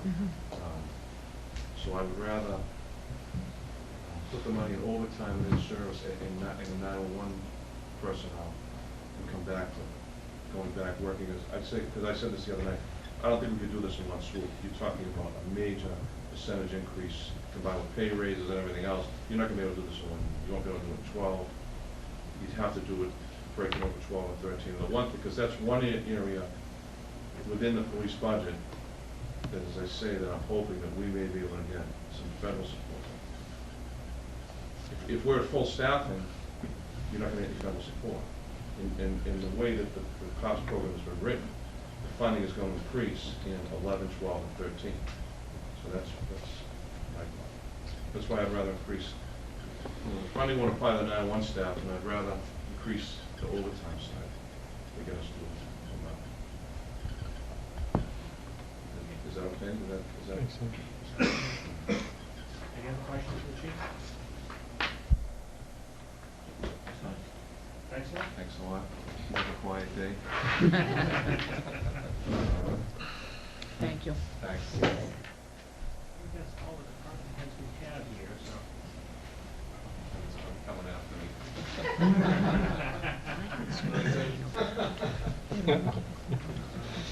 Back over here. Okay, from here, I think the first thing we want to do, we've heard from pretty much everybody. There were a few budgets that, we haven't heard from because they weren't here. Planning board, one, personnel boards, real small. They're all small budgets. The special services, we really didn't hear from. Although we do know that they've got a layoff that we probably should, if we're going to try and restore things. Can we have a look at their budget? Sure. Do you remember what he said he needed in order to keep that as a part-time? Is it 10,000? Yeah.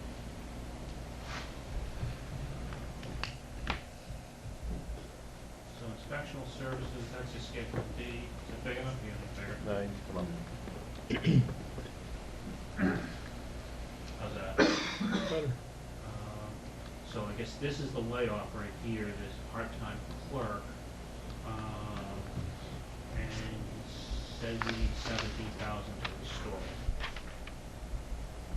I think it was 17,000 to get it back to 15 hours. 15 hours, yeah. But with 10 hours would give them enough, if I recollect. That's what he said. Yeah, it's 15 hours now, 10 hours. So I'm not sure if that 17K is the 10 hours or the... That was the 15. Was it the 15? Okay. So I guess, if we had to make a wish list for Joe, I guess that would probably be it.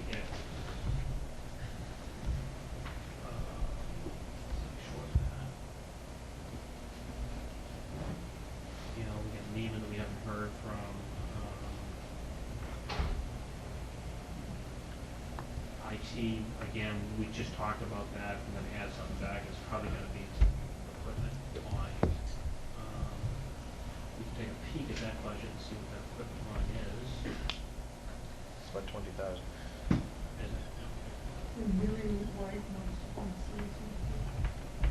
Okay.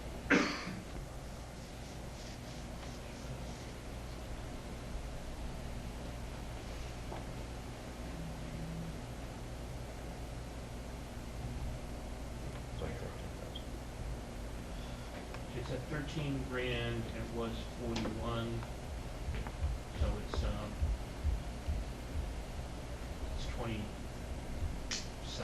28,000 different. So if you're gonna really fund it, I guess you fund it up something close to 40.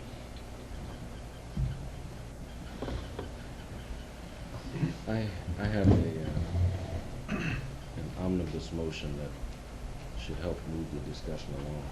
You my guest. willing to accept friendly amendments, I'd say that at the outset.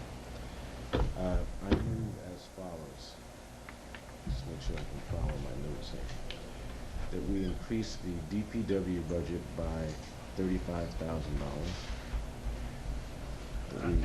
Let's do this a little slow, so I'll just jot them down on Okay. over a line here. Okay. Okay, DPW by 30K. 35. 35? My motion's 30 right now. 30, okay. Oh, sorry, that's a 35. Okay, yep. I'm sorry, I did say 35. Increase fire by 40,000. Yep. Increase treasurer by 5,000. Yep. Increase board of health by 5704.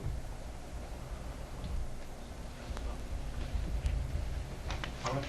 5704. Okay. Increase the library by 21,000.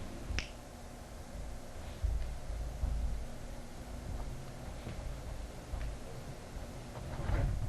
Increase the council on aging by 4,000. Yep. Increase the schools by 360,000.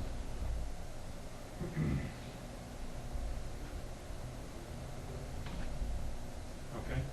Increase police by 34,000. Okay. Increase town clerk by 15,000.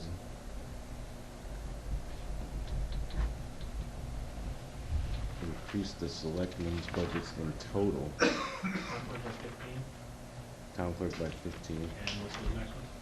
Increase the selectmen's budgets in totals. This would be multiple budgets, but if we need a placeholder, I put it in IT, new equipment or equipment by 50,000. Okay. Yeah, why don't we put, how about putting 30 of that in IT and just parking the rest of just for a place to put it for right now in central business. That's fine. Actually, my motion is for 30,000 total, not 50. 30 in total? 15 each. 15 in 15 each? each. Okay. And set aside 67,000 to fund Chapter 13 increases.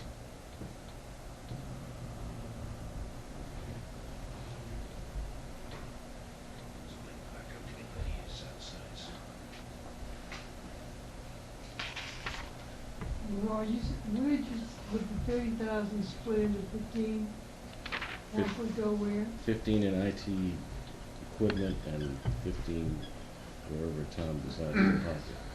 Central business office. Central business office. Thank you. Okay, and how much was 67? 67,000. Okay. Per total. Okay.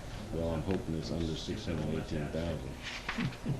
Whole list adds to 617,204. All Oh, right. my How's goodness, that? all right. You still got more, you didn't get it all right. Does that include the 67 set aside, or that doesn't get Perfection we added? don't want. Oh, Okay, so that's a motion, I heard a second, yeah? Second. Been seconded, now we can have discussion on that motion. Yes, Bob? Can you tell us how you arrived at those Yes, numbers? I can. And why? Yes, I can. On DPW, he asked for 50 on the hazardous waste, restoration of the hazardous waste. I thought 35, which was the budget. He said he thought it might increase because there was some pent-up demand, but the last budgeted amount was about 35,000, so I restored that. And I thought the fire chief made a compelling case for new equipment, so I thought we should try to do something there. He asked for perhaps as much as 60,000. I thought 40,000 was a reasonable figure. The treasurer said that on tax and title he could use an additional 5,000, which I think provides some return to us. We thought that might help to collect more taxes there. Board of Health, he said that he thought staff hours, if he could restore staff hours for a cost of about $57.04, that would be a significant help there. Council on Aging, she asked for more gas money. That was the amount she asked for. The schools, and trying to restore 6 of the 7 teachers, roughly. Just heard from Chief Wells, and while I didn't think we could make up all of that, I thought he made a good case for adding some amounts for in-service training or for the dispatcher, depending on how he decides to spend that. Selectmen, we heard a little bit about those budgets, but I thought we should give them some opportunity in total to make adjustments where they think they should be made. I didn't hear the town clerk, but Ewan filled me in there, so I thought he made a case for automating the systems that he has there at a cost of $15,000. And the chapter 13, Ewan's always right, so I took his figure. Right, libraries. Yeah, I think there are probably only about 5 people watching that. Right, library, $21,000 was the cost of restoring Sunday hours.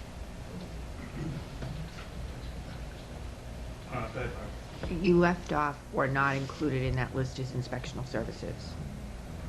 Yeah, I did, because I thought that if the selectmen wanted to, I think there's only so much to go around here, and I thought the ones that I listed were the most compelling, but if the selectmen wanted to fund that out of the amount that we've given them, they could do that. I thought he made a pretty compelling argument the other day. He has his own budget. Yeah, okay. Well, friendly amendment, do you have one? No, I have a friendly amendment to restore 10 hours to the inspectional services department to fund the clerk's position. That's roughly $12,000, so where would you propose we take it from? I think the library could. If you're having a discussion on library, I need to step out. It would be brief, but Doesn't matter, I step out. I know. With the library, I thought, in some cases, if you give them some of what they ask for, if they're asking for new equipment, you give them half of what they ask for, they can make use of that. But if they're saying that the cost of restoring Sunday hours is $21,000, I just didn't think we had much flexibility there. I suppose they could do a reduced schedule. They could do a reduced schedule, and the trustees still have not said how they're going to raise the money that they've proposed that they raised last year and this year that could well fund that. Well, they said that there were 2 areas where they thought... 17,000, isn't it? 17,000. How many conversations do we have going? Sounds like we need more than 12. More than 12,000 on which one? 10 hours. That's 2/3 of the 17. Okay. Okay, back to the library. So he said that he thought restoring Sunday hours would be $21,000, and they still had $18,000 in collections funding that they needed to make up, which I thought we should have them do the fundraising that they talked about. But what's your amendment? My amendment, or friendly amendment, would be right now for inspectional services to restore 10 hours. So you take That'd be 12. about $12,000. Right. And you reduce could do it the collectively library. from a couple of different departments, and library is one that I'm suggesting that it come from. How much from the library? Well, let's crunch the numbers a little bit. The clerk said 10 for the automation, you've given him 15. He said, oh, I thought you and Tony said 15. I think he said 10. He said about 10. So if we got a more accurate number from him, Accepted. let's use 10, 10 for okay? the town clerk. Okay, so you're going to accept that one? I am. So, I think that's 10. Okay. And then I would suggest the balance come from the library. Are you going to accept that one? Can I ask a question?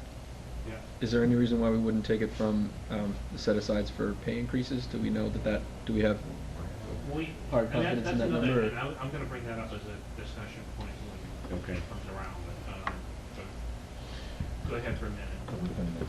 I'm just asking that. No, let's keep going. Let's see. So I'm not willing to accept the amendment on the library yet. I want to see if we can get that from somewhere else. Okay, so far, So I'm gonna move accept the 5 up amendment, to, right, town clerk, from 15 to 10. And central business office, you needed 30 for what? Well, it's $30,000 for all of the selectmen's budgets. So we put 15 in IT and put 15 in central business. But for the allocation of what purpose in central business? Well, that's the place where we parked it. The idea was, since, right, we haven't heard from the selectmen on all the budgets, we thought we should give them a little flexibility in terms of making whatever adjustments they thought they needed across the budgets. Well, I'm still waiting to hear back from Anne Marie on questions we asked on their budgets when they presented. So, if you're just parking it, then I would say take 2 from that. Okay, Tom, do you want to talk about chapter 13? yeah, well, I guess what I wanna say, and I'm not questioning the number, I mean, actually, the number's about 10 grand low. Well, 10 grand of that is attributable to water and sewer. That's the number. Right, okay, you're right, yeah, okay, you're right.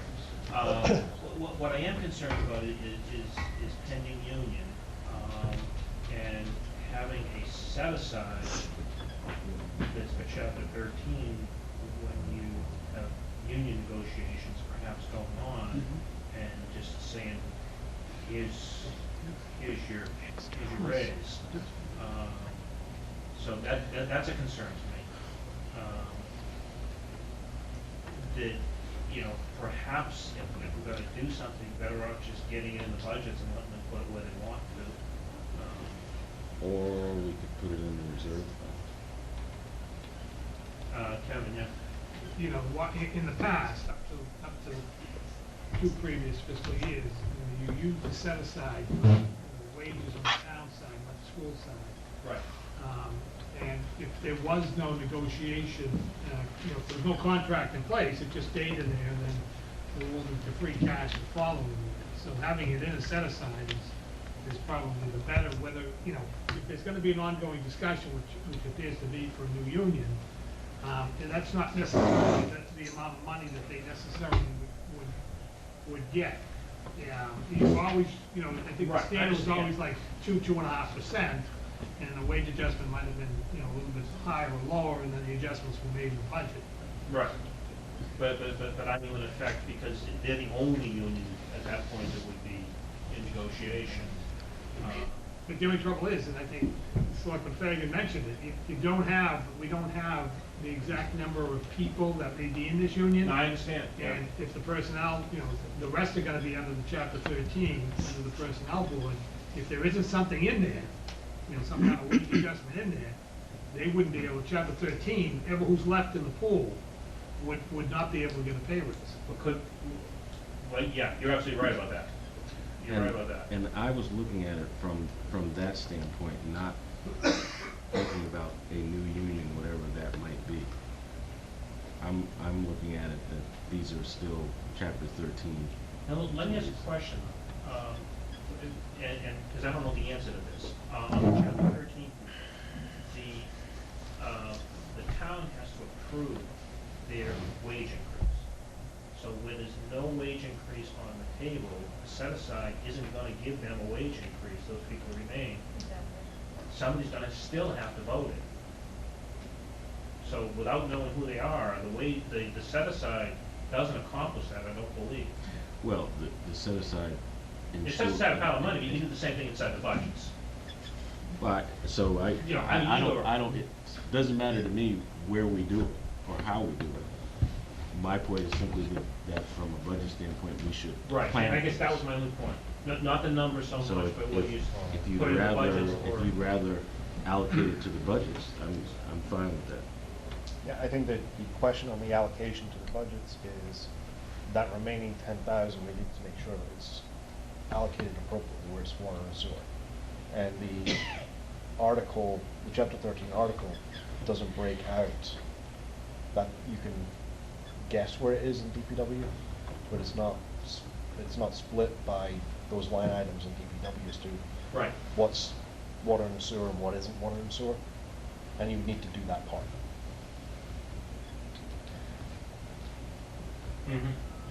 Another way of considering the surplus and its allocation, I think would be fair, is to reenact the formula that we came up with in the fall and fund the budgets in the same percentages as they were cut when we were considering the cuts from the special town meeting in October. Because I don't think it's really fair to ask people to absorb a cut in their budget and then only fund certain budgets and not others, because they all absorb the impact of what that was about in October. And I think we should consider that. Well, okay, and that's a good point. I guess for the bigger budgets, we restored more than that. So the only ones you're looking at then. The small ones. The Right. small budgets. And if, what you want to take, and you've got, in terms of the general government budget, you've got that basic 15, or whatever we have it at now, that probably collectively covers that, or comes close to covering that. Perhaps not, I don't know, well, looking at the numbers, I wouldn't know. And I would also say that we have more information and more detail now about impacts. So I think we should make some judgments about what the priorities are. But I agree that we should certainly provide some opportunity for those smaller budgets to be adjusted if the selectmen think that that's what would happen. But apart from that, I think we have everything covered now. Do you agree, Barbara? Well, in some ways, I mean, we heard some very compelling arguments from a lot of the departments that said that they would make do and live within the budgets that they have. So for those people to be left out of this discussion, I don't think is necessarily equal. I know that the big four are always our main consideration, particularly those that have had more money taken away from them in the past and have been impacted greater. But I still think to be equitable with everyone, we need to consider everyone. You know, I'm sure if the cemetery department was sitting here today, or the planning department, or any department that has not had a chance to speak today, they could make an equally compelling argument of funds that are available to be used. And I don't know that we have an underfunded unemployment. That's Collectively for everyone, and some of these people we even talked about, that number is $16,700.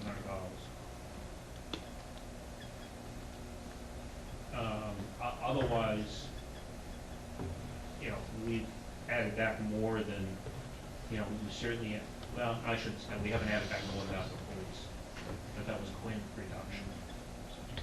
But for all the other departments, we've added back more than we took away. I think Barbara makes a valid point on those smaller budgets, and you know, I think if you take a look at that, the 10,000 that's in Roy's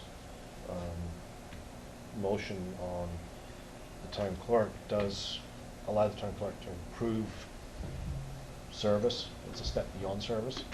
Yeah. Now, the valid discussion is, do we apply that against improving services across, or restoring some of the services across those other departments that were previously hit in October? Let me throw another thing out.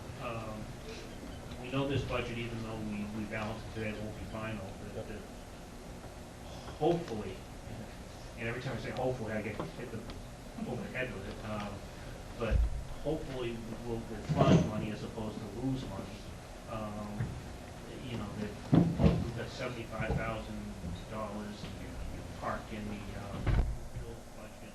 We might get lucky and you might get 10 of that back. You know, We might get something we back might get on something out of health general insurance. insurance, we might Right. get something out of, so if we say to ourselves now that, well, I guess you do one of two things, you know, either take that 16 grand out of health insurance and move it around to those little departments and be done with it. And then we're not equivalent with these other departments over that kind of money. That may be enough. Yeah. Do you think that's a safe assumption? I'll defer to our town administrator. Yes. Let's do it. I move that we reduce the insurance line by, I think it's health insurance, Kevin? Health insurance, let me see who we haven't, let's see, we haven't done So- special services. By 16,000. Health we've done, right? Assessors we've not gotten back. But assessors have asked for less than. Well, I think the Do you want the just? question here is, do we restore for those departments back to October? So restore October's cuts, which is what those are. Well, exactly, but what do I do like with assessor whose budget is less than, whose level service budget is less than? Right, he's absorbing, well, his level dollar is less. But he came with level service. He said his budget was level service, that he doesn't need. He said he didn't have a wish list. He said Right. his budget was. So if you want to give him $320 back, I mean, I don't care, but. It seems like there's a philosophical dichotomy between the formulaic response in restoring everyone pro rata and deciding where there will be an impact. And I think that's where Roy was headed. And I think we've covered a lot of the impact. Right, and I think you've provided a solution to restoring those cuts, so let's Right. do it. So I guess my only question is, do I include assessors in there? Yes. Okay. Yes. Okay. Easy enough. Central Business Office, so 426, historical, IT? Yes. Okay. Personnel, planning, selectmen, town clerk, Everybody. cemetery, everybody? So that's $16,761. Okay. So moved. Second. That wasn't my motion. I mean, I didn't make a motion. I felt like I said it was a good idea. Well, I made a motion on the allocation of all those other dollars. I didn't make a motion to do it. Oh, it doesn't? I was starting to, right, and then I turned to Kevin and said, right. I just don't think that that's. Yeah, because we adjusted the insurance. But the minute you said it, So we I said, reduced of the course. figure. You can make another Thank motion. you. Motion is already open. You say that was a lot. Second, your motion. Technically, I'm not gonna tell you, hopefully there aren't any problems. Depending on that close attention. But good point. Mike, are you okay with that? Is that? I'm wondering about the seventh teacher. That's what I'm thinking about. And it's about a 58K difference. And I'm wondering about the impact of a seventh classroom teacher against these budgets, many of whom said we can get by. And that's the balance in my mind. A seventh classroom teacher for 58K roughly, I think, against these amounts. I'm hoping maybe we'll come up with 58K someplace else, like there'll be, that the disparity between what we think we have for revenue number and what we're working with now will happen. Yeah, surplus will be. Yeah. Right, where are we at? I mean, there's always that chance that that's gonna, Yeah.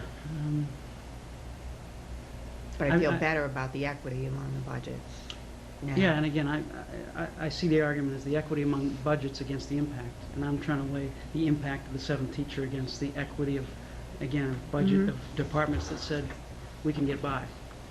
They're saying they can get by, I think, to be a team player. Yeah, no, I And, understand.